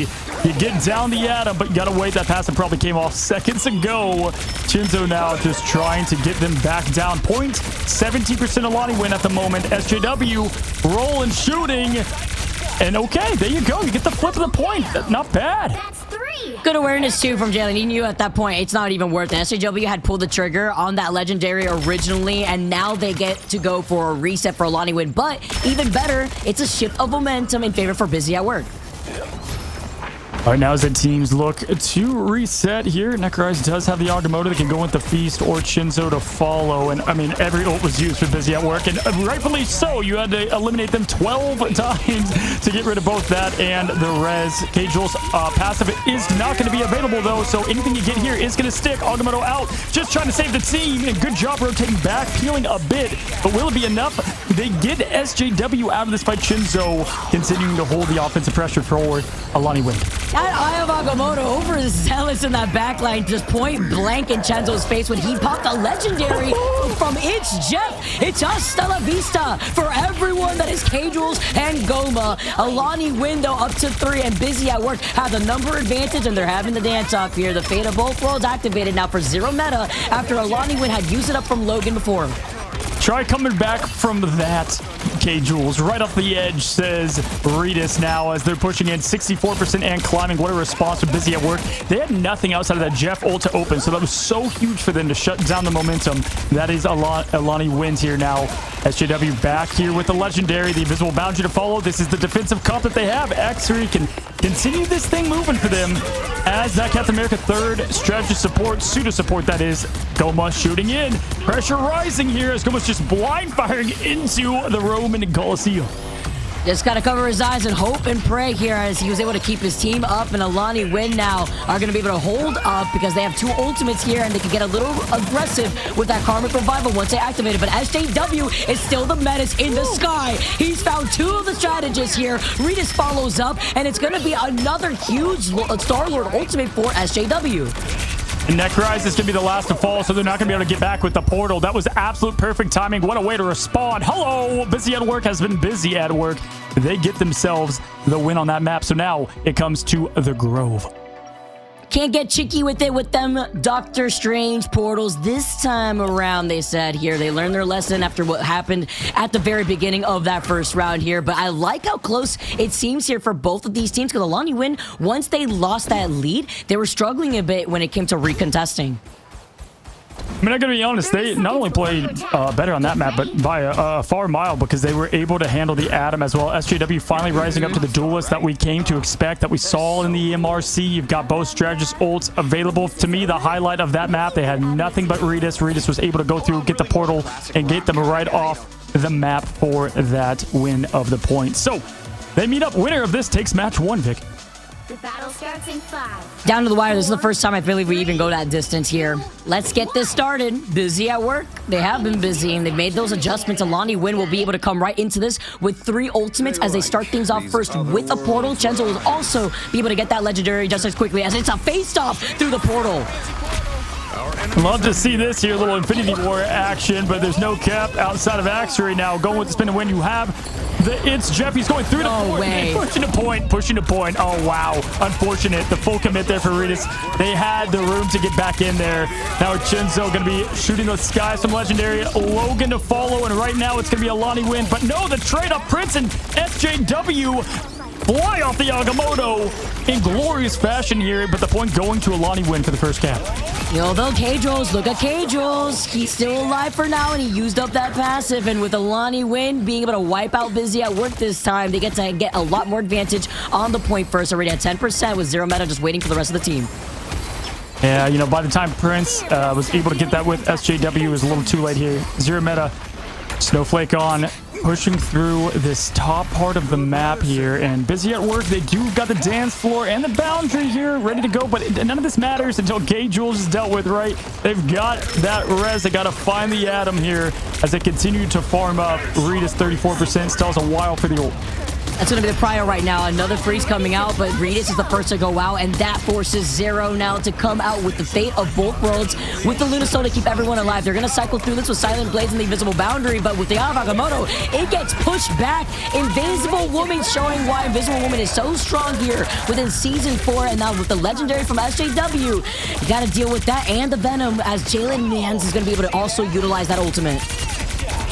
Yeah, there was great rotation of strategist ults to keep everybody alive. Ritas does come back, though, from that early elimination, gets a trade on Logan. So this thing is far from finished outside of, you know, the good old res that is incoming ever so soon. Chinzo, though, now just playing Ring Around the Rosie here with the other Peter Quill. It's going to be him on top there. He's going to pop the celebration. That is legendary from the skies as he rained down the bullet from above. Bullets from above. Now Chinzo with the elimination. Zero Meta out of this thing. And this is just, at this point, a stagger fest, right? This team can't get all together. They're just struggling to go in for a hug at the very least, and they only have a few seconds left because Alani Win are reaching 90% at this point now, and Chenzo, who had just used up the legendary, they still have K-Jules out here with that Karmic Revival. Busy at work, having 3 ultimates here can disrupt the piece with Ritas and it's Jeff. I like that they saved the portal. They were able to walk there and just have the top end here as actually throwing in the animation, cancels the punches, the pushes, and Prince is going to get a nice follow-up. K-Jules, first one out, does most likely have that pass, though, so look for him again. They know this, but they got to get to point. Time is ticking. SJW trades with Chinzo, and at this point, they're pushing them back out of this thing. Look at this. Nice job. Recapped. I'm loving this Peter Quill show right now. We got the Peter v. Peter, and it's been working out. And SJW also close to that legendary right now, while Prince has that Eye of Agamotto. They also have the reset potential with Zero Meta getting close to the fate of both worlds. They could try to reset this with Alani Win, though, also having so much still in the bank. Oh, the back cap. The Agamotto has been huge with it. Yes, back cap's coming, but no, goes down. That's the threat of the Venom at all times. Jalen knows exactly what they're doing at the highest level. Chinzo farming up. They have everything. Alani Win's just trying to find that exact space to get it done, and it's going to be SJW first to see if he can get the early pick, and they need it. We have the Ultron Goma going off. Goma goes down, and there it is. Jeff swallows 2. It's Peter and Adam. The Guardians are up the map, and so is the Resurrection. Guardians of the Water, I guess, now at this point, because Ritas is taking them around town, and Alani Win with everything that they needed here to maintain their lead is slowly slipping out of their fingers. As Busy at work, they're angry. They didn't utilize a lot, but at least they saved the fate of both worlds too. We said it. What was the key to victory? It was going to be the Jeff versus the Atom. We've seen it twice now. Good job from Ritas. Good awareness. Let's continue to see this thing. 60% and climbing is Busy at work, but Alani Win has so much of their disposal. Really not a lot of strategy ults, though, to keep the sustain alive. They've got the Resurrection, so that's going to allow them to play more aggressively and look at just on cue. Jalen, Feast of the Abyss going up, chewing out the follow. Is going to force the show, Vicky, now, as he's just going to rotate to point. I'll take that as a W, though, because now they will not have the fate of both worlds for this final fight as we are approaching final fight territory. Chenzo now has a legendary, and they don't have that Lunastone ultimate for that sustainability. So they're just going to have to hide and get out of the line of sight instead, and hopefully now Alani Win can start moving back up onto this point. Alrighty. Oh, Prince just goes down as time's ticking. They have to... Oh, this is going to be rough timing here. They're going to be able to at least contest a little bit. X-Ray is going to have the support ult. If he can make it, there he is. He's going to get there. It's going to be a quick pop, though. Thank goodness he has that ult, says their team fans. But no, it's not enough. Pushed off. That's a bummer. Oh. That's heartbreaking for them. No, I felt that in my soul right there. I felt that as if I was the player, man. Oh, no. That would have been tough. That would have been tough either way. The team still had I mean, they could have portaled back, but as soon as the Strange went down, the Yeti went to the thing, and so at that point, they were pushing. All I have to say is great resilience from both teams there. I mean, they made that one an interesting one as we break down the stats, Vic. SJW really rised up back to what we expected, but it's Chenzo with the MVP on the winning side. Hey, we saw Chenzo Star-Lord and how crazy it went before, and what I really like too, together in the air, you have Goma on that Ultron to help give him that support. So you could also enable Chenzo to get aggressive with both 11 final hits for both of those players. And it was still the Star-Lord show, right? Because SJW was doing a fantastic job, but it was Chenzo and the timing of those strategist ultimates alongside the extermination that just allowed them to get the bread and butter done. Yeah, it was a very small and narrow margin of what actually got that win there. I mean, it's always tough to try to make up a 99% advantage, right? At that point, you got to win so many fights so consistently for so long, and so it was a little too late, and they were able to get up early, but that does set us up for a very good match, too, between these two. They do not want to go home, both of them. But Alani Wind, they have not advanced. They've been on both stage 1, stage 2. This is what they're trying to do. They want to make it past the seeding stage. We'll see if that script changes, but it's a good start. You get your feet going here. Alani Wind right now. We were talking about them before and how they impressed us within their series versus 100 Thieves. Busy at work, though. Have definitely been putting in the work. You could tell that they've definitely made adjustments after the last time we saw them. Is it going to be enough is the question. We've been even seeing these pretty nice Eye of Agamottos coming out from Prince, as you saw right there. And this is coming from Prince, who also has a fantastic Emma Frost, but that was the Emma Frost that was banned from both teams. And then, as you also highlighted, Cozy, the Jeff v. Adam Warlock to stop and prevent the res from coming out.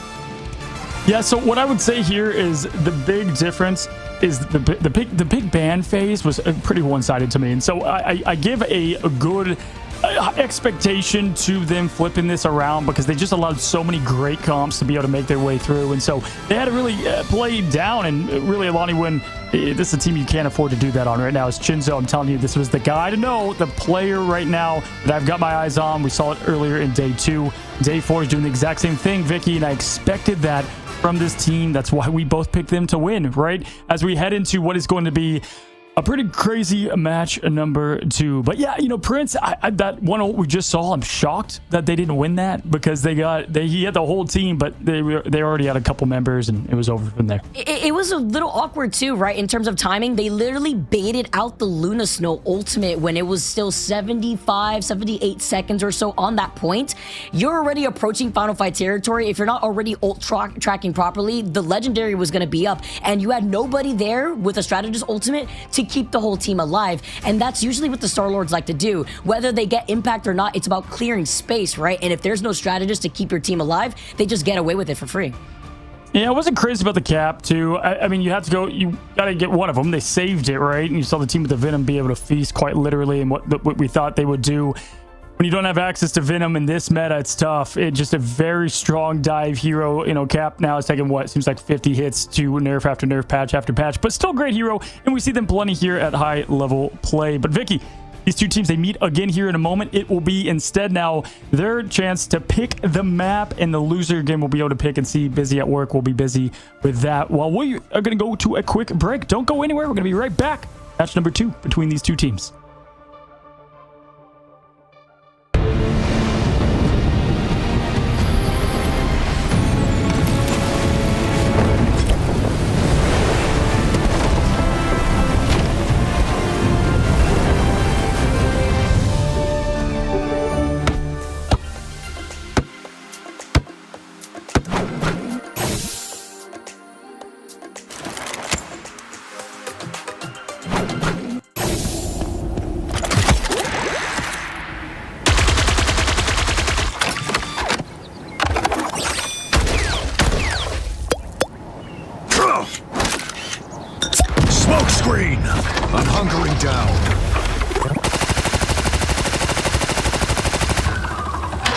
Judge, jury, executioner!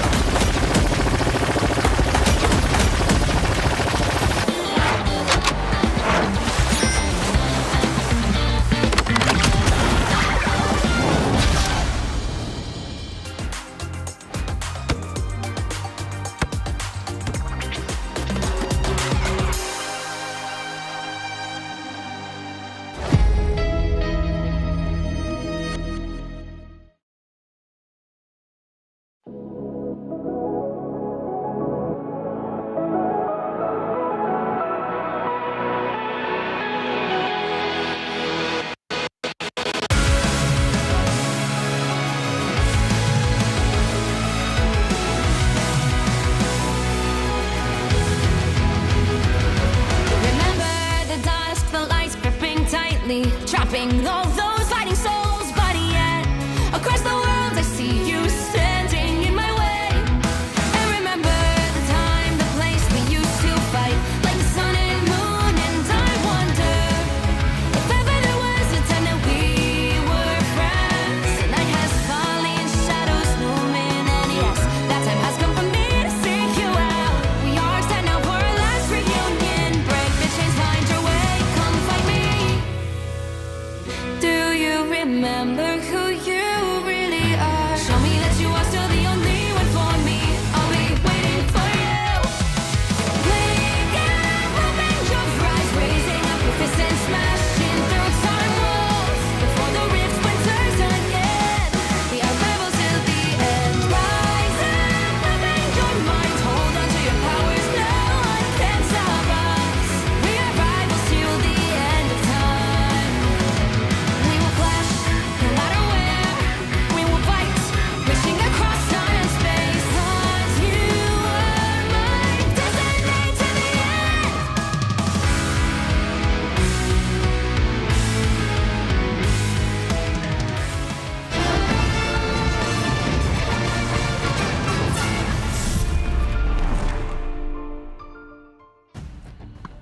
Hello and welcome back, y'all, to match number 3 as we find ourselves 1-0 and busy at work, down a match, facing elimination once again. The stakes are high right now. All these teams we were just talking deserve to get to the seeding here, so tough to see one of them going home. Will they push it to a match 3? Vicky, do you think they have what it takes? I feel like every time I say that, I jinx it. Yeah, I do think they have what it takes, but I don't want to breathe that into the world because right now it's looking pretty tight. We just went to a round 3 for that first game, and I think the biggest thing to take away too was the Starlord 1v1 that we keep highlighting, right? The Chenzo v SJW. Chenzo's tracking is incredible. SJW did fantastic on that second round too, but do we see the Starlord ban maybe? Or are we going to keep this going? Because obviously this is one of Chenzo's very big strengths here too. Same thing for Busy at Work to isolate what the biggest problem was there. Yeah, for sure. Again, I think the talent level's there, and it came down just a couple of things a few times. Like even the ult fights and the economy was used well.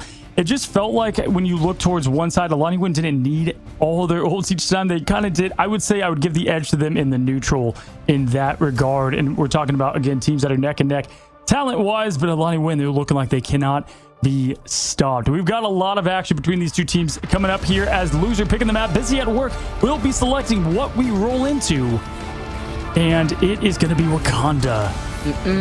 I always love the music on this map. Yep, we are moving on over to Wakanda. See, we're gonna be changing up here into this composition. Busy at Work, studying what they have to here, as we're gonna see what these bands are gonna look like too, right? Because you talked about the Atom band at the very beginning of this third match and the importance of it with K-Jules getting away with a lot of it. They were able to pinpoint K-Jules quite a bit, but it also really helped out for Alaniwin. That's a great point. I think they did handle the Atom Warlock plenty, so we'll see if they felt like they had a good hold on that, and they just want to get a bit more meta picks surrounding it. But the Jeff being banned right off the rip, Busy at Work, again, going to shut down Goma. I think that's the tip of the cap to what we saw. They're going with the back-to-back, you know? They could have saved... They're not going to save Atom this early or anything, but the Jeff there for their team worked out. Redis did a great job. Redis typically their DPS, right? But we're seeing that role sometimes now more into the Jeff. Yeah, he had like, what, 12,000 damage or so by the end on the Jeff there too, with 11 final hits for that final game, rather final round. And I definitely agree. Looking at Goma and what he did with that Ultron still was on another level, even if they're trying to isolate Goma, because he was popping off with those exterminations as the protect on that Ultron comes out. Yeah, might as well, right? I mean, really, a person who can do it all at the strategist side of things. Now, the next band is up, and this is going to be a tall tale sign of what path they want to take. Do they want to go with what just worked? It's going to be Human Torch banned, and on this map, don't blame it. I mean, if you look at what they did before, Torch was banned on Busy at Work side of things. A lot of verticality too. I feel like that's kind of what I've been saying, but it's just when you look at these maps in general, the flyers get enabled and you don't want to have a Human Torch uncontested, especially when you have to consider maybe what Ultrons you're going to be dealing with up in the sky, right? If you rather have that Ultron Star-Lord, you have to pick your poison as the Mantis as the next ban that Busy at Work puts onto Alani Wind. There's the Adam save. You can only get rid of so much. Do they get rid of the Venom in response? I mean, they've got to answer now. As Venom is not going to be available to Axry and friends, can they shut down Jalen's? Again, they got the Mantis out, so maybe they're comfortable with that being enough. And they can do what they just did. I believe that last time they went with Emma here. They've got Emma banned on the top slot. We'll see here as time's ticking down. This does not seem like the easiest decision for them. It's Luna, so they do shut down that team up. And that's kind of what we thought they were going to do the first time. Okay. With both... Now, rather, Jeff, Luna, and Mantis out here. The protect now goes in favor for Busy at Work, where they protected the Jeff before. And the last time they had gotten the protect, I believe it was on the Jeff and Captain America. And we didn't really see too much happening from the Captain America. And it is going to come out again. That Freedom Charge, although, you know, the potential to stall was there, it was looking a little grim with the timing of the stalling that was being done by Alani went on to Busy at Work. Gotta go fast, right? Gotta use this fast comp. They got the Jeff in there. They want the Captain America to follow. And this is it. Stage is set. The bands, the picks ready to roll. Let's have these teams lock in the roster as we gaze upon Wakanda as our map to decide potentially the fate for Busy at Work here as they lock in the heroes.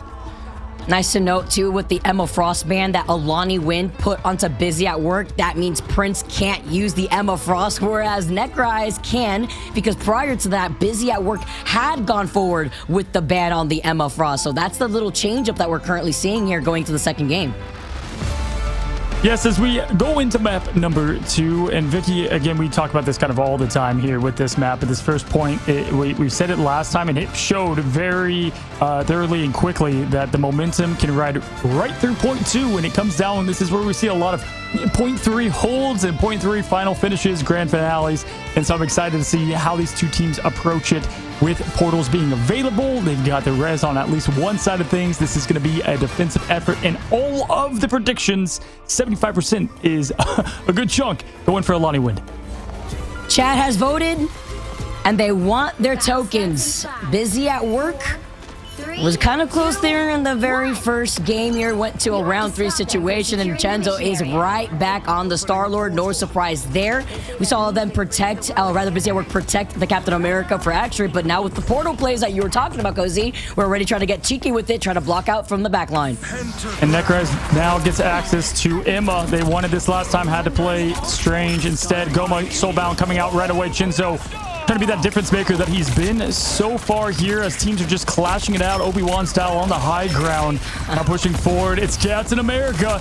Once again, Axry's going to see if he can be that difference maker. Vicky, when we watched them in MRC, he was that. When he's on, the team's on. You're supposed to be the chosen one here, and Axry gets deleted. Jalen with the tether. Unfortunate here, as Busy at Work are just really down to one Vanguard being Prince, but Goma in the backline. You could ban out the Jeff, that's perfectly fine, but as we talked about before, the Ultron is still just as important here for this composition of Alani Wind. Yeah, great job there from the Venom to get that early pick. Chinzo now backing up. Good rotations here. Prince slowly pushing in. We got 66% for him. And right now, the Goma will be the first up to bat here. And he knows it. He's going to exterminate right away, forcing the cooldowns. Not enough. Blaze will be silent. And 0 meta to follow. This is a full reset for the team with 2 minutes, 40 seconds.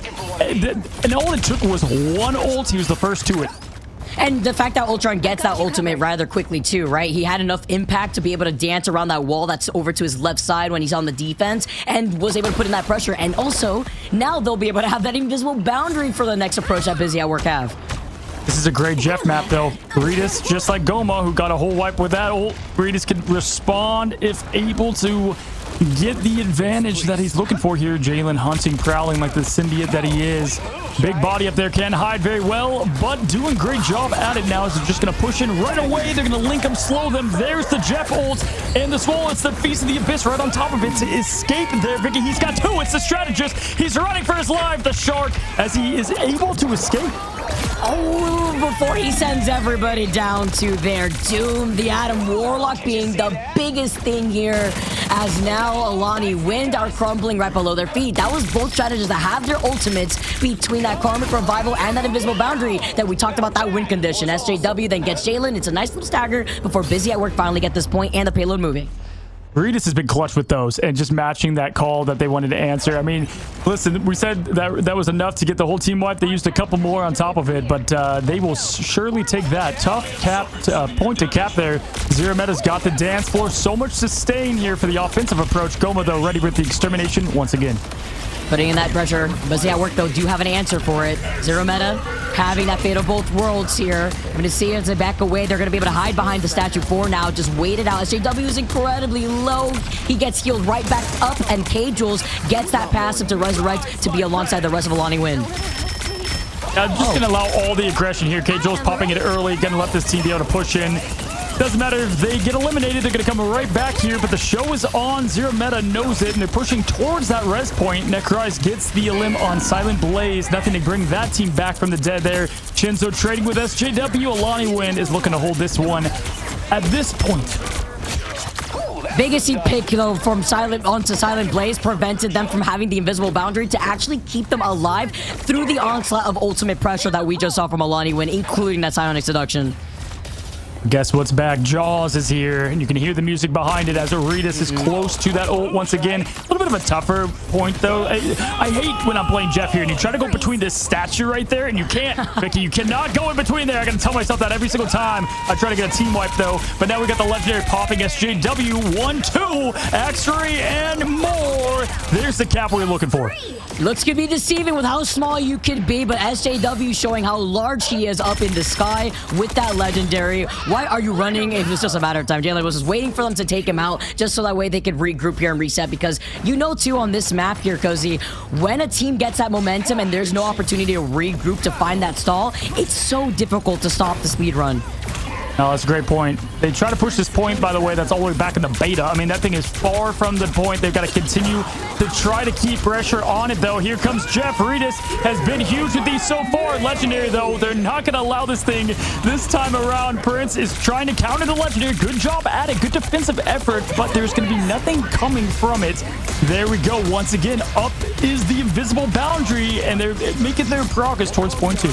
It's really up to Goma, though, to help Alani Wind stay alive, and he does so successfully with that extermination. Jalen follows up with the Feast of the Abyss and now the Sonic Seduction to bring them into their line of sight. Survivability online here for Alani Wind with Logan and K-Jules having those respective ultimates between the res and the invisible boundary, and they're going to hold on to it with Alani Wind finally clearing the point away from Busy at Work. This could spell the doom of Busy at Work. You have now 2 strategist ults. Logan and K-Jules are ready to go. Minute left, right? Don't have ults for their own name. Zero Meta's close. SJW to follow. But to win this with 1 minute, Vicky, 2 strategists for sustaining, this is going to be a tall task for Busy at Work. Anyone willing to help? And Chenzo. You know how quickly Chenzo gets that legendary on board here. As he's trying to look at them, we were talking about his tracking before. Snapping around here, SJW is going to have the legendary first, though, as he flies right beyond Chenzo. Zero Meta with the Fate of Both Worlds could keep him alive in this fight for now, and actually could even stall for longer with the Freedom Charge coming up soon. It's going to be the legendary first that is popped for Busy at Work, and now he's going to be able to just try to harass Alani Wind and funnel them in this side room. The invisible boundary slows him down, though, and he's trying to get away. Finally forced the invisible boundary. That's what they were looking to do. Go into those and follow the extermination to follow. Reedus now has the ults out ready. We'll see what they can get from it. Actually taking down K-Jules is big. That passive is going to be online, though. They get the invisible woman, but it's going to be a tough task to get out of that chaos building. K-Jules up ready, born again with it. He called it in right beforehand here, and as they come right back up, talk about some zombies, Logan doesn't have the sustainability as Logan goes down again. Necrise with the Sign of Seduction has been putting in a lot of the damage to build this ultimate up just as quickly, but it's no sustainability here left. Actually, though, look at Action going 1-2, getting as much as he can do. Regis going down as well, though. The time is ticking. Portal ready, though. Magic brought to the fight. We've got it open for a contest. Overtime ticking. Moments only left now. A Silent Blaze throws on the invisible boundary to allow some sustain. Great job pushing forward here. Alani Wind, nothing but neutral. They're going to have to win this thing the old-fashioned way, Vicky. Both teams at that. Yeah, it's the fact that Silent Blaze had used that invisible boundary right prior to this, and with overtime ticking around, they have to stay with their feet planted onto this point. Same thing cannot be said about Alani Wind, who have a lot more freedom now. As you can see, Chenzo spinning and winning here, looking like a Beyblade up in the air, but they have to focus on him as he backs away, and Logan is slowly approaching that invisible boundary. With only Silent Blaze left for Busy at Work, they don't have that sustainability, but SJW is a terror that has not been shut down because Silent Blaze is still alive. They were trying to find him. Chinza was trying to get rid of SJW, who was farming that ult slowly but surely. Does get it with the Regis to follow. Someone's got to stay on point. He gets two teammates, but grabs Venom and Invis going up the hill. Can he make it down and off the map? We'll find out on the limb feed. He gets one spit off, going back. Great patience there from Regis now. Goma looking for more. Vicky Cajol, so 91% goes down. No Feast of the Abyss up on this table here. Actually gets a follow-up and Busy at Work with little to no time. Stay alive here in this round as they continue their attack. No, tip of the cap, Vic. I mean, that was so well done. The fact that they got through all of, 3 rotations of strategist ults. They had the portal play at that. Insane job, honestly. And they got rid of also Jalen there off the edge, the master of sustain of Venom, right? Didn't have to worry about that. Pushed right through. Let's see what they can do here on point 3. Man, the Jeff ultimate to counter everybody in the invisible boundary too. What a way to open things up.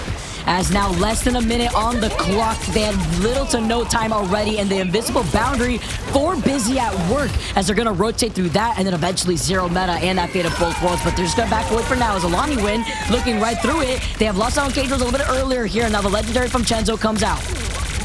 SJW going to go down quickly to Goma. Cajos is going to get that res, allowing for a lot of aggression. However, 33 seconds left. Somewhat of an early rise. Either way, team can reset. So we'll see if that comes back to haunt them here. Jalen, though, close to the feast. You have Logan as well. So they have plenty to match it. SJW is going to try to follow this one. Prince thrown down, does not connect. That's a big miss, but SJW finds a connection. He wanted to get that snipe onto Cajos, and Logan's here with that invisible boundary. Goma use up that exterminator earlier on, and while Regis does have that It's Jeff, the time is ticking, less than 5 seconds here, and Alani Win need to hold up as Busy at Work are trying to clear up even more space. A good job there from the team. This might come back to haunt them for the early usage. We saw someone like 100 Thieves saving everything for this last battle. You know how important it is to get the entire ults out when it matters most. Regis saving on its Jeff. Look for him. Actually has plenty to sustain the team. Goma doing a great job staying alive in between the pillars. Here comes Swallow. He gets 2. It's Venom with Goma ulting. That's exactly what you want. No way he interrupted the extermination right there and was able to rise to the top off that pole. That was incredible. Oh my gosh. That was actually insane. That was crazy. Oh, ice in the veins, Vic. Ice in the veins. They get a whole 0.3 push. Regis has been so clutch. You'll need a top-notch team to win this one. Regis is him. That was incredible. That was great. Also understanding, by the way, in that moment, they were talking about ult timings. They knew the Ultron had his ultimate right there. He not only placed himself preemptively right underneath them, so that way he didn't have to go too far before the extermination fully came out. That was incredible. Yeah, and again, Jules, I understand 30 seconds left. I would have liked them to hold on to that, right, Vic? I think that having that one more chance, I mean, it's tough. You're swallowed by Jeff, not a lot on how it played out at the end there. But either way, just saving the fireworks for the grand finale, as they say. I can't believe it. I mean, they had overtime. They had a mile to go to get to point 2, Vic, and they go the distance. Alani Win, though. They know what they can do on offense. We'll see what they respond with. I'm just reeling from that end there. Man, you know what? I'm thinking right now, like, Busy at Work, who had banned out the Jeff, against Alani Win. They know what's up out here. Regis is cooking the Jeff extraordinaire as well. We get things set up, and we're already going to go for something cheeky. Look what is cooking up in that spawn room gate from Alani Win, Cozy. Yeah, I always love the opening. We've seen a couple of them work out thus far, and it's usually a quick pick and a limb. Jalen, though, pushing forward. The portal a little bit, you know, not exactly right there. They're just going to go and move on. And we either see it on the high ground, sometimes on the point and used as a wall. We'll see. They want the Luna. Zero meta. They have their eyes set on her. They're closing in, and they look to jump in. And Logan, oh my gosh. Oh my, Prince got destroyed. If you blinked, he was gone in that one moment. And then now they're going to be able to try to extend on this because Zero Meta meets Prince back in the spawn room gates. Busy at work now. You're having to look around them with Regis chewing a different look right now, being on that Bucky, and SJW being on the Namor with a Namor and Hulk composition here. They retouch with that Doctor Strange portal. Alani Win now having to try to peel away. These duelists are the game saving and momentum stopping. I mean, they lost 2 there, and because of the duelist flip and the portal back, they're able to recontest. Vic, this was looking like doom, right? I mean, they had 2 strategists. They had Prince out and a strategist to follow right out at the beginning. It's Regis, though, that is showing the winter soul. Look at these duelists. You know, when it comes to the Namor Hulk composition too, it's usually scary, right? It's easier to try to overlook the Bucky if you have no read on what the duelist is looking like. But after watching Regis on the Jeff, I don't know how I feel about putting him in that Bucky role because it seems even scarier. And they could even go for a wombo combo. SJW is about to have that whale, which is great to cut off this next choke. And Regis with a reset potential here. Yeah, that part of the map should just be named Namor's home. I mean, we've seen so many stinkers up there for like forever, Vicky, right? SJW now up there with the squids as Chinzo jumping in, knows the assignment, looking for those backline strategists. Goma in the air. Look at SJW hiding his location, throws the squids, and he's got the Giganto. Oh. He's feeling ready. It upsets me. It's crazy to see how you can just get away with it. It's like the Loki Namor nest. It's like no one's looking because they're so fixated on, wow, Rita's getting shut down, more like it. Armed and not dangerous, I guess, here in that case, as he gets shut down the moment he comes down. And Alani Win, now as they move up, they do have 3 ultimates ready, but they still have to look at this Namor at least once. Yeah, holstered and saved there for Regis. Unfortunately, now Chinzo with the ultimate now popping on. Prince is going to get 1, but traded immediately. The one he got was the Atom with the res. I believe the passive should be ready, though. But Chinzo here trying to get this team to get this point. There's 1 minute 30 seconds, which is not a lot of fights to go. Actually, Zero meta to follow. Huge trade on Logan and Goma going down. And the Freedom Charge actually being on this hole, getting that reset with the World Breaker, slamming them down. He's had enough of Chenzo. Take this guy out. Busy at work with another beautiful fight win. The way that they've been able to reset and split up so many of these fights into mini fights against Alani Win has really worked out for them.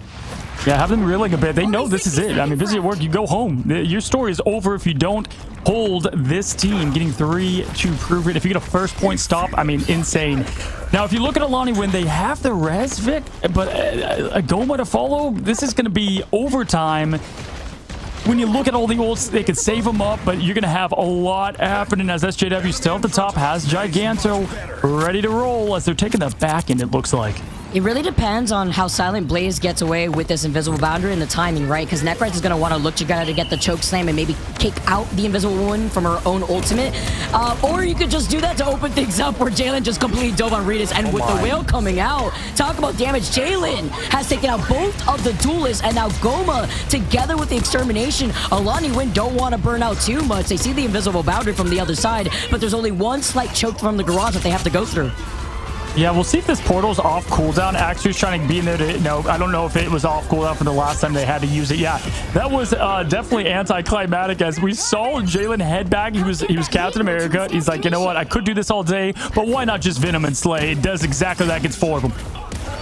When it mattered, too. Was able to call out one duelist after the other, even when the whale was called in, was able to avoid that and still take out SJW, who now has made their way over back to the Star-Lord. Zero meta having that fate of both worlds, though, looking good for Busy at work to at least try to prevent this momentum run and hold this next choke. Yeah, there's that momentum behind it with all the ults, though. K-Jules going down a bit, pops up, ready to go, and this team has literally everything here with the huge stun there and the seduction happening on the whole team. Phoenix raining down down. And wow, look at Jalen. It's just a Venom show right now. Highlight reel, Vicky. Jalen's had enough. On this Venom, he's had enough. The way that Jalen is popping off here, everyone looking how Jalen was struggling just a little bit in that first game, and now here coming through, being able to keep Alani Win up in the high ground, up in the driver's seat, busy at work. Only 2 ultimates, but they are slowly approaching 4 more. Yeah, Jalen looking for his next prey. He's been fighting him all day here as we look Animal Planet style. He dives in, he jumps, he has the piece of the bits. He's going to commit. The show is going to come out, save the team. Good force either way. SJW, though, finds K-Jules in the back line there. And, Oh, he got away just in time here, and Silent Blaze gets stunned. The extermination now coming out from Goma, and Alani Win are basically doing what Busy at Work were doing to them when they were trying to fully hold them, splitting up more of these fights as the Legendary comes out, and a beautiful Magneto bubble to keep him alive, but it's too much damage, and K-Jewel just gets that passive and resurrects himself. Yeah, they're answering the call to get K-Jules out of there. Busy at Work now holding strong, getting 2 out, making it a much fairer fight and easier hold. 38 seconds, Vicky. That's what happens when you hold the first point for so long. And they have the aggression to the max. This is a big stagger now, Necrise. Forced to reset. Oh my. They're doing what they need to. But guess what? We were just here and we saw Alani Wind do what they did and let go of the push. And Busy at Work made it through point 2 with no time left. Sure, now they got less than 15 seconds here. Falling through to what we had just seen before, less than 10 seconds. Necrise does have that Psionic Seduction. It's really up to Chenzo to try to make a play here to get a follow-up and see if that's going to be enough damage, because Busy at Work, Silent Blaze, and Zero Mataritas, neither of these strategists have those strategist ultimates online. We do know that Jeff could get it pretty quickly here, and Ritas has made those plays before. Yeah, we'll put the eyes on Ritas here, 74% and climbing the points. 3.34 away. They can't allow to be pushed back too much. Seduction's going to make it hard, though. Forced to look at Mother now as Phoenix throws down. No connection Shinzo was looking for there. K-Jules does find the other opposition. Shinzo now with the other. This is what you need if you're Alani Win to win this match and move forward. Map 2 going to be a lot harder, but it's Ritas. Ritas has got some. He's looking for more, but he's got the entire Avengers behind on top of him there. I've never seen so many people divert their attention just as quick as they did when they were looking at Ritas and stopping him from the It's Jeff. But a highlight to Chenzo following up from the Psionic Seduction of Necrise and even the stun as he goes for it again, but you can't get too cheeky when you're so close together against the opposition. And with only 1 minute and 6 seconds left, too, that's rough. K-Jules will have it, though, for the last fight. The difference from last time. But, I mean, the way Busy at Work was able to push to this point is going to be tough to match. Prince has not hit these. Usually does. It's going to be that Emma shield. Unfortunately, did not burn through it. And he's going to get burned. Able to stay alive, though, now. SJW pushing forward. Legendary ready to pop. But gonna save it, rightfully so. 45 seconds left. They're riding behind Cap. Freedom Charged riding in right behind his coattails, and Logan's got that invisible boundary here. It's what's going to be needed to deal with this Legendary. Something else that Busy at Work has, though, is going to be Ritas and that ultimate slowly coming up, and it's the Extermination that comes out from Goma that is going to wrap up right behind Busy at Work. These 2 separate fights here from 1 choke to buy the point. You have less than 20 seconds if you're Alani window to get some progress, and Busy at Work, we're stalling for as long as possible to prevent any progress. We arrive here, Vicky. It's the shark versus the golden god, right? We'll see if we get human versus animal action, because it's going to come down to this Jeff hole. If they can find K-Jules, he's done it now 4 times in a row. They're making this final push. Seduction, though, to follow Phoenix. Right now, ult economy is in favor of Alani Win. Oh, there goes the It's Jeff. Overtime taking away. As you can see, the Phoenix slammed down from Chenzo, waiting to see as he has to be forced to back away, it looks like here. As Busy at Work are just trying to stay alive and deal with the Necrise Sonic Seduction. Silent Blaze goes out, though, and that's a big first pick. He could have had the invisible boundary into this fight. Jalen Manso could also be able to stall with that Freedom Charge, but with overtime taken away, Busy at Work do not want to stagger. Yeah, it's a tough look there for what was used, but K-Jules still ready and armed and dangerous, even as the Golden God SJW able to throw down. No connection there. There's the invisible boundary. Prince can hit the Agamotto that can keep this team in it. Does he have the ice in the veins as the blue Doctor Strange? He gets 4 of them. Yes, sir, he does. Another 6-man Eye of Agamotto, a reassemble, maybe back to the spot or not, because K-Jules is alive with this passive. Talk about a counter through the Eye of Agamotto from Prince, and now Busy at Work have nothing. Regis was close to the It's Jeff, but is it going to be held on to long enough with the overtime just a pixel away as Alani Wind are looking to take this payload to the finish line. And if Busy at Work just shut them down. This semi-stretch soul of Viraxi allowed them to stay up on this. They get the win. They stay in this thing. We got ourselves a matchup, folks. Holy Prince ult, Vic.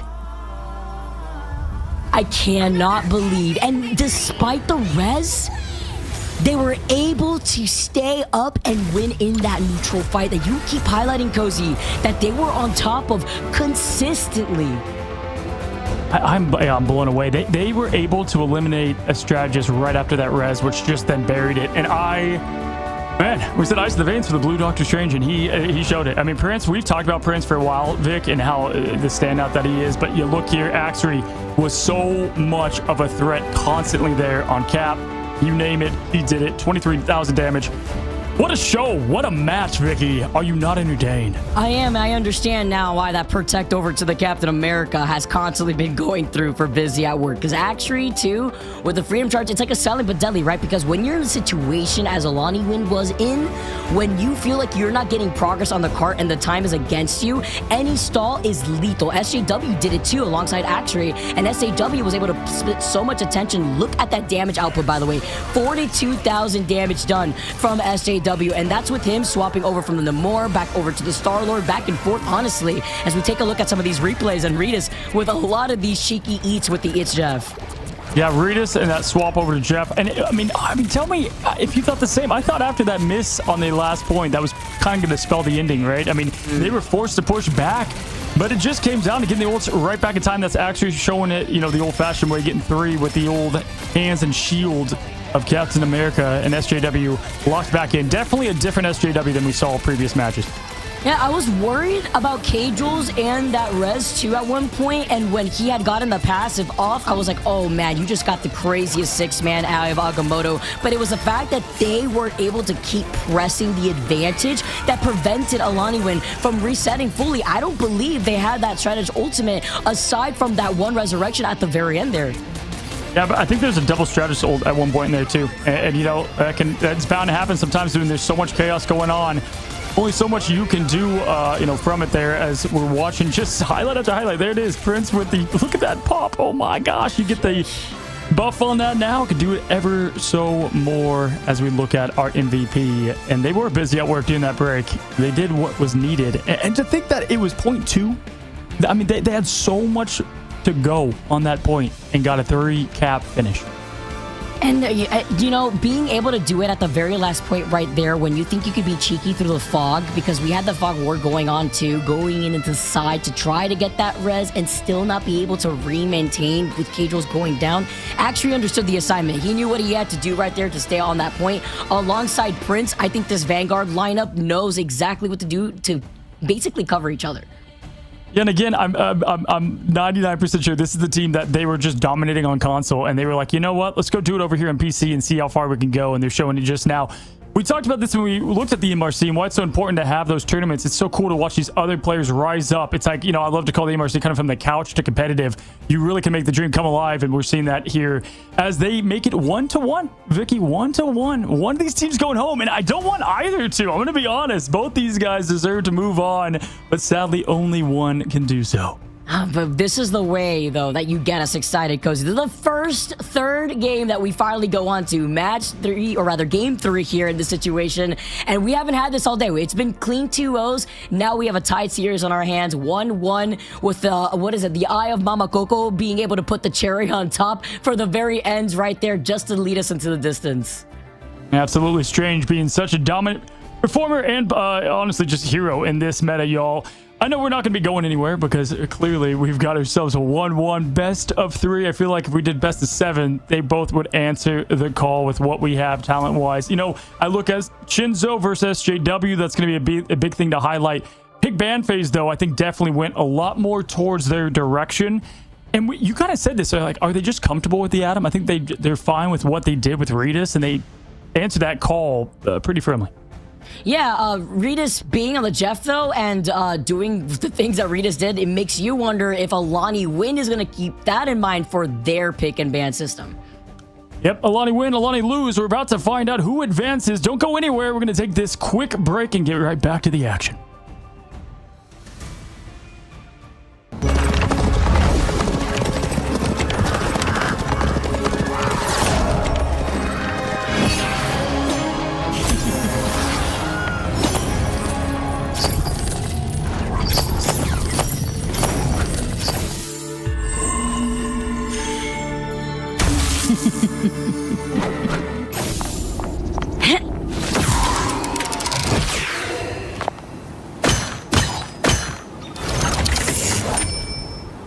I want your soul!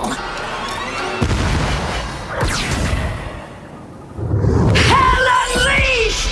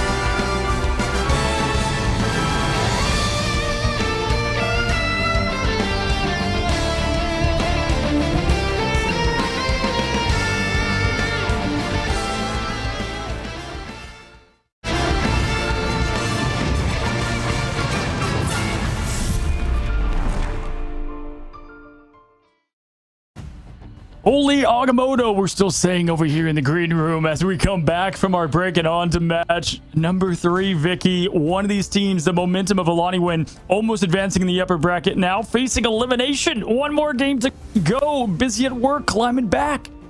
And one more task at work, I guess, here for Busy at Work to try to bring this around. It's crazy to see here in the Americas region. That was the second 6-man Agamotto that we've seen throughout the course of today alone. And of course, why not better than have Prince do it in such a clutch fashion? No res necessary. They don't have to worry about it because that was an insane takeover.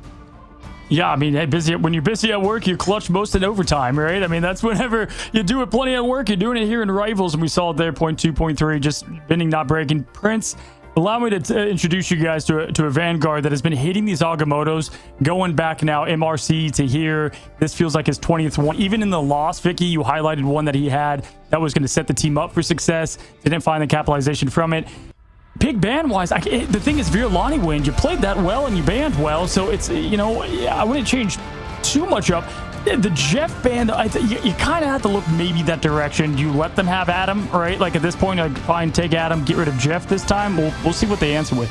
I agree though with the Jeff ban if that is going to be what's going to come out, because Ritas has been a problem and they themselves have known, because they have been busy at work specifically has been banning the Jeff as they go for it again versus Alani Win. They know how strong this composition has been. We saw it very early on when EMEA had started, or before the Americas, how these bans have been played out from the start of season 4 and what these changes have brought. And now the ban from the Emma Frost from Alani Win to keep Prince at bay. But if anything, Prince showcases, you know, it's not just the Emma Frost. I pop off here on the Doctor Strange as a very flexible Vanguard. They expect the Jeff ban, and they're like, nope, we're playing our Aqua friend here now. And yeah, no, Prince is a demon on Emma as well, so they gotta get rid of that. Can't get rid of it all. Maybe they do Strange, who knows, with what he's been pulling off. But Ultron not gonna be available to them either. Zero Meta still shut down on that hero. Let's see what they go with here. I actually like Busy at Work's angle. I mean, Mantis is what I probably expect here, but they're gonna save the Emma. Mantis and Adam potentially. Let's see what Busy at Work decides to do with the picks they have. The last time Busy at Work was banning out against Alani Win, we had the Luna Snow be that different factor. They had done the Torch as well and the Mantis. So with the Ultron being the next one up, Alani Win had prioritized the Protect on the Ultron, whereas now they wanted to prio that Protect on the Emma Frost. Yeah, no, great point out. And they're focusing Goma. I mean, Goma was playing Jeff, done. Ultron, hey, try someone else. And there we go. We got the ban on Adam Warlock. You're not going to say K-Jules on him this time. They got their way as Mantis is banned. Luna being protected next to. It's going to be a different factor because, again, that was banned against Alani Win too. So I feel like now coming into Yggdrasil as our third and final map, Alani Win understanding what these bans from that previous game did to them, because it forced them to play a certain strategist lineup here that maybe now being able to have that Luna could help them out too. Save the Atom here. That's what I want to see. Save the Atom. You know it's going to get banned as their last ban if you don't. Most likely. But I mean, they got rid of, well, they have the Luna ban up top. This is going to be an interesting save what way they choose to go. They could go with like Strange if they feel like they need it, but I think I would personally go with Adam just to leave that option open. Oh, they go with Luna. Okay, both team. It is Convoy here. I'm wondering here with the Luna being now back into play, that's going to be their priority. And I'm wondering what that last ban is going to be coming out from Alani Win, because I believe the last ban that Alani Win put onto Busy at Work, it was either that Adam or that sure. Adam. It is going to be the Adam right there. Yeah. I was like, it's got to be Adam, right? And maybe, I kind of feel like when they saved Luna, were they fishing for the Adam ban? You know what I mean? Like, we don't play it anyway, but let's like do Luna to have him force that last ban to Adam. Maybe not. That's probably too 5-head, too tin foil hat theory. But we're not going to see any rests this time around. It is a theory, that's for sure. No Adam Warlocks for either side. Put that Karmic Revival back where it belongs, but instead we're going to be rolling out on Convoy, so you know what that means here for us, Cozy. That means triple Vanguard, triple Strategist, and it means Moon Knight and Storm coming out from the attack side. This is a disgusting Jeff map, too. Usually you have to obviously play the Moon Knight and whatnot to get out of comp, but after that, so many edges, so many advantages you can get. I actually say, Lonnie, when we've loved this team, I give the pick ban advantage this time over to Busy at Work, though. That's what they're going to need. I do agree, actually, with the way that they've been able to capitalize off of Alani Win's strength by trying to isolate them with these pick and ban phases. That's what I love about Marvel Rivals Ignite. Our current pick and ban phase also forces a lot of these players, we even heard it from Super Gomez in our interview, to be flexible, to have that flexibility and understand what you need to do to get that win, as now Busy at Work starting off once again on the attack. Alani Win already holding up with Chenzo being on that rocket to bring back whoever falls first. All right, let's see what SJW and Ritas can do. Axry and these prisons is going to matter so much, as always, here now as the team moves forward with that triple Vanguard hold. Alani Win did a great job at this when they were against 100 Thieves here. Now pushing forward, Ritas is going to be getting that ult up fast. SJW finding big value and forcing the res right away. That's great, though, because now this is going to also allow Ritas to just farm up patiently, know that you're going to be able to put in a lot of that damage, and with actually being on the group, you can isolate with a lot more of these walls here. But looking at Alani Win with that Christ being on that Emma Frost can be a little tricky here with actually wanting to put up those walls and having to avoid getting chokeslammed. All right, Ritas is ready. He's going to hold on to it. Looks like compared to what Super Gomez did just a match ago, because Axer's right there, 99%. They popped that ult early, but that's going to set them up perfectly here. Let's see. He's got to land this imprisonment. Can he get the big one off? And it is not going to connect to anything, so he's forced to push it off. I think it went right into that shield, that mag shield pick. Tricky right there with the Meteor M also now online too, and busy at work, and the Omega Hurricane is more than enough to break through this chokehold here. Even with the res on Tagoma, there is just too many heads falling. Whether it's the trees, the skies, nature's going to win at some point for this team. Great job. SJW is getting massive value. Like usually it's like, oh, get the damage up for the storm, but he is getting tons of picks for this team to open things up.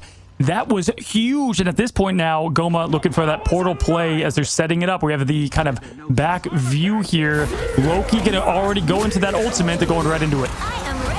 Interesting with Jalen sending out that Meteor M. He knew, he called it out with Meta having that ultimate. Chenzo brings back Logan in, but the God of Mischief here was trying to get it going as busy at work.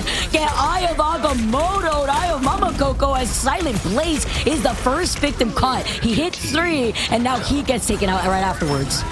And Prince, if they win this, production's going to have to grab this angle. Prince was able to counter portal them, and he didn't get anyone, but he got Logan to go right off the map. So as soon as that portal happened, that's what we didn't get to see. But my goodness, I saw it there on the Elim feed. Great job, Zero Meta, to follow. That's an all-in play, Vic, because then if you lose that, you don't have the portal later on. Like, what a great play.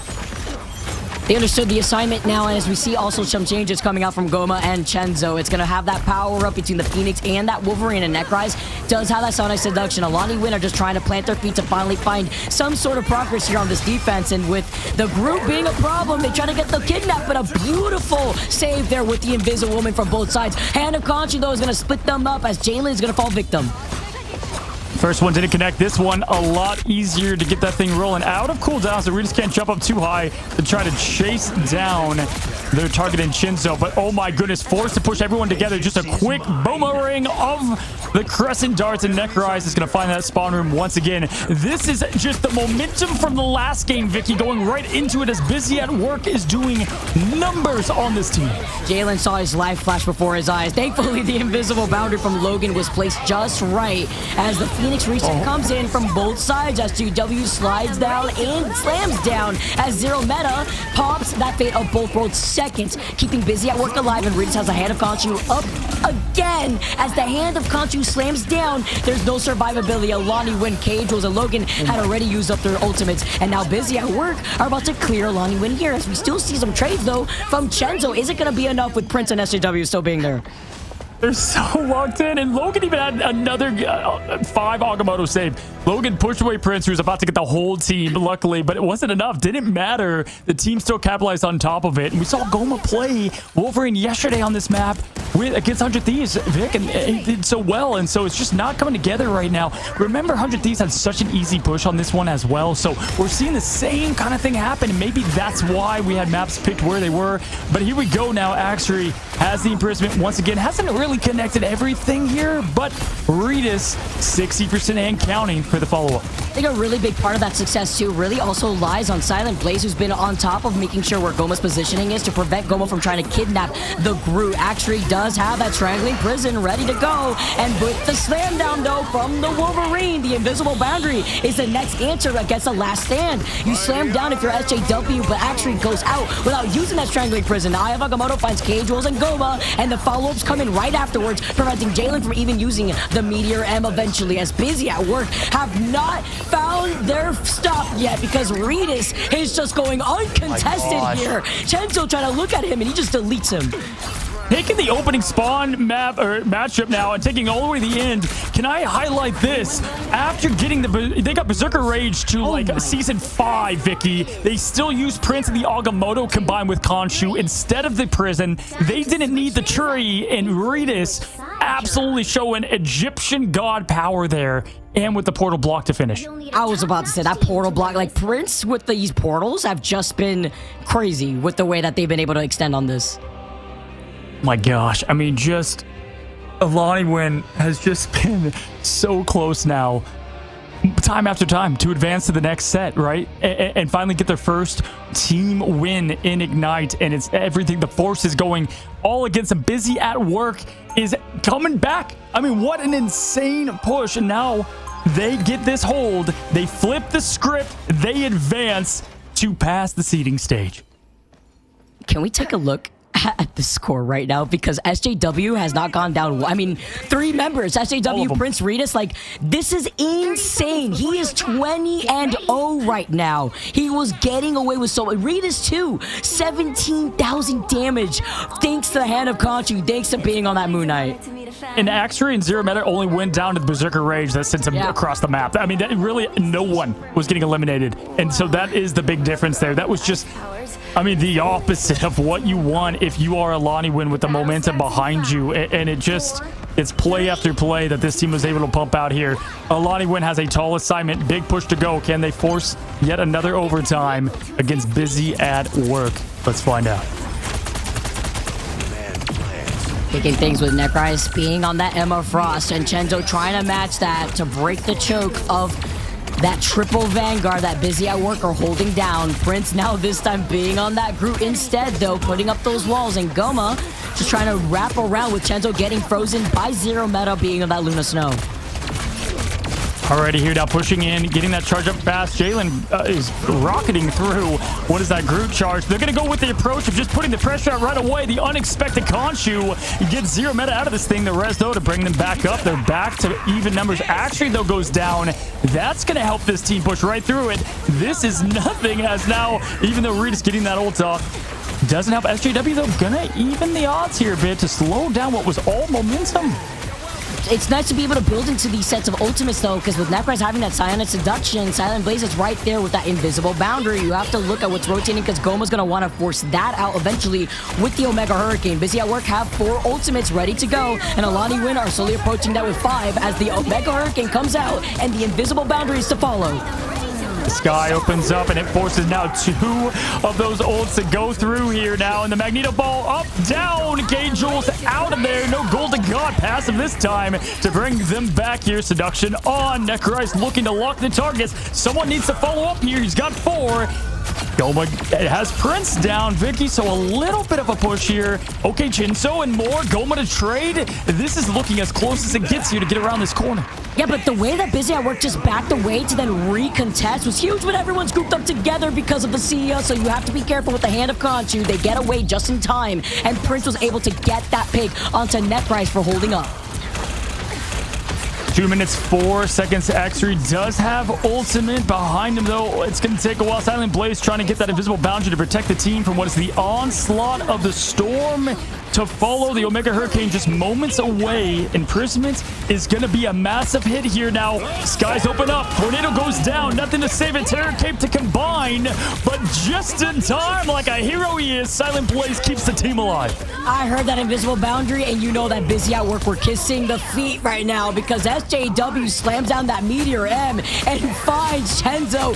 Busy at Work right now. Prince, you know Prince is feeling himself. He gets the snipe. He gets the snipe from the back end there in the spawn room gates. Are you kidding me? And still has that strangling prison.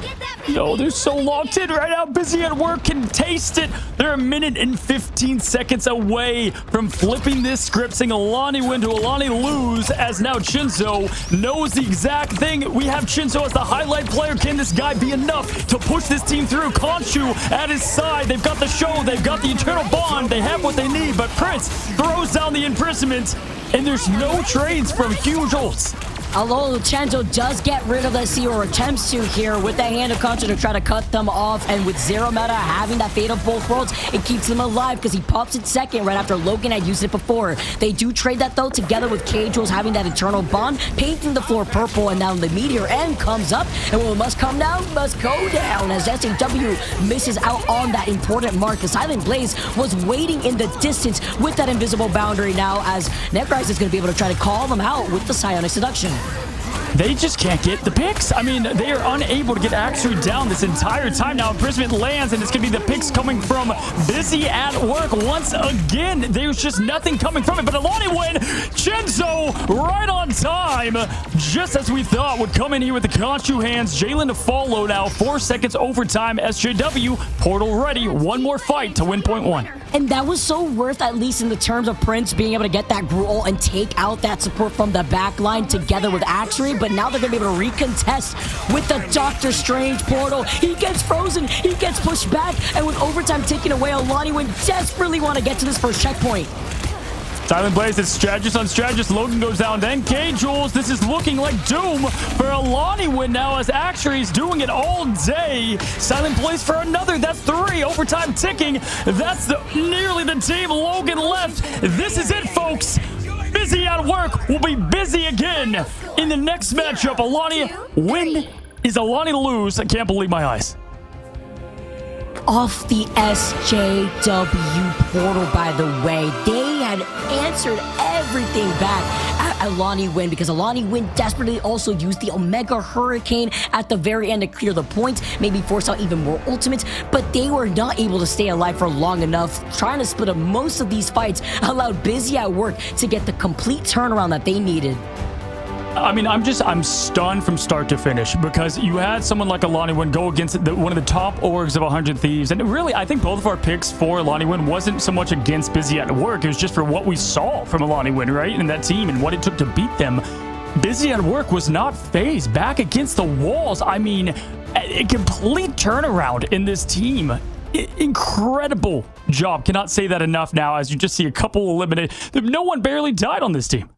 It's just insane with the damage output that was being put out eventually from Alani Win, right? Like, we were highlighting Chenzo for so long. Look at the damage output over to the side, but the survivability, that's what we need to look at. 31,000, 33,000 there from the strategist lineup of Busy at Work. Zero meta, timing it just right, so that way they were not getting baited consistently with the Omega Hurricane, or they had the invisible boundary just in time to protect one or the other. Even when they lost Silent Blaze right here, when they were so close right there, Busy at Work were able to force back Alani Win when they were on the defense, and essentially after that, Busy at Work had no breaks. Yeah, and Axry just didn't fall that entire defensive hold the entire time, Vicky. I mean, there's just nothing that would stop that there. Prince, I mean, the Vanguard's getting it done, but you're right. It was all through the sustainability from it. The damage was going out, and they were doing big things, but no one was being eliminated, as we pointed out earlier, as we were just looking at the plethora of Blaze, and we say goodbye to great players, Chenzo and Goma, these guys that we saw what they were able to do, but fortunately it was not enough. Nothing was going to stop these men at Work. And we are now moving on to our next match, but Busy at Work, the winner. And I cannot wait just to say, I hope they are just elated right now. I'm sure that room or the chat is blowing up. Yeah, I honestly, I just really want to hear thoughts from Axry, Redis. They're just such good players. SJW is going to be the MVP. Let's not forget he had portaled everyone back into that fight. And even with Axry getting frozen by Logan's hands being on the Luna Snow, they were able to recontest almost immediately. And the rotations, again, I have to highlight from the strategists with those ultimates really came in clutch, with Redis being on that rocket too. Yeah, no, absolutely. I mean, I think that is a great highlight there. I think for the most part, the entire ult rotation was to perfection. Even in the last portal, they had the Axry strategist ult for Captain America, right? And they were able to kind of ride victory into the freedom trail of justice from Steve Rogers. So great job all around. I'm stunned because if you go back to the moment of point 2 of Wakanda, it looked done. It looked done for that team. It did, and that also showcases, like, you know, if you feel like you need to make those adjustments, don't just give up, right? Like, it's still a possibility right here. SJW played so well, not only in trying to diff what was a difficult Star-Lord matchup, in my opinion, because both Chenzo and SJW were going crazy. Like, it wasn't like yes, we saw really great tracking from Chenzo, but it was the answer back and the follow-ups that we also got to see between SJW when he was on that. Then we see flexibility from SJW's side, and then he just pops off. He went down one time in that last game. And this was looking a lot more like the team that we saw in the MRC, right? We saw them as Phoenix Guard then, and we saw them continue to climb up. Funny enough, this has been the history, and this is what I'll ask when we bring in our interview in a second. This team has reverse swept a couple of times. Now, a best of 3 reverse sweep is a bit different, but they were doing it even best of 5 all the way through it all. And so they've been there, done that. We kind of saw that just now as we're excited here to get our interview in just a moment. And as we get weighted up and set up, it just also comes to question here, Cozy, the importance of being able to find your footing as quickly as possible when you are in best of 3 territory. Little to no time to make those adjustments. Having to find those tweaks could be pretty difficult. Absolutely. Let's go ahead and welcome in our interviewer right now as we watch this team celebrate what was a massive win. Hello, how is it going? Welcome, my friend. Hi, can you guys hear me? Yeah, I Yes. can hear you. Hi, it's going good. You know, we're really excited that we won that game. Showed what we're actually on about.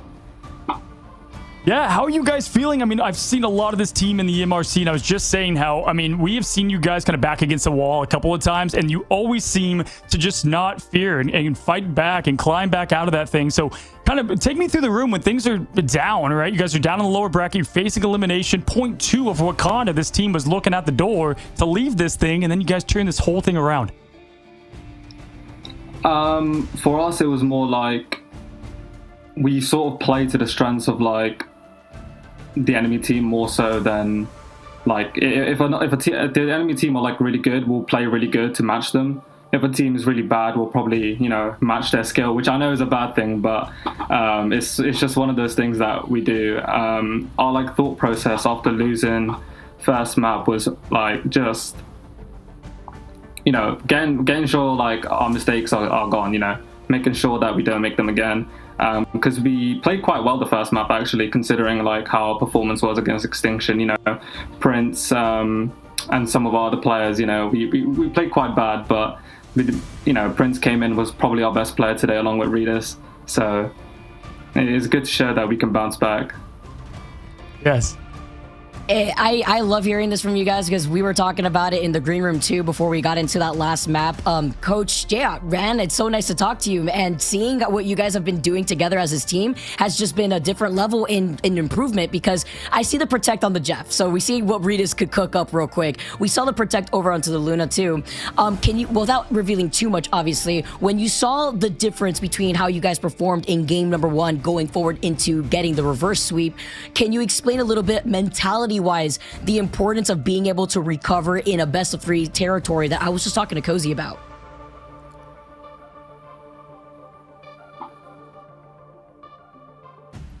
Yeah, I'm not gonna lie, like the tail end of that question sort of lagged out for me. So oh, no worries, no worries. I was talking about how we like play. best of 3 being as short as it is, like how like you guys being able to make that recovery. Yeah. Oh, so like our main recovery was like, you know, I mean, I might as well say it. We got quite a bit of help from, you know, our boys at FaZe on EU. You know, Rosa and Coffee, they've been like big helps for our team since the start, to be honest. You know, it all stems from us being friends from like console Overwatch. And yeah, we realized early on that EU are just at a level ahead than NA. You know, they're not just, you know, 6 players running at each other, so learning from them is probably the best thing that we can do right now. So yeah, big up Rosa, big up Coffee, big up the FaZe guys, you know.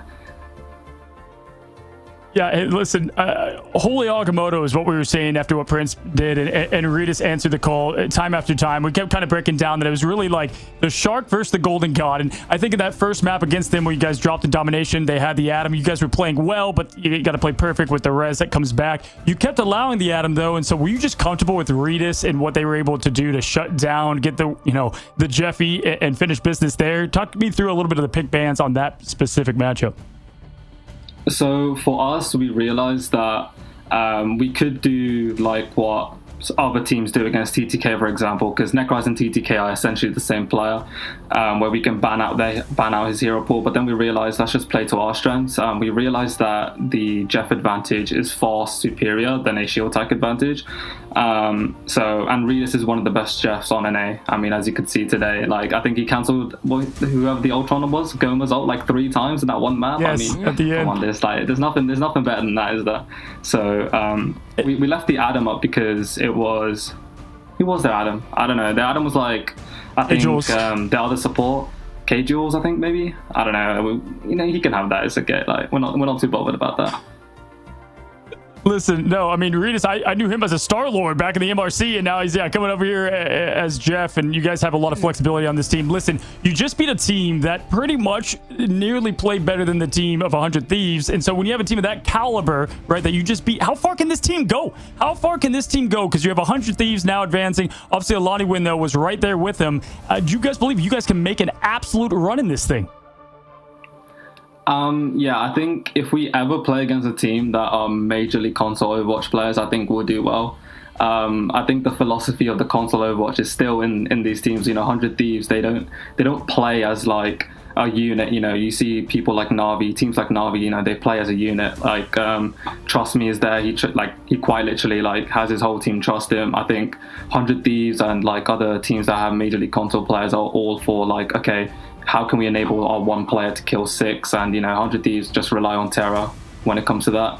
And I can see why Alani Win had a close game against them. I mean, they have iRemix as their coach. He's not as smart as me when it comes to banning, so I can understand that. So I think that's pretty much it when it comes to that. A lot of confidence, man. I like the confidence, the shout outs. That's what makes the sport great. And definitely talking to some big company in a great way. I love the passion though and what you can stand behind it, man. And yeah, you point out someone like Trust Me, you met the guy within seconds. I'm like, this guy's a leader, right? In China. I mean, he was like leading his team to the buffet for Beast's sakes. I mean, really great guy altogether, man. But hey, listen, enjoy this win. Job's not done. You have a couple days to reset. You guys have, a big one coming up, obviously, but you have to be excited for what this team was able to put together. Team Nemesis, not going to be an easy feat after this, bud, but give Prince, all the guys there, my best, and congratulations once again. Thank you. I appreciate that. Thank you. Awesome, buddy. Well, that was busy at work, and they're going to get busy at it when they now prep for Team Nemesis, a big-time org who's not going to go lightly. But they punched their ticket past this elimination phase. And, Vicky, that leaves us with just one more team to send home packing for this tournament, and it is a good one. Old Ego Death, Odyssey versus Intergalactic. Oh man, this is gonna be good too, because we got a little hint of both of these teams just the other day, Cozy. So to see how that's gonna play out, you usually leave the best for last year, but will it go the same distance of what we just witnessed between our last series? No, I'm blown away. The confidence there. Calling out iRemix. I mean, come on. Load the strays, iRemix. What they say that about me for? Like, if I was iRemix, like, what they say? What about me? So they drinking coffee. It's like, the hell? Yeah, what happened? No, listen, that'll pump up 100 Thieves. They'll be ready for them if they see them. But hey, vice versa, they'll be busy at work, guys. That was an epic matchup, though. We've got yet another one coming your way, and this might be, I was going to say the closest of the day. We're now one. Vic, we have not picked well in today's predictions. It hasn't gone good. It hasn't gone. It's a tough day. It was a tough day, I gotta say. But either way, y'all, we have a lot of fun here. Look at the predictions. Yeah, pulling it on up. Vicky. Production. Wow, production. They have to really, really rub the salt on the wound. But you know what? That's what we're here for, Cozy. We have to embrace the changes of what these teams have brought in going in today, because it's honestly, it feels like the Wild West. But in terms of teams having to figure out what this season 4 has brought into us. Well, this whole day was the new names outside of Ego Death, right? Now, funny enough, I felt the best about Alani winning that just because of what I saw. And yeah, it shows what I know. That's going to ruin the record a little bit, guys. But either way, what do we know? We're just here shouting about heroes that we love. Guys, we've got ourselves, I mean, with the team and what we have coming up here, I got to say, Vicky, as we take a look at something epic here in just a moment, I have to say, which team would you give the edge to going into our last matchup? Ooh, I would say Odyssey. Odyssey is looking good. I have to say, Odyssey is just they compose of those individual players that have always shined and impressed us, Cozy. That was the first time that you and I were really able to get that little taste of what Odyssey could provide. And against Intergalactic, I don't know if it's been enough time. It's been what, like 2 days or so, to make those adjustments. But I guess we're gonna have to wait and see, because I also have been wrong about my predictions for the last like 2 series. So. I kind of want to see you go 0-4 today. I'm not gonna lie. Wow. No, we gotta get The truth comes out. We've had a lot of these players come from console, which has been cool to see in general, and you know, especially at this kind of a high level. And so, you know, with that, you know, this game's available pretty much everywhere now to play. So whether you play it on PC or all the consoles, you can now play it on PS5. Look at that transition right into the Daredevil Angela season. And if you or PS4, my bad. If you have a PS5, go play your PS4, boot it up for old time's sake. See how the meta's over there. Yeah, it's nice to be able to have it now available here for the PS4, so now PS4 players can hop on board. And if you heard that last interview, you know that you have your shot here at being able to boost up that skill and compete yourself in the MRC perhaps in the future. Absolutely, guys. So we have ourselves match 4 ready to go. Don't go anywhere. We're going to take a quick break and get to the action.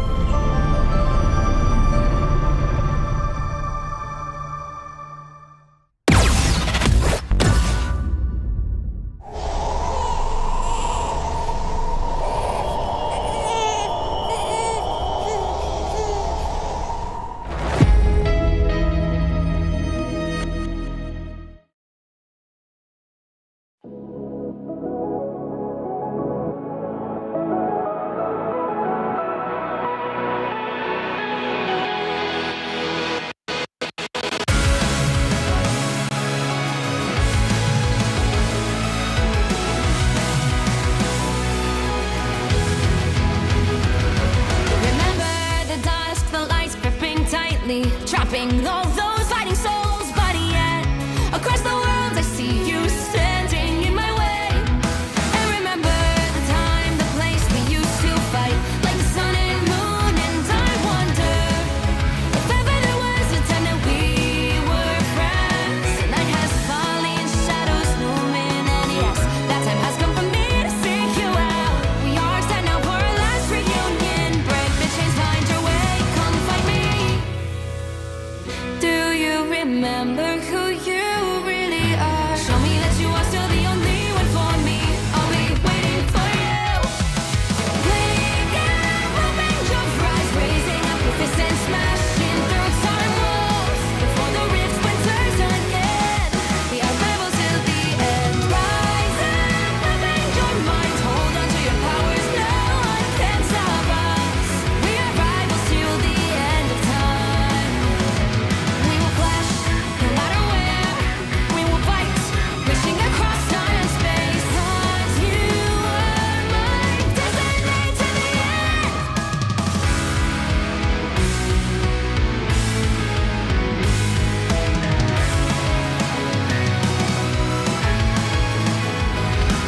You see the dawn, the flames burning brightly, shining on those memories. And yes, across all time I see you turning the tides.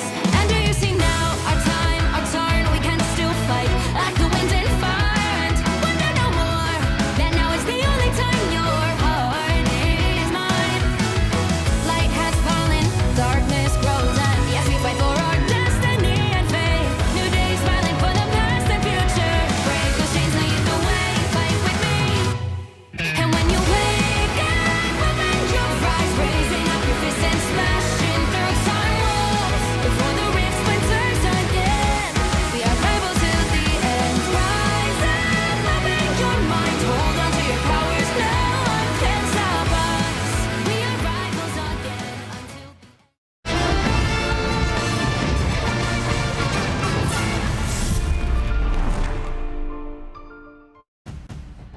Hello and welcome back to our final match of today, the sunset of day 4. Vicky, we have Intergalactic versus Odyssey, and I want to open this up by saying you go back and look at who these teams played. Intergalactic, they didn't have a great showing, but they did play Rad, who has looked dominant. I mean, they stormed through Dreamland too, and so what can that team bring compared to Odyssey, a team we know a bit more?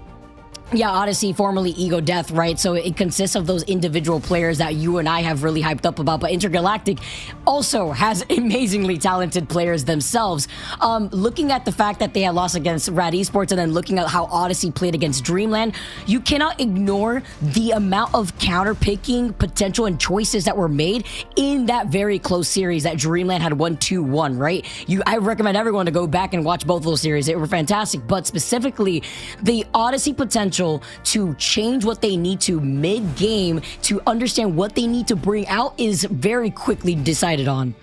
Yeah, matchups to look for here is Hoffman and Doomed versus Self and Zatex. Self and Zatex are a deadly duo, let me tell you. And so pure skill is what they rely on. That's what's going to have to be there to stop them. Flamay, though, an excellent strategist. So we'll see if we can match that efforts from Odyssey as well. Intergalactic, though, this team has played a lot of them together here for a good while. They're bringing in a couple new members. You know, this is a lot of Shroud X that lost, you know, Impunity. They lost Vision, arguably 2 huge players for them, and so it's going to be tough. I know even Nuck was there with them as well, and so you have a bit of that team together, a bit still apart. But looking at how that last team went, yeah, it was just tough to highlight anything massive there just because of how Rad kind of, you know, threw also a comp at them that I'm sure they were not prepared for, Vicky. That's that to say as well. You know, I don't expect Odyssey to do that as much. Yeah, let's talk about Guru being on that Angela. We got to see Angela twice that day alone, and it could be hard sometimes to worry about not only dealing with the triple Vanguard, triple strategist lineup, but also how to get rid of what that Angela, Doctor Strange, Venom could bring to the table. Obviously, Venom being extremely strong, but now making sure that you have to make those adjustments against a team like Odyssey that also has been playing together for quite some time, minus Baser, who I believe has come from somewhere else. It was Dark Zero, I believe. This team has had so much passion behind them. I mean, Soko, Somble, love these 2 Vanguards together. The 1-2 punch goes perfectly with the recipe of the duels that they have behind them. And so they don't have a lot of weak points. I think that, you know, we saw them open up so strong in that domination, and they ended up losing, not carrying that momentum. So they got to stay focused, stay locked in, and play the game they know. But it does start there, I think, behind Self, Somble. And here's the big thing, Dreamland, they focused the bans on Somble. They made sure he was not comfortable. We'll see if they match that same energy. Yeah, Sombo even showcased the Hulk out here where, you know, he was able to put it on strongly, and that's without the Namor too, because Hulk in general is just a pretty strong Vanguard. And then Zatex working out this Ultron. So having Self up in the sky with Zatex alongside him was super lethal to deal with. And even with Sombo having to make those readjustments with a targeted hero pool, you know, he was able to make it work. And even through that, Zatex has that flexibility to help cover him. Yeah, they love this, guys. They love the Ultron and Human Torch combo. We've seen Self also just, he could flex anything, just great at aim. And so he has been going a little bit of Atom as well. Do they focus the Torch? Do they focus the Atom going down? Or do they put that direction back to Somble? That's what we're going to have to find out here as we enter in our last matchup of the day, folks. Hopefully you've enjoyed what has been the seeding phase. This is the elimination. One of these teams going home. A lot of these teams were in this exact place just back in June. We find ourselves on match number 4, and we enter in on the map, Vicky, of Wakanda Domination. First time I believe we even opened up here on this map throughout the course of the day. Yes. A little bit of flexibility, because, you know, that's what I like to see. A different look at our beautiful maps here at Marvel Rivals as the first bands come out. No Mantis, no Ultron. Odyssey know what's their strength as they protect the Ultron, as we just saw the highlights that Zatex put up. Yeah, they're going to go with the Zatex, so they're going to I would assume a Torch ban will come soon. Not right away here, but on that 3rd ban most likely. From Intergalactic, they go with the Luna ban to match that, and we'll see with the Mantis Protect. I like that. You know, you can only ban so much, so not a bad start. We'll see kind of what approach they go with here. I wonder if they're going to try to do maybe a little Mantis Venom action. Ban-wise, though, to address what they need, they're going to get Emma out first. And we know how lethal that is too when it comes to dealing with the amount of strategists that you're going to be able to find here. Even though we always start in game number 1 on domination, it's that first fight, the first team to take that point that usually has the advantage. As the Invisiwoman, it's going to be a strategist lineup target ban, it's looking like. Yeah, not only that, we see our first Star-Lord ban in what seems like forever.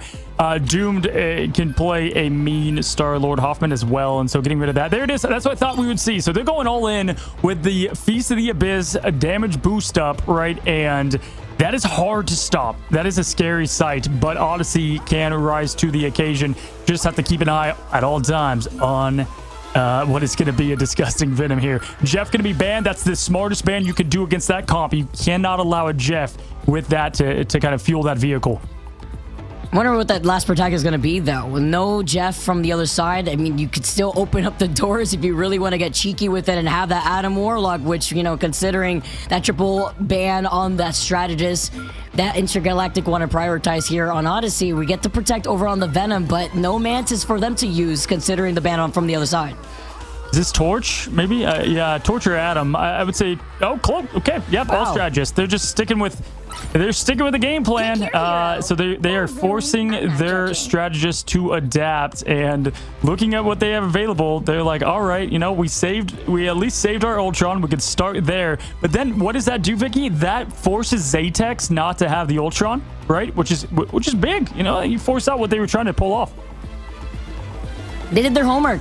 We were able to talk through it a little bit here from the other side, as Self is the one that's hovering over on that Ultron instead. And we talked about Baser too. We saw some Adam Warlock action.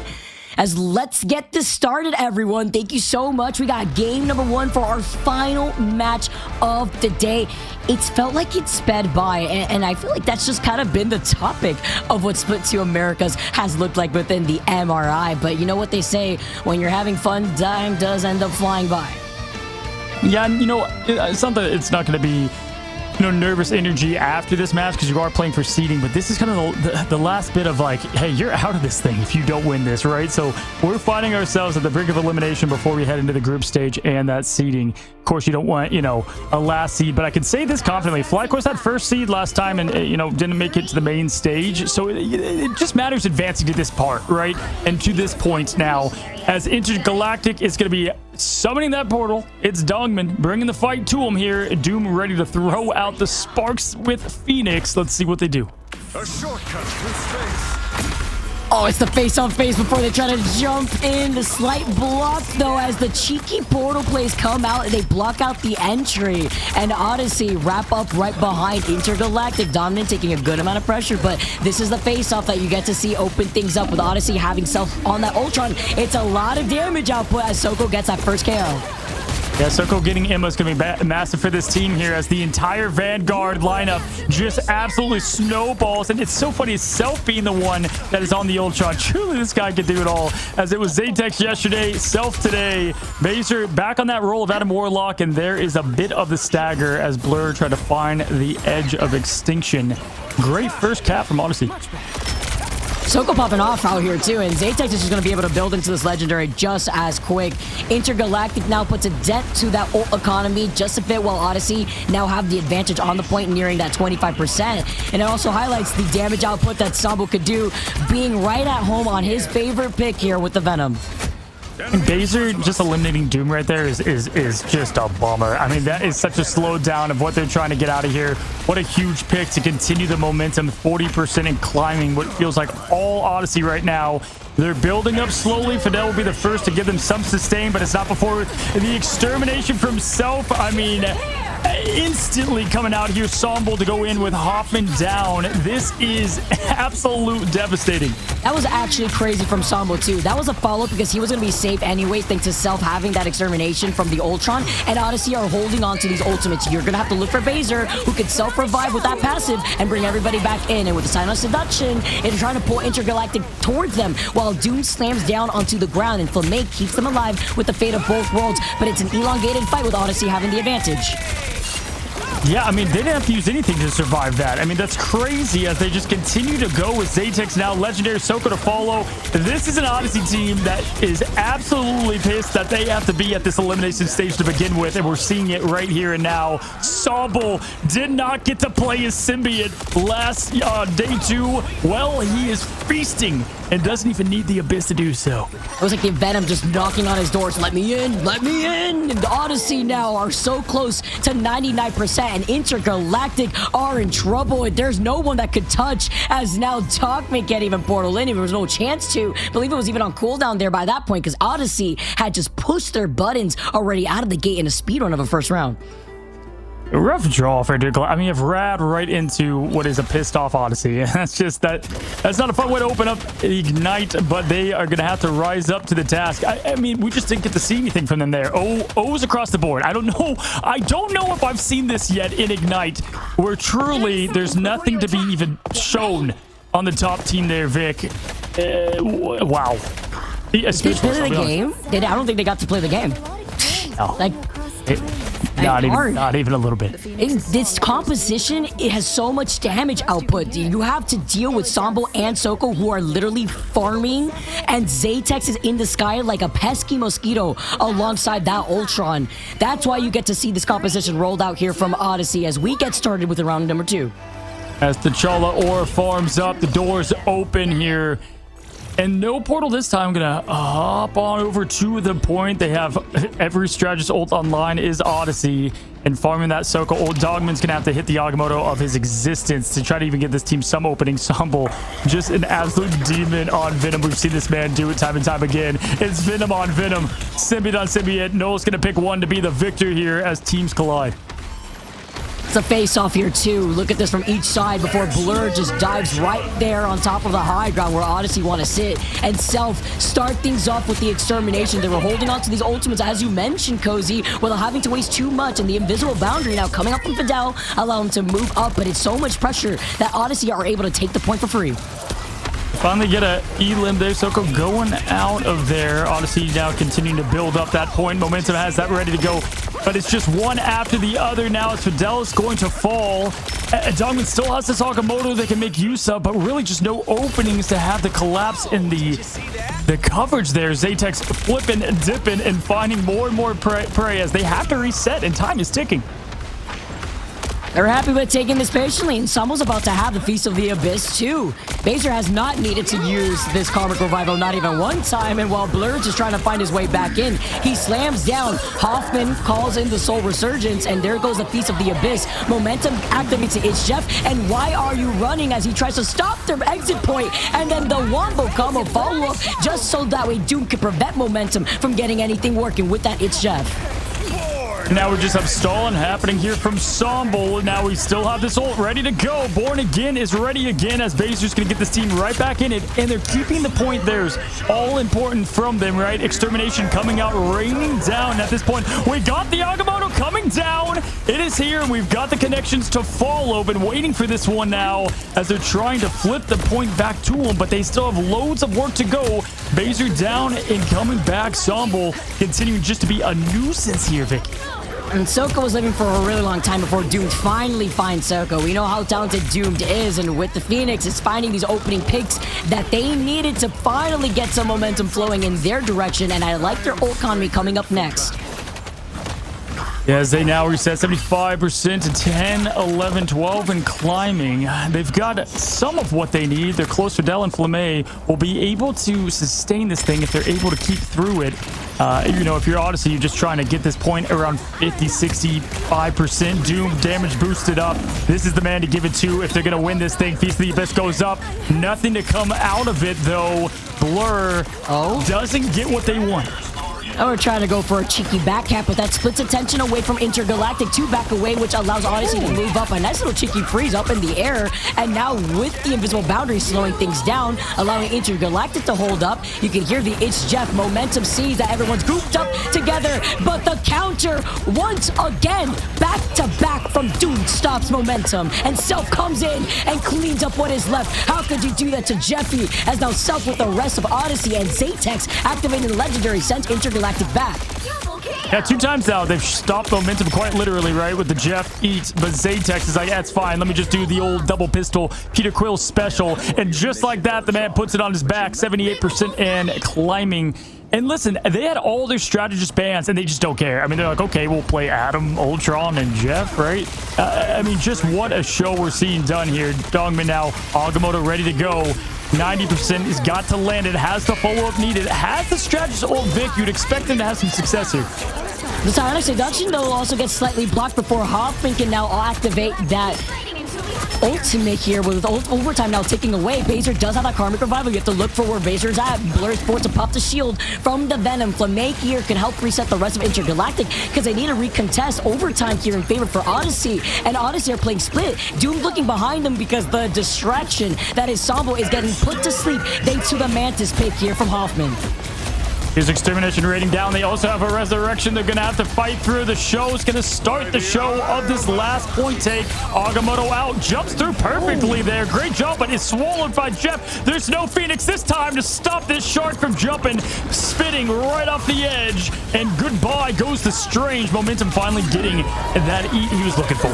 That was so big because he also helps out Baser. Baser, although uses that passive, comes right back around. The Legendary gets shut down. He was shooting blank over into that invisible boundary, but the Born Again rings out in the arena as Baser brings back Odyssey into this overtime. They're not trying to step off the point here at 99% with Intergalactic losing out on Doom and not having any of these strategist ultimates. They don't have the sustainability.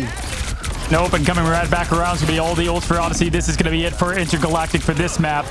As yes, they can have a little sustain, but there's just too much firepower pressure from now the entire team, and just like that, they got the message, Vic. It's speed running day. Well, let's see what we can do. What is everyone in the rush for? I want to keep seeing some more Marvel Rivals. Are you kidding me right now? I mean, if anything, to take away from what we just witnessed right there, Odyssey has such good cohesion, and it seems like Intergalactic, especially in that first round, I'm not too sure what was happening where they couldn't even break through that original choke. It was almost like they were getting staggered one by one, aside from that purpose stagger that we saw from Odyssey. In that second round, they did a lot better, but it was even better economy for Odyssey to retake. Yeah, glass half empty, you lost. Glass half full, you know, you got more than one limb on the second round of things, so at least things are looking up for them. But yeah, I mean, listen, first of all, Odyssey is a team that shouldn't probably be down here. They're very talented. We know this. We know how far. They almost punched their ticket to China. Like, they were crushing it. This team took, you know, out what was the top seed in FlyQuest back in stage 1. They've only had time to get better, more cohesive. They were young, kind of a young team then. Still a young team, but, you know, in terms of just this top level competitive play. But yeah, I mean, listen, they forced Zatex off that Ultron, but then you had the shift over to Self, and it felt like Odyssey, this is where they've grown up from what we saw in stage 1. They knew exactly how to respond to this, Vicky. They were like, okay, we'll have Self switch over, and they had a plan for it. Yeah, we've actually been seeing like the development of this team and the flexibility versus like what we had them in day number 1 when we first got the look of Ego Death, right? Odyssey here too with Zatex moving all the way up. It's essentially like the chains unleash where, okay, Self is been popping off on Ultron and then I could clean up the rest. Can we also talk about that insane save there from Momentum when the Eye of Agamotto hit and he ate up that Doctor Strange and allowed also the Adam Warlock to come right back around with that passive to get that resurrect, as Zatex is your MVP after the first game. No, for sure. And one thing I want to highlight is, listen, folks, it looked this convincing against Dreamland, and guess what? Odyssey lost 2 in a row. So anything can happen here, even after a dominant performance. This is where we have to see the difference, Vicky, of this team locking in, right? Getting this last win to move on and get out of elimination here. If you're looking at the maps, Spider Island, I believe, is what Dreamland took against them. So maybe they go that route if you want to try to do some homework if you are Intergalactic. But yeah, tough showing. A lot of talented players over there for Intergalactic. I like a lot of those guys, but it just did not come together right then and there. And at least you could say the 4 strategist ban, let's throw that away and let's bring in something different here for the pick and ban. Yeah, because there were answers, right? We saw Doom over on the Phoenix only utilize the Phoenix ultimate to combat that of the It's Jeff. Unfortunately, at the very end there, when the Eye of Agamotto was trying to get a follow-up, it once again was also split up into multiple little fights where there wasn't, I believe, a Phoenix ult online just to target that Jeff. So you lost out on your Doctor Strange, and now as we move over to the next game, I'm wondering what that pick and ban phase is going to start looking like. Yeah, we'll have to see. They're going to have a little time to do their homework because we're going to take a quick break, and then we go to what could be what could be the last match of today to send intergalactic packing? We'll have to find out, guys. Don't go anywhere. We're going to be right back.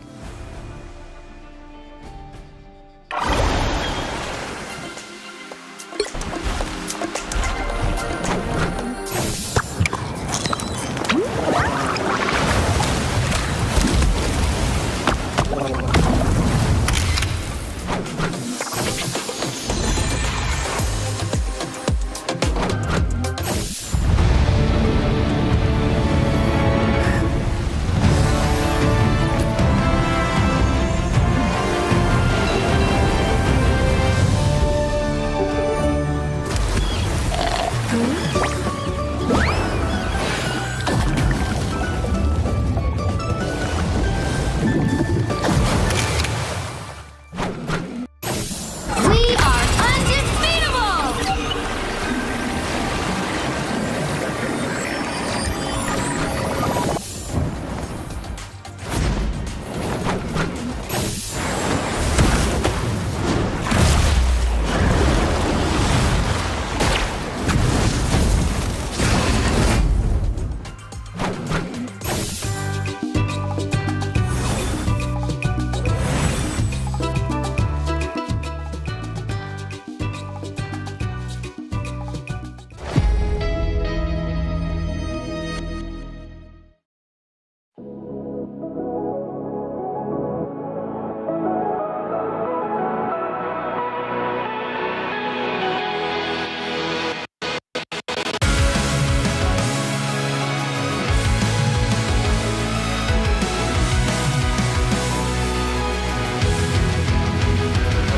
Remember the dusk, the lights gripping tightly, trapping all those fighting souls. But yet, across the world, I see you standing in my way.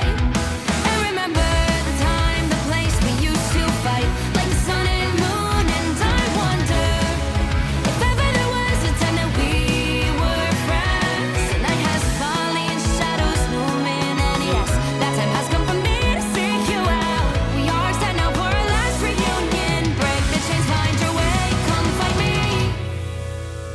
Do you remember who you really are? Show me that you are still the only one for me. I'll be waiting for you. Blinking, open your eyes, raising up your fists and smashing through time walls. Before the rift splinters again, we are rebels till the end. Rise up, open your minds, hold on to your powers. No one can stop us. We are rivals till the end of time. We will clash, no matter where.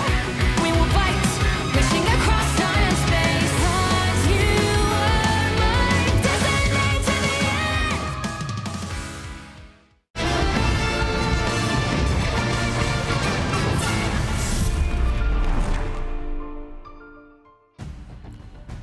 Hello and welcome back, y'all, to what could be our last match today. As the matchup between Intergalactic and Odyssey is a fast one, a quick one here. Odyssey up 1-0. If you're just now stopping by, hello. If you've been here a long time, we're glad to have you. Vicky, we got potentially one more. What do you like to see? Maybe. Or will we go to a game 3 like we saw within our last series? I don't know, because the way that first round played out, that was brutal. They were able to make some adjustments, but then you have to wonder, looking at the pick and ban phase, do they need to start targeting Sombo? Because I feel like a big portion of that actually came from Sombo disrupting that backline, what Venom does best. Yeah, honestly, that was going to be my exact highlight point. If you watch where that team did struggle, it was when Sombo was forced out of anything he could play, and then it kind of slows down a lot of the team, right? And this team is one of those that click as a whole unit, but you cut out a big nuisance in Venom, you're able to go from there. But yeah, they're definitely going to come with a different pick ban approach. We know that. We'll have to see how they address it with the first ones to set the tone, right? Sometimes, this little break is good to get confidence back. Odyssey, again, they lost after winning the first one against Dreamland. So, there is hope if you're looking back to the past. But I'm sure Odyssey, then Ego Death, they look to the past a lot. This is a team with a lot of passion, a lot of love. And Sambo, I believe, I remember, was in tears when they won, going almost to get to China, and what it meant for them and what it means for them to continue this thing, the seeding and all, as we enter the end of day 4 for this group stage. Especially when they're forced to play it out through that bottom bracket. It was tough. It was a tough draw here, but it was more so tough for them to make those readjustments because it was definitely winnable and it was an incredibly close series. And you could tell it seems like a very hungry Odyssey, right? They're upset right now and they want something to prove. And against the talent that makes up Intergalactic, I'm surprised to see it looks almost a bit scattered here as we get to look at what that pick and ban phase is going to look like. And as we move over to our second game, we are going over to Midtown. Absolutely. Here we head into Midtown 0-1. It's Odyssey now, stage 2. Let's get to this thing. Although we've got the pick bands ready, let's see what they've come back to here, Intergalactic, and what they're going to start out with. We should know right off the rip. And last time when they had their pick bands, it was Jeff and Mantis were the first two off the board. It's now going to be Ultron and Mantis. So you're going to have the same song and dance come from the beginning of Intergalactic's bands. And if they are going to focus on only banning out the strategist this time around, they have to also consider the flexibility that Odyssey has with Self now being on that Ultron. We saw momentum with some crazy plays on the Jeff.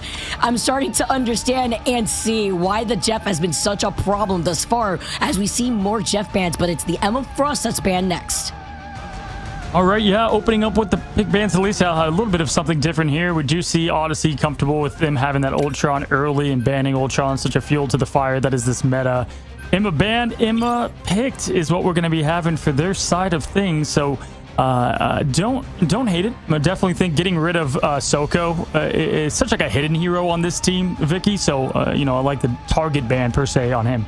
I also like the Protect ban too because Intergalactic had Emma Frost banned against them, so at least they'll be able to lean into that too because since we're going on to Midtown, you already know, Convoy, we're going to have that triple Vanguard setup and Intergalactic are starting things off on the defense as we see the next Star-Lord ban coming out for Odyssey. Yeah, again, respect there to the duelist of Intergalactic. Can't have Star-Lord running around if they want to, continue their strategy there. And you know what that's probably from a little bit, I got to say, is from what Stinkers did to this team, Dreamland, at the time. Or not just Dreamland, but all of them against the Sky Rain. Now, Wolverine is going to be banned as well. Like that approach, you can tell that they're doing something a little bit different for this map with Adam now being shut down for Baser. It's going to come in clutch too when Odyssey is on the defense instead, especially looking at the way that they're going to be flexible and having to deal with that triple Vanguard. Now, the Protect on the Adam Warlock was something you and I were considering, although we didn't see a ban on the Adam in the last game. Adam coming out when you have those triple strategists is inevitable. Yeah, they can always go with the Jeff approach, right? So we'll see what their last ban is here. Maybe a Luna. Oh, nope, they're going to go Venom. They're going to go with the Venom ban. So I think we might get a Jeff Protect here potentially. I mean, they can go a couple ways about it. They could go with, okay, the Torch. So they're going to give Self. All right, we got the Fly Show, right? No Star-Lord, and it's going to be Self and Zatex in the air.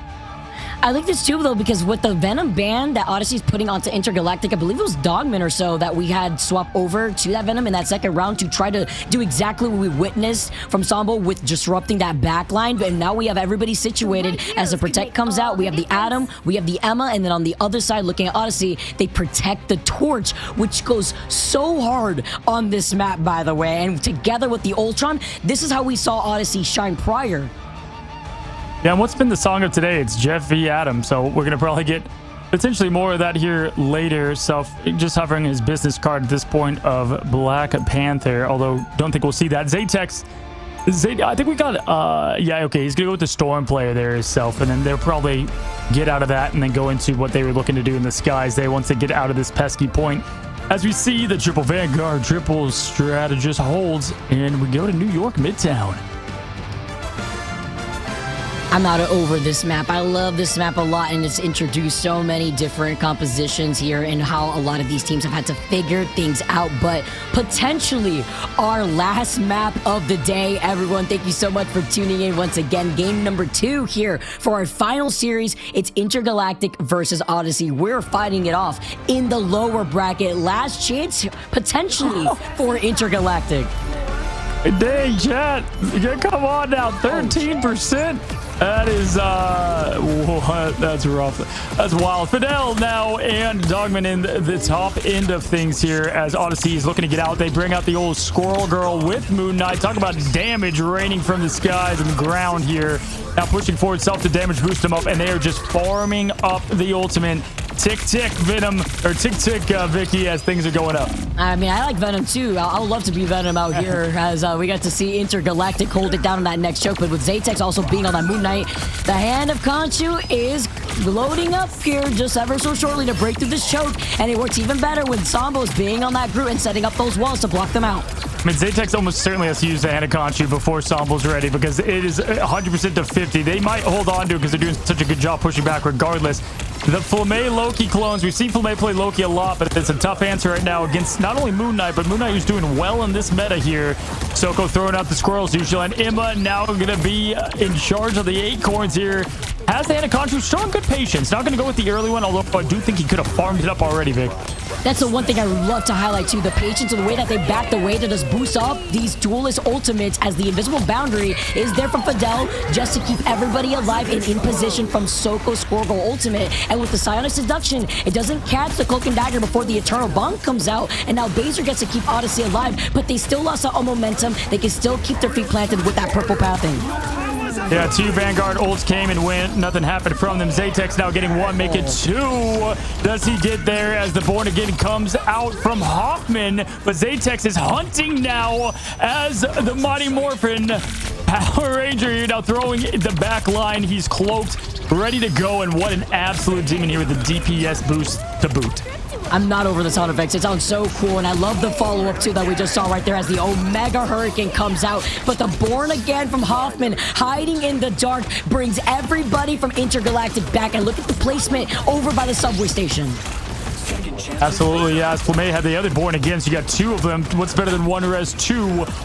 As the old saying goes, not an old saying, you get the point now. Zatex moving in with the damage boost yet again. 71%, getting Hoffman down. Passive is going to go up here, though, as now they continue to push in. Magneto doomed up. Can he land it? Oh, no, Vic. Oh, I mean, now you get to walk away with not only staying alive of your momentum, but you get the God of Mischief and the copy of that internal bond, and you get to keep everybody alive as now Soko sends out. The invisible boundary was forced to counter that of Soko again. And the Psionic Seduction, we are going 1 by 1, except for the Freedom Charge, as we follow from whatever we saw from that first fight into the Strangling Prison. Everybody is stuck in between this prison, but it's the Loki lamps that save everyone. And Zatex fell, so they didn't get to do the combo. They were set up. The alley-oop was there. He threw the ball, but the other guy was on the bench. Zatex, unfortunately, was not able to get the hand of Khonshu down. And that's just a bummer there as that lined up. Not how Odyssey foresaw. Right now, good hold from Intergalactic as time is ticking. 47 seconds. What an absolute callback. Now Zatex forced to just throw out the Khonshu. They expected it at this point, so you don't have the element of surprise at this point. Born Again, Flamme and Hoffman, though, have ults ready to go here. Disappears up the invisible boundary and the res. Hoffman's positioning has been great whenever he has these reses online too. This forces Odyssey to now completely go back to the drawing board, and they have less than 30 seconds left on the clock to be able to get to that first checkpoint. We saw this exact thing happen yesterday. We saw Odyssey dominantly win the first map and then kind of, got ahead of themselves. Let's see them slow it down here. You have 11 seconds left. You look dominant so far now. You've got the Self on the skies. Hurricane ready. Let's see if they can pull this off. Sambo, look for this combo. Fidel's ready, though, with the invisible boundary, and it's used up first. It's going to be the Meteor M to slam down, but doesn't find its mark. This leaves things open for Sambo to bring everybody together, but half the team is still getting protected by the invisible boundary. Momentum now keeps everybody alive, and Dogma with the Psionic Seduction just supporting everybody in. But Odyssey still have that healing output that Intergalactic do not have. The Terror Cape being the ticket to get them through this point 1. It was looking all but lost here, as Intergalactic almost felt that 13% odds against them. I would like to see Odyssey clean things up. The combos were not there at all, Vic, and that's why they struggled on point 1. I agree. That's why you saw Zatex forced to use that hand of Khonshu just raw when that Wombo combo didn't work out, like we were talking about with the Groot. We are seeing changes with Zatex going over to the Phoenix as Dogman with the portal play looking to just re-engage just as quickly. Here comes 2. We have the Agamotto from Soko coming at any point now. Doomed, looking for more good pressure as they push in, get the team back. And right now, we've got the switch over that we expected. Self is now on. Human Torch, Agamotto out. And they try to get something from it. It's just all the flames going down now. Self gets Hoffman out. Passive's going to be ready. Dogman to trade, and right now, Intergalactic is still in this thing. Yeah, with Hoffman being able to get that res on himself with the passive, he doesn't have to utilize that ultimate just yet. Just waiting out on these ults to finish as the group hug from Blur brings everybody together. Odyssey, they fall as they had used up everything to combat that of Intergalactic's retouch with the portal. Dogman's still alive, and now this is going to feed into the next ultimate rounds that Intergalactic have. Oh, that was so massive. Blur was able to get the whole team just with the ult there. Look what they have left. Vicky, they got everything for only a minute, 15 seconds left. They have a mile to go. Odyssey is definitely playing from behind here, and they're going to have to figure out how to get these combos working now. Soko on the Strange. That Emma ban coming into importance now. Comes in clutch when you get some more of these target bans. With Zaytex having that ultimate online, they could go in for a follow-up wombo combo opportunity, this time with Sambo being back, but now on that Venom. Soko falling low, though, cannot recover. Momentum was so close to that invisible boundary, and Intergalactic having Hoffman and the Adam Warlock gets the res up onto Flamay, who could have tried to come back, but then he gets shut down as Self had him in his line of sight, taken to the skies. It was a trade-off from both ends, though, with Intergalactic still holding this angle. Absolutely massive from Hoffman, getting his strategist back in this thing. Tommy trying to block the Phoenix. That's a cosmic entity you have there that goes right through the shield of Magic and gets down to make it more, as now Odyssey's able to clean up. But Vicky, 20 seconds left. There's still a lot of ways to go. This is going to be a long fight to the finish to even get to point 2. That's so tragic. Everyone knows, the Invisible Omens know, when you pop up your ult there too, you feel like you're safe even with the buffs, but it's too much damage output combined that with that Phoenix ultimate to go down. Less than 2 seconds now. Odyssey have to now stay on this point and cannot get off. Dogman, can you hit this Agamotto? Let's see what we can get from it here. Not a lot of follow-up, going to just be pure power behind it. As you look, Blur's close to it too. They have what they need as the defensive stop, but guess who knows that? It's Self going in with the melee cancels. 25% and climbing for the ultimate there. They've got plenty to respond. 2 strategist ults. Look for that sustain. We have a long fight incoming, folks. And overtime now here as Soko's also with that Eye of Agamotto. Momentum has a survivability with that invisible barrier, but it's God of Mischief that I hear out first from Flamay in the copy of that Mantis, with Hoffman making that swap earlier on. It's going to be Soul Resurgence to get everybody in this fight, and they lost out on Sambo first. It's a direct counter to get that stun and shut him down, but Baser and Soko are still here, and Zaytex can't get a reset with the Phoenix ultimate. Look what they have available. They have exactly what they need here. Intergalactic can get this done. Agamotto went out by Soko, but nothing to come from it. There it goes. Dogman gets his out. He gets a pop. They might get this stop as they continue to throw the whip and the cancels. Now Sambo already back here. Vicky Zaytex has the Phoenix, but Fidel can match. This is close. Fidel gets the trade on Baser. This is Intergalactic to lose. And this is Odyssey right now just trying to struggle to even touch the point, with Sambo coming right back in and using the Feast of the Abyss. It's not enough. Overtime taken away, and Intergalactic Dogman specifically has held them back and forced out a stagger out of Odyssey. Take that, 13%. I mean, what a showing. Now, obviously, have to do the same job here on the offensive side, and that's where we've seen some struggle so far. But Odyssey, a very good offensive unit, and only getting halfway through point 2, definitely had bigger objectives and goals than that. Vic, I'm shocked, I'll be honest. Yeah, it's interesting to see, like, with the Adam Warlock being banned too now and Odyssey being on the defense, do you have maybe a rocket to lean on here? We've been seeing that Loki out instead to get that BRB sometimes could come in clutch if you do go out for that rocket, but it's been crazy to see how Intergalactic were so quick on making those readjustments. No, for sure. Even with the matchup early and what they were able to do with the Moon Knight, as we take a look, I mean, this is a little bit different, Vicky, than no eliminations on the board at all, right? I mean, look at just the sheer amount of what they've pumped out. Dongman here with the ace, 7 final hits. Man knows what it takes to advance in this thing. And Doom 2 with that damage output as well. I really like the copy that we saw when they made the adjustment and swapped over to that Mantis. If you know that Sambo's been a problem on the Venom, just get that stun and use those comps so that way you guys could split up and focus down on that one target that has been a pest, while also splitting your attention to the sky that they brought out with the torch. Yeah, we're going to see better ultimate play here from Odyssey if they want to go and not face an elimination match, which I'm sure they'd be stunned by. They get the trap out of the way. Doom opens the gates with Khonshu by his side, and he's going to look to get these guys off the high ground.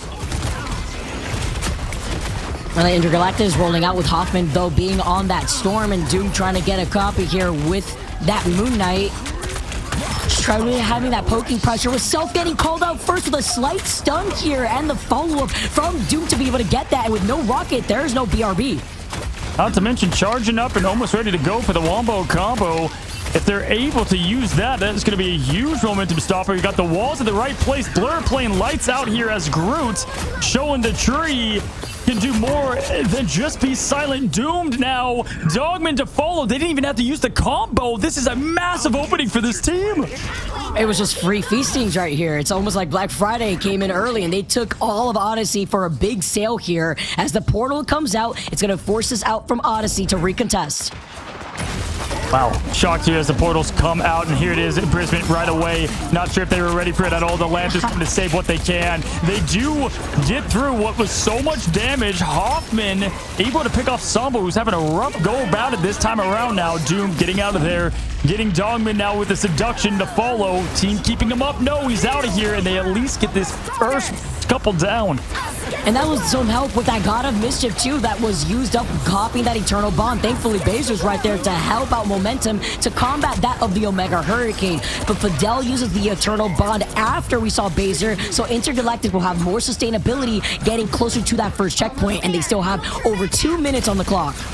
Yeah, we've got Blur here with the imprisonment yet again. If you look over, Self does have that Agamotto coming up at any moment. We're miles away from Strategist ults at this point, folks, so it's going to be nothing but the offensive approach of tanks and duelists. Now, Zatex, though, does have the extermination, throwing down what he can in this fight, although nearly using on the offensive side. There's the imprisonment. Can they get the follow-up? They go up with the meatball. Soko throws down, misses, but does get Fidel in the back.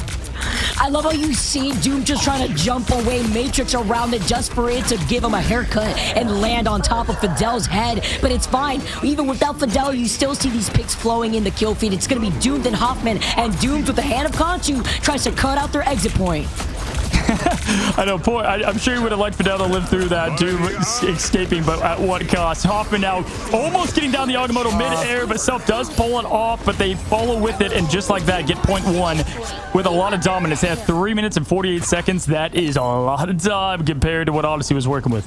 I'm sure they just wanted to maybe swap out here because I was looking at the Eye of Agamotto and there was no follow-up potential anyways there. So they just get that out, and now Odyssey are looking to reset here with a different lineup.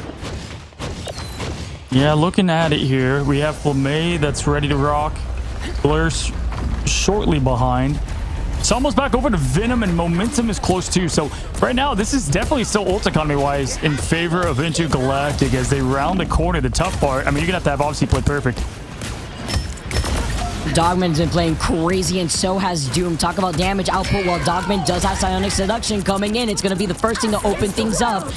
Groot Wall, though, to help out Intergalactic to push all the way up to try to block that of Odyssey. And with Bazer having that Eternal Bond, the Intergalactic are backing away nice. Flamay uncontested, being on that Loki, backing away. And with a God of Mischief, he's going to be able to get that copy to get the Eternal Bond themselves. Good patience here. Flamay's going to go and Eternal Bond out to give their team a path to victory here. Groot goes down, though. We're throwing down the imprisonment. Blur goes. Doom gets a follow on Self. Self now eliminated, but Bazer able to get at least some damage over and trade duelist for duelist there. Zatex unable to get the connection and the Elim he wanted from the Phoenix, but Fidel and Dogman capitalizing on it. And right now, they're pushing all the way through this thing. Feast of the Abyss. Sombo's trying his best here to try to keep this thing tight, but it is all Intergalactic from downtown. Doom stealing that after coming back from the spawn. Intergalactic have not been stopped a single time. This calls in for desperate calls, and even with Self making the swap over to the Bucky, they get stopped, and Intergalactic, they farm Odyssey in that second game. I mean, we just saw this from the upper bracket when Odyssey dominated in domination last time. The bag's already packed, folks, but doesn't matter. 13%, 87% thought that this was going to be a clean move on day finish. And Intergalactic just showing why they deserve to be in this tournament, who they are as a team. Remember, a good chunk of this team was not just one game away, but seconds away from punching their ticket to the main in June. They have what it takes with a lot of this talent, and they just showed that they can fight in this thing. It's 1-1. Now you understand here the importance of the Emma, by the way. Look at Dogman. Dogman had put in almost 30,000 damage, even with the Emma Frost nerf going into Season 4. She's obviously such an important vanguard to hold up that front line. 31 and 6. I mean, a completely different look right now of Intergalactic versus that first round of that first map that we saw. No, I mean, I'm stunned. I'm stunned on how they were able to turn this thing around, and good on them. I mean, again, we said it going in. They have that talent together. You know, obviously going against a team that has been playing together, and so you're a bit of a fractured team with another team trying to make that work. And hey, sometimes all it takes is, you know, getting to your back against the wall and seeing no one believe in you, and that's all the fuel you need for the fire. And if you're Odyssey, this cannot be the repeat, right? You cannot have the exact same thing happen where you win the first two, and then Vic, I mean, if you remember, the next two games wasn't even close, right? It was a very quick finish. That was kind of the result here with game 2. Match 3, we'll have to see. Maybe a little bit of PTSD. I'm wondering, is it going to be a little taste of Spider Island out here too? Looking at the fact that we're on Midtown this time around, but obviously the Emma Frost was a huge problem that Odyssey needs to note going into that third game. Even better though for Intergalactic to turn things around, Doomed popping off on the Phoenix, but it was Dogman and the Dogman show getting that MVP with the way that he was able to make those adjustments with the Emma Frost too. I've seen Dogman now for so long, and it's like it's so feast or famine right there. Absolutely feasting as Mother here in as Emma with 31. Just what a performance, Dogman, and great job all around from who we know can play that position at the highest level. Vicky, we find ourselves with a couple an interesting way to end the day here. You know, had a couple of speed runs, but no, not this one. We have potential, what I would definitely say upset. You know, 13%. I brought that up a lot, but for good reason. Yeah, and it's tough too when a majority of the chat would agree here before we even dove into that second game. We have to take a look at what those ban picks were, because obviously Odyssey, they couldn't run the Mantis. It was banned against them. The Emma Frost, the Adam Warlock, Luna Snow. We'll break it all down before we get into that third match, Cozy. Absolutely, y'all. Don't go anywhere. We have officially our last match of the day. Who's it going to be? The comeback. Can't wait to see chat's predictions. Get those in. We're going to take a quick break, and we're going to be right back.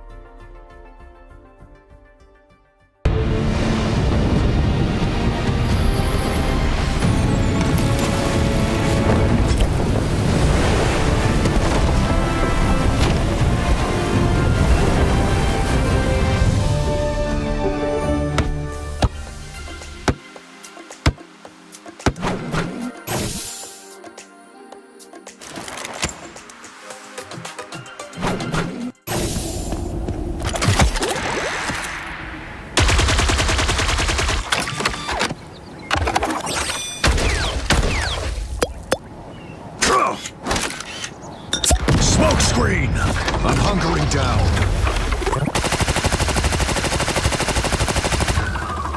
Judge, jury, executioner!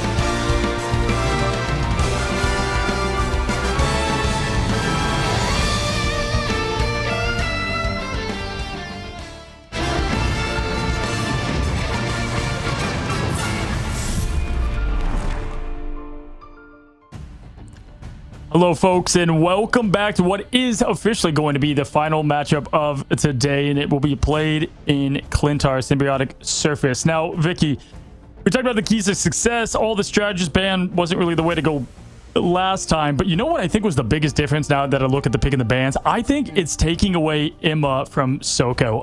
That had a huge, like, kind of like momentum changer in what was the defense, if you will, of this team. And if you look, because that's really the thing that stands out to me, at least. Yeah, because remember how things opened up in that first game. I 100% agree with you. Taking Emma Frost away from Soko prevents them to have the same damage output that they were relying on in that first game.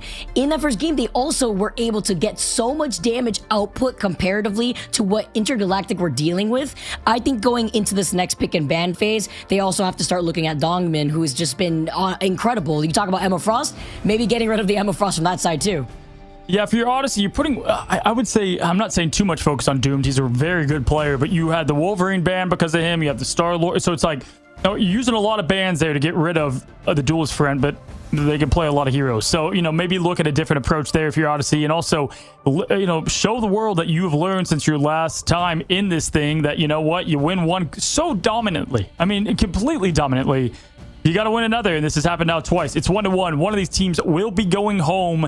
This is our final matchup, folks. If you've been with us now, I would say, we're about 5 hours in, getting close to it. It's been a fun one, but it's not over yet. We have one team back and one to continue on this thing. Will they continue their Odyssey or Intergalactic get what I would say is a big upset? Vicky, you know what I'm excited to see?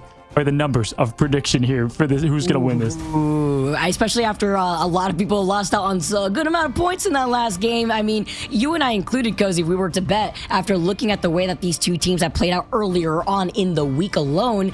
It's been night and day, right? Intergalactic, obviously, having the very talented individuals on this team, you know, just formerly Stradax, basically, and then you look at Odyssey, formerly Ego Death, with just like one change or so, and then looking how that is coming to play into Season 4 meta, it's difficult to also deal with that, and then the triple Vanguard, triple strategist that has also been slotted in differently for both of these teams.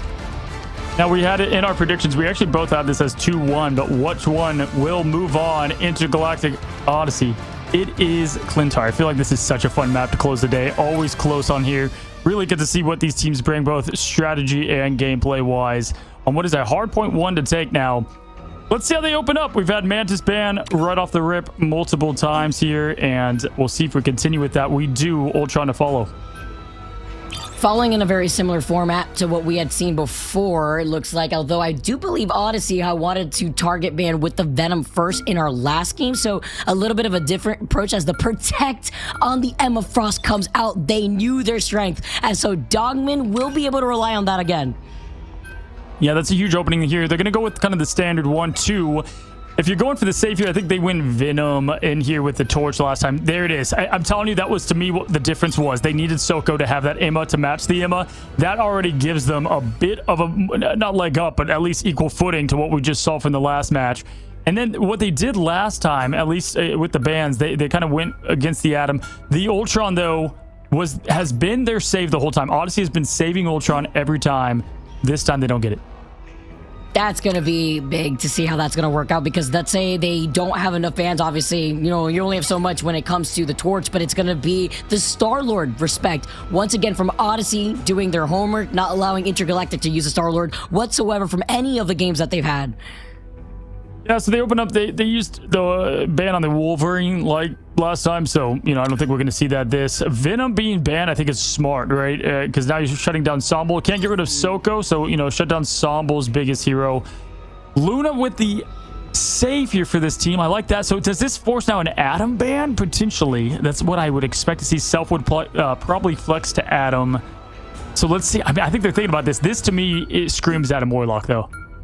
Oh, it's the torch. You were saying Atom, and in my mind, I'm just like, you know how big it is to recontest on this map with a Doctor Strange portal? But that, you know, just me just thinking way ahead, but it's going to be the torch that they want to prio, which, honestly, even with Ultron being gone and now the torch, right? Flyers on this map are so strong, too. Yeah, I'm shocked, though. With the Ultron ban, I don't even know if Odyssey was going to go and lean into the torch here, but... because no doubt in my mind it was going to be Atom Warlock. Heck, I don't even know if we won't see an Atom ban here from Odyssey at the top. as their last picks. They've got a couple. I mean, Venom is a smart ban as well to shut down symbiote shenanigans and maybe their approach. Do they believe that they have, you know, Venom to fear about? That's what we'll see here momentarily. Blur able to flex around pretty easily here. Final bits, final ban, it is Venom. So they do shut down at least that team up. No Venom, Jeffy team up here. And on the other side, when they were able to protect that, Jeff, seeing who from Intergalactic is going to lean onto that as we see Flamme over on that character. Dongman, who was incredible with that Emma Frost. They're the ones that start off on the attack, though, and that's important to note because obviously here going over onto Clintar, Odyssey have to come up with a different plan after what just transcended over on Midtown. Yeah, they're on defense first, so this will be interesting to see how they approach things, flipping from what we did last point. Remember, Odyssey did pick this map. They do like this one a lot here, and comfortable little hometown pick for the team, but we have some of the players comfortable. Soko's going to have what they want. Somble's going to have to adjust a tad bit. Wondering if we might get a Namor Hulk action. You know, they kind of broke that out a little bit in previous maps, so we might lean into that, Vicky. But listen, Dune is going to be the heir all by himself as Human Torch. Oh my goodness, look at this. Oh, the changeup is crazy, but even crazier to see still the split here from everybody watching from home. This is high-level Marvel Rivals for a reason, and this is going to go down to the wire. It is Odyssey versus Intergalactic. It was a mollywop in the beginning, an immediate turnaround here, as there is also a changeup in this third map here. Cozy, you highlighted it, but it's Intergalactic instead of starting off on defense, starting off on the attack as they open up with a Doctor Strange portal. Oh, taking it right to him, and they don't even look like they're ready for this at all. They're looking to the right side. I mean, I guess they're expecting the TV to go there. They have to turn on. Oh, look at that Emma shield. Beautiful placement right away to stop the onslaught from coming down right this instant. Soko, good awareness there as the team jumps on them right away. Dogman now, usually a strategist, is the first to fall here now. Forced to push back a bit. Good answer by Odyssey, rotating into what they need here to win, and it's going to be Somble on cap. We see him often play this when Venom's not available. I also really like the way that they were able to retaliate by just peeling away, navigating a way to get out of their line of sight right out of that portal and still hold split positioning to focus, have the focus from Intergalactic to split that up as Dell was the first one to go out. Soko is happy in their own playground, bringing everybody in close range in the lovely grasp of Emma Frost. Yeah, glad to be back on Mother, right? Absolutely where he works best. Mother knows best, as the Green Tangled Tail has told us. Zatex on Peter, looking for more as he goes towards the back line. Dogman just trying to keep his team alive now, getting pressure from the back. Doom pushing Zatex out of there. Flyers in the sky. Best way to deal with it, though, is going to be Star-Lord. Baser with the massive hit on Fidel. And right now, it's trade for trade. Soko going down. Jeff gets two. Intergalactic. We have both Star-Lord and Luna. Flamme. Oh, boy. Oh, no way. Okay, wait, but okay. Blur still gets Baser, but Self was still out here with the activated Karmic Revival available. So Odyssey, this has been so scattered, and Fidel also going out twice very early on in that fight has kind of halted out that ultimate. So Doomed, even though finding two, is back to the drawing board for Intergalactic. Yeah, you know, Star-Lord has jetpack, so you got to throw him a bit more off than that. I almost think that was nearly worth a jump off. I mean, it's tough. It's always a tough call on where you are momentum-wise, but Soko found his way back, was able to get rid of Dogman as well because the focus was pushed back there, so just a rough call for the team. Zatex going legendary here, the visual boundary to match and the momentum to come with it. Doom throwing down the pressure. This is going to be their ticket to get in here. Minute 45, not a lot of ults to last after this. Show on, Vicky, as we're game on, flame on, and they are just trying their best now with a big Agamotto from Dong. Nice patient wait too for the Fate of Both Worlds, just waiting at the very end to allow Soko to shine with the Cyanide Seduction 2 on top of it all. And then you have the other side with Hoffman having that Karmic Resurrection. You have to look out for where he's going to be able to use that passive to bring himself back in, because Doomed is on the hunt, dives right on top of Soko's head, and now Baser and Momentum so close to the It's Jeff. Intergalactic are just going to walk this point. Yeah, Self used the revival earlier, and so now you have everything momentum-wise for Intergalactic. Tick, tick, tick. They are going to stall a bit here, though. Now with the momentum, throwing up the Whirlpool, trying to find some big value. Just going to go for the the poor invisible woman that cannot get out of there. But we have the trade in pools. It's Jaws v Jaws. It's strategist v strategist. Can they get them? At least they're just going to take this down as much. How throw them away from their team. As you see, Intergalactic now closing in. Ensemble gets a trade though, Vic.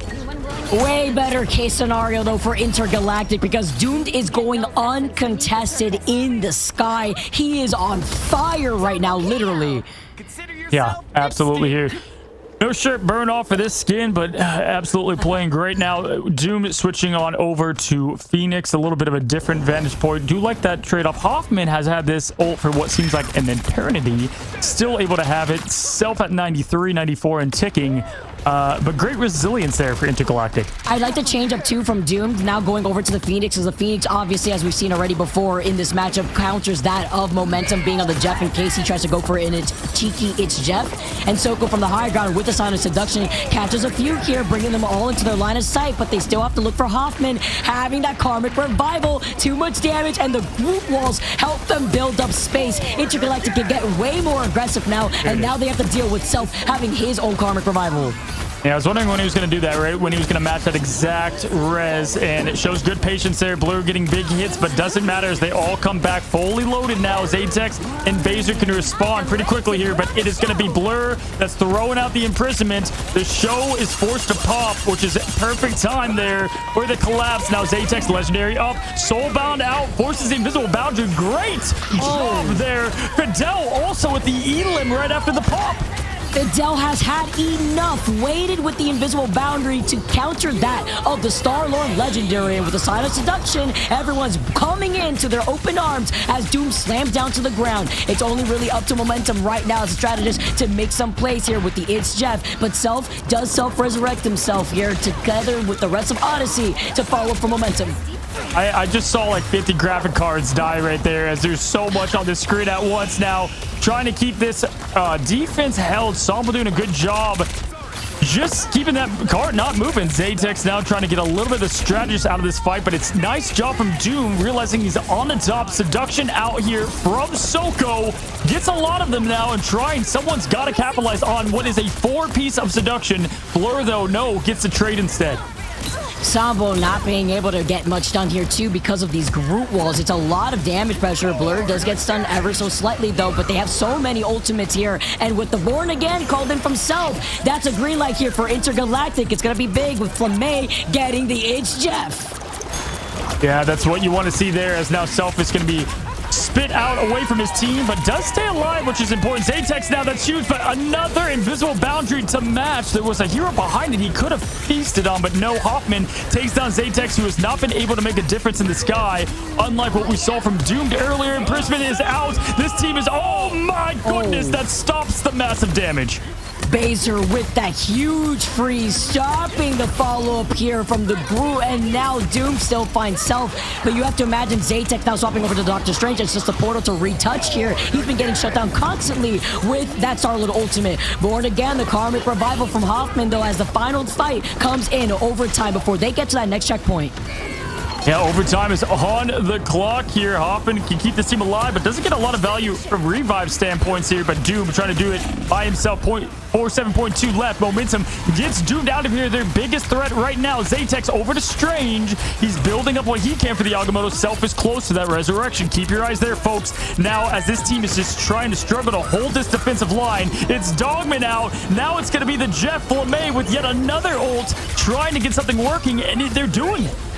And after doing this and clearing up this point, Dogman once again proving with this Emma Frost, it's cleaning up whatever is left of the remnants of Odyssey.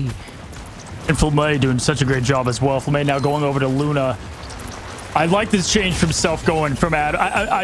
You just get a lot there. A lot from Self there on Adam for this particular matchup. Zatex trying to match what Doomed is doing to the team. Star-Lord swap too, so a lot of swaps. Trying to get things adjusted. It was all Odyssey at the beginning of point 1. Now Momentum for Intergalactic. Fidel's also approaching that invisible boundary here too, but oh, with a pull in on top of it, Dogman taking too much damage as Zatex comes out with those swaps. Invisible boundary called in, and now it's going to be the nice Groot hug instead to bring everybody together. Doomed is having a rave here right through Baser and that Fate of Both Worlds, but before slamming all the way down here to get that reset, they have to deal with Doom, who's been a problem. Absolute bowling job right now from Intergalactic. They're showing why Doom was the focus band. The man is absolutely on a tear here, on fire, as the God Phoenix now pushes down the point. They are one by one, Vic. I mean, they are just not struggling whatsoever. 19 seconds, though. Not a lot of time left. You would think it was a dominant performance, but it's still tick-tick as each point went to overtime. Nearly 12 seconds of pushing, but look who has it. The man that knows he wants this team on his back. Self has Kraken impact. Will it make an impact to stop point 3?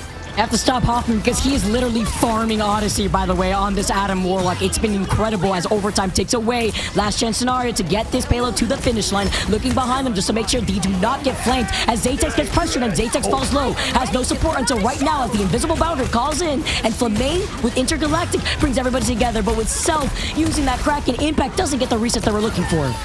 No, and that's the point was pushed to 1.1. They were forced to kind of switch their strategy and get right to it. And then the Kraken impact was found, not getting anything from it. Baser does get the trade. Finally, Zatex to follow. But there it is. The born again Hoffman keeping his team alive. They don't have that to match this time. And if you look around, all they have is Phoenix to respond. They have to just purely win in neutral. Zatex, though, does just that. Gets Doomed out. No revive this time. Doom's got the Phoenix momentum to follow. This team can do it. Oh, but Blur brings everyone together. Yes, they lost out on 3, but Fidel has the invisible boundary, and there's no support for Odyssey at this point. Zatex slams down with the reset, and Self does not have another Kraken impact. He gets shut down by Blur.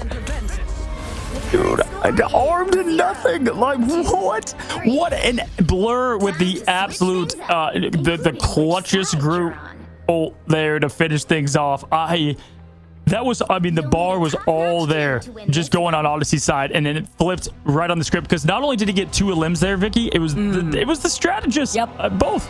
Literally no support there. That's why Self did the Hail Mary reset at that point, right? Because there was only like, what, 2, 3 on the point right there, and Self could not come out because there was no support going into Odyssey in that moment. Even with Zatex getting the reset, it's not like Bucky has that same capability there. Oh my goodness, Vic, what an absolute I just can't believe what we're watching here as Intergalactic, who was lifeless on domination, coming back in everything but here in this map. And just to see, you know, what this team has been able to pump out regardless of the result. And what's cool to see is Techie XD, you know, this team that did so well in T1, they all kind of disbanded, went their own way. Blur was a part of that. Coming to this team now, believing that they had enough, and they're close. They're right there. Self has to lock in. This is not the Self that, you know, we've seen. It was on Adam earlier. Didn't get to do a lot there on Bucky. We'll see if they can lock in. Can we talk about the fact that Blur has not gone down a single time on the group, by the way? Like, Blur is incredible group. We saw it in the last map. We're seeing it go down here. Dogman, it's really easy to look at the damage output and the defensive strategies of Dogman on the Ammo Frost, but you cannot ignore Blur as Intergalactic now set up here up on the high ground while Odyssey are trying to wrap up behind them. All right, let's see the offense approach from a very much pissed off Odyssey team here. Doom, though, was an absolute final boss for this team on their offensive push. Sombo pushing in down below. Team is still up high, kind of looking a little bit disorganized. We'll see what they decide to go with. Yourself farming up as much as he can to push this team back. Great hits from Doom, though, keeping that sustained damage on them. Fighting through it, though, is both duelists. Doom matching them, though, stride for stride, Vicky. And right now, I would say slightly ult advantage for Odyssey. Well, you've got to look at that invisible boundary from Fidel and how Fidel's going to be able to use that. Doom gets chokeslammed, and Dogman gets revenge onto Soko after trying to overcommit right there. Odyssey playing very split up, but this enables Intergalactic now to get into a much aggressive position looking at Doomed. And no, Odyssey just fully resets completely. I mean, after that, you can't go on without Soko, so they're resetting completely. 2 minutes, 47 seconds. Self, Zatex have what they need. They can get plenty from that. You know, if you can open up with Zatex, you're able to at least get the reset from Self and go from there. Fideldo's ready. He is, you know, fingers on the cue there to get this team safe and sound. Doom looking for more. It'd be up to Zaytex so to shut down that invisible woman with that Phoenix ultimate and then a follow-up potential from Self to start things off with the Kraken impact. But Soko going down first again. You're nothing with the reset here with the Zaytex Phoenix ultimate. They get stunned.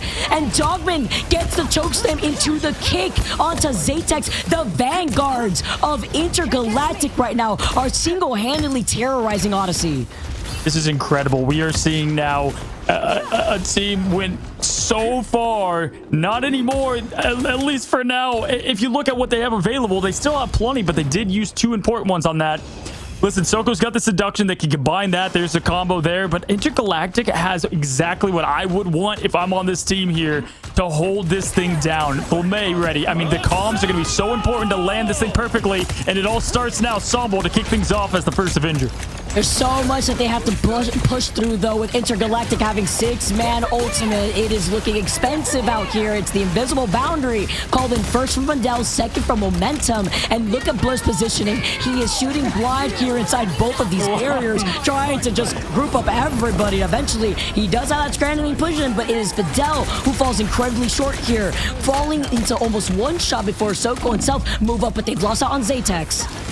There's the res. Now Self has to go back, guys. There's only 1 minute and 7 seconds left. Dogman now getting pushed into the show, staying safe and sound. Now Blur has that imprisonment, gets pulled in, but I don't know if you want him in now as the imprisonment comes out. Self pushed against the wall. Goodbye. Dogman going off and crazy. 55 seconds left. Odyssey used so much there. They 50% to a strategist ult. That's the closest they are. Honestly. If we had caster cams, I'm a gapped right now because this is how you know that this is serious. Self swapping over to the Black Panther. Last gen scenario, you have 30 seconds. You have the last fight case here between Odyssey and Intergalactic. Everything on the line before Odyssey may fall here in this final game. Yeah, I mean, we'll hope that's a team decision, or if he's just trying to put the team on his back. He knows what he can do on the King of Wakanda, although nerf and a little bit different than what we saw in stage 1. Self going in for Doom, knowing the biggest person to take out first has the mark on most of those. Going to try and get something rolling for this team. He knows what he can do as the King of Wakanda with the T'Challa special. Gets that ult farmed up, ready to go. Now they have to keep their eyes on Black Panther, always lurking.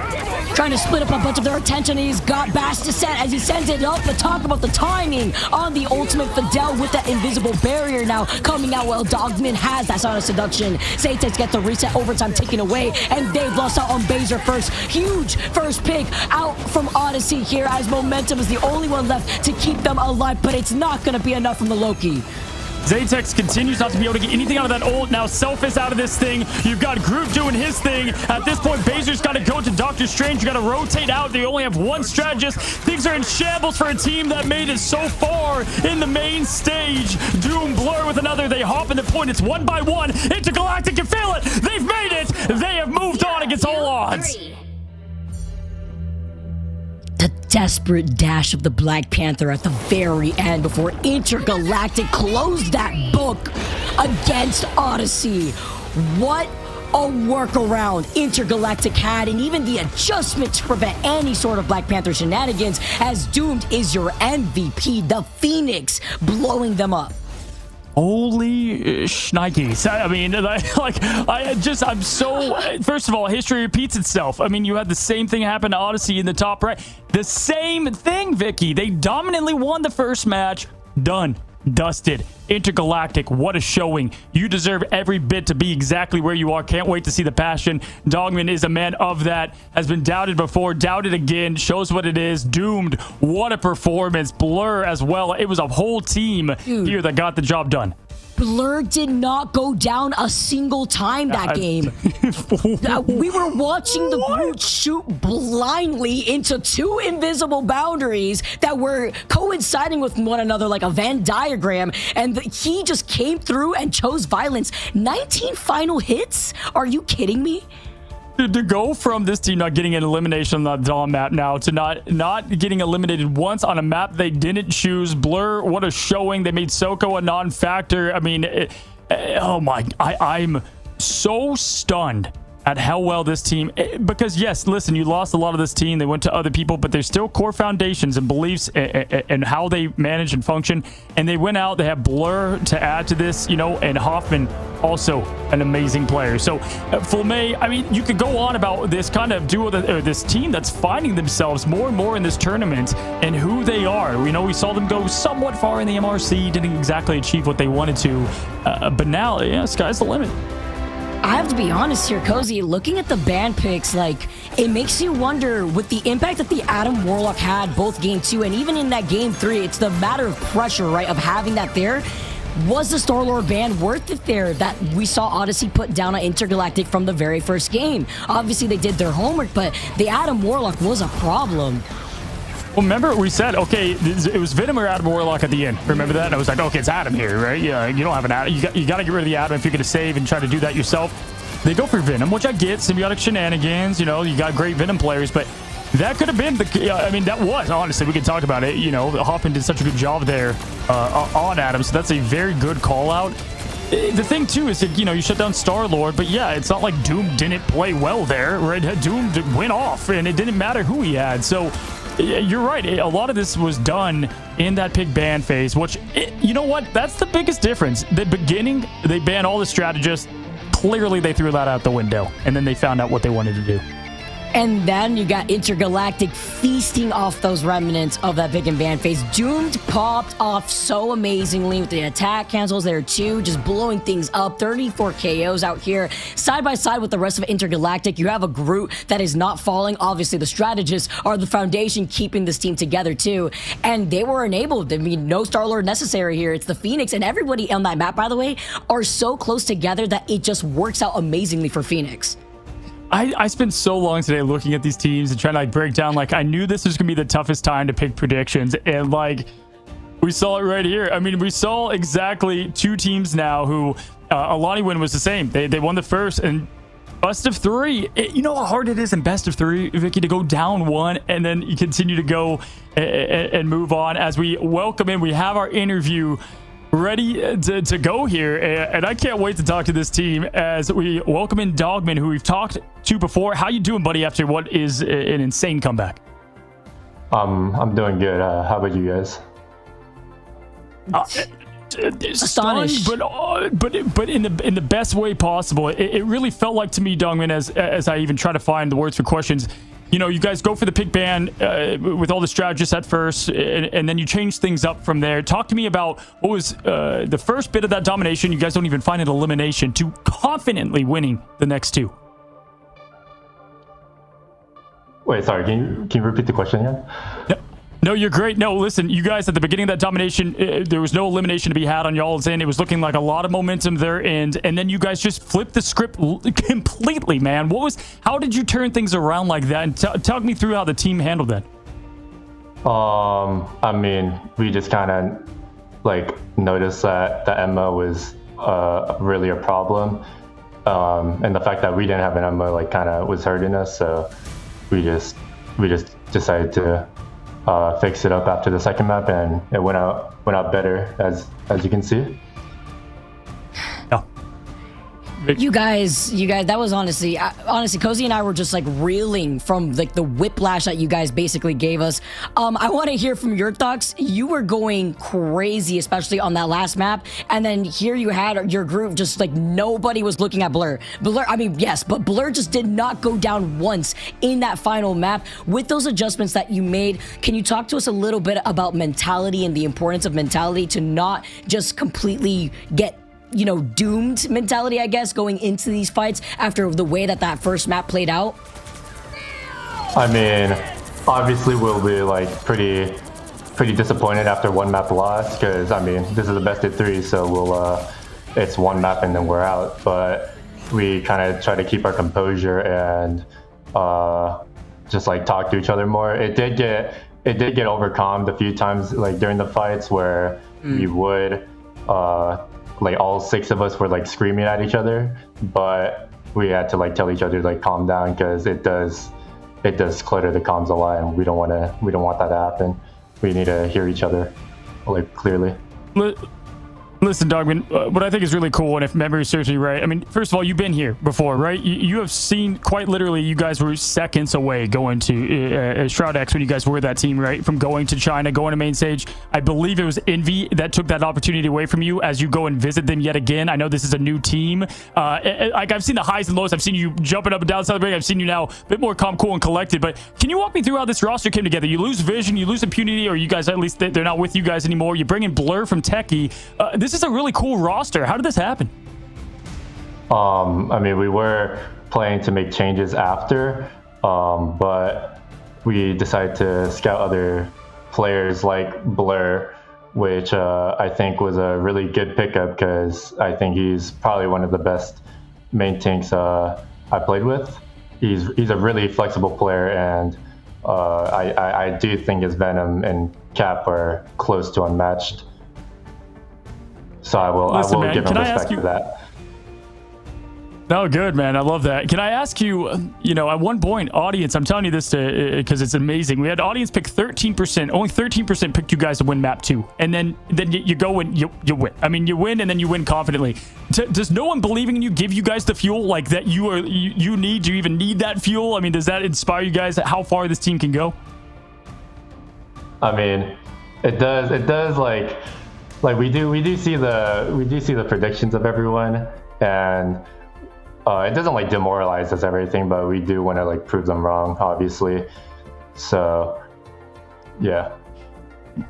Listen, man, it's cool to see you go back to your old team, Intergalactic, before Shroud X, staying with a lot of you guys. You've been here, done that in this, you know, Ignite. Hopefully the story changes for y'all, but what a way to come out, face the brink of elimination and where you are today. So congrats. Want to give you congrats to you, your whole team, and look forward to what is for you the rematch against Envy, but you guys going against Envy here next up. Yeah. Thank you. Awesome. All right, guys, that was Dogman here with Intergalactic, and either gassed from what was a crazy match, or you know what, he's like, yeah, I expected this, and that's where I want to be. I've seen a lot of emotions from that guy all over. And I'm not gonna lie, he's so calm and collected, Cozy. Like, I'd be shaking if I was in Dogman's shoes, but I think that's the prime difference, right? Like, it looks like he's locked in. It's just another day at work. Yeah, and I've seen him jump and and get very vocal, and maybe it is like been there now and handling this as more experienced vets, but man, I'm shocked. That was a big win to get against a team that had a lot of momentum. And if you're the side of Odyssey, I think you're not only stunned. I think they had the thoughts that they could win this whole thing. Never mind get eliminated in the seeding stage. And so that is it's a disappointment. It's a disappointment for a team that could have gone a far way. And we'll have to see what comes from that team. But either way, we have Intergalactic moving on. What a day we saw from start to finish. Vicky, listen, it was not the best day for the caster curse here, but we have our bracket, the Group A, and what we have ahead. And look at these matchups: Fly, Rad, good gosh. We have Fire versus Dreamland, and then of course Intergalactic Envy for Group A. That's going to be a very tough one here, but Intergalactic seemed locked in, and they already made the adjustments that they needed midway through our last series, so that's going to be one that nobody wants to miss out there. And for this Group A, it's a lot too, because that Dreamland versus Fire Strays, after what we just witnessed from Dreamland, just for Dreamland to get 2-0'd by Rad Esports, there's going to be a lot of eyes to see what Dreamland could do, considering that they were the ones that beat Odyssey, and with Odyssey falling down, we're going to have to see how that's going to move forward as we take a look at Group B next. After the action that we had unfold today in that lower bracket, Dark Zero took it in a clean 2-0 fashion versus YFP, while Busy at Work took us to a Game 3 scenario versus Alani Win, who went down in 2-1. Yeah, listen, I mean, if we've learned anything from this stage, it's that expect the unexpected that continues to happen here in Ignite as this, the start of the scene continues to evolve. And Vic, listen, I went 2 for... No, I didn't even go 2 for 2. I only got 1 right today. Oh my gosh, I'm in shambles. I mean, like, dude, what? I think this is the worst I've ever had when it came to theme predictions, like, ever in my 10 years of doing this. You got 1. No. I cannot believe this. God, all right. You know what?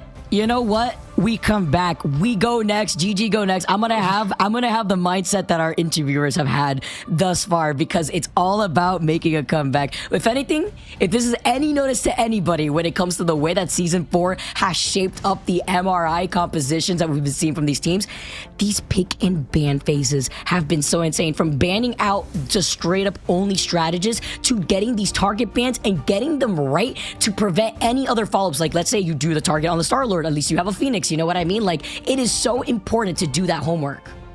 Yeah, and it showcases exactly what we just saw. I mean, he just said, well, we realized the IMA was a problem and we got rid of the IMA, and then it worked. And, and then they had the IMA and it was a non-factor for a very good player in Soko. So, we saw a lot of the teams today kind of, see what happened. In fact, we had a couple games where they lost the first one and they were like, okay, that strategy didn't work, and they only have a couple days to prep for this stuff, right? So they went in, they adjusted accordingly, and that's what great teams do in all sports, right? Especially, in esports. So cool to see. But yeah, as we recap and take a look at what the action that we got to see today, once again, was a very good one at that. We have, looking at our October 2nd schedule, though, we have Envy versus Intergalactic up first, Nemesis too busy at work, Dreamland and Fire, and we have a great one to close there as Dark Zero fates extinction. And that's going to be brought to you by Dogman and Shib. Vicky, I'm excited. Yeah, and especially since there's a few days in between to allow these teams to look back at what the action was for our first week in Ignite for Stage 2 Americas into this schedule. I'm expecting a lot of things to change, honestly. Maybe not so much, but in terms of the way that these teams will be doing their homework, without revealing a lot, I think it's going to be really interesting, especially since we are still in best of 3 territory.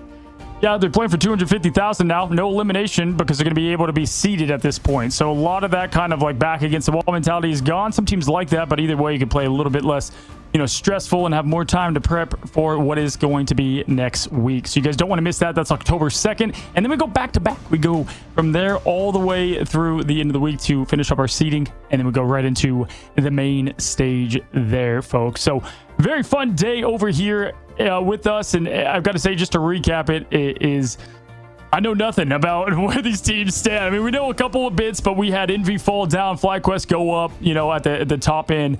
It's going to be fun to see how this thing really shakes out, Vic. Yeah, I agree, especially with the way that it's already showed up with Envy, having that very close game versus FlyQuest and looking at how FlyQuest is up in top form. Now they're going to be able to move on to face off against Rad Esports, which, by the way, Rad has not been able to drop one single game thus far. Can they keep it up? Well, I guess we'll find out next week, Cozy.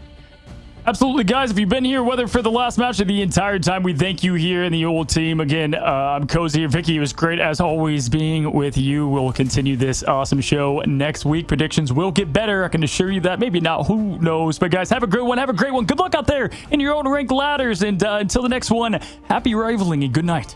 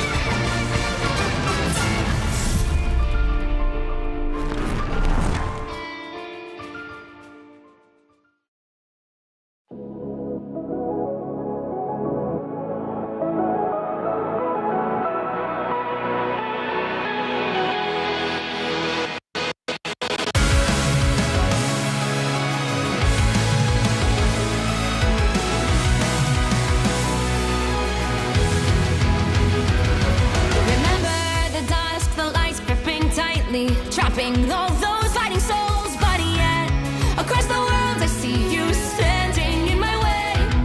And remember the time, the place we used to fight, like the sun and moon, and I wonder if ever there was a time that we were friends. The night has fallen, shadows looming, and yes, that time has come for me to seek you out. We are set now for our last reunion. Break the chains, find your way, come fight me. Do you remember who you